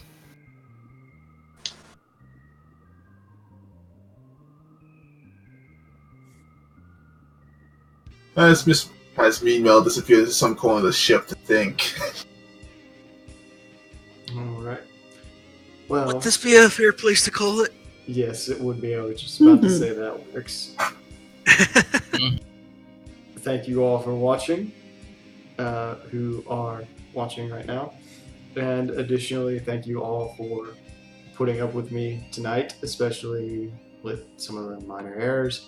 And additionally, for staying up later with me, since I know some of you have to work tomorrow. I do not, aside from a very short burst to send an email. I will let you all know at some point in the week if we will have another session on Sunday or not. We may not, depending on how I feel and depending on how things go. Also, remember, it is Mother's Day. Please go say you love your mother. Spend the day with them. Thankfully, I live 100 feet from mine. Good night, all. I am a mother.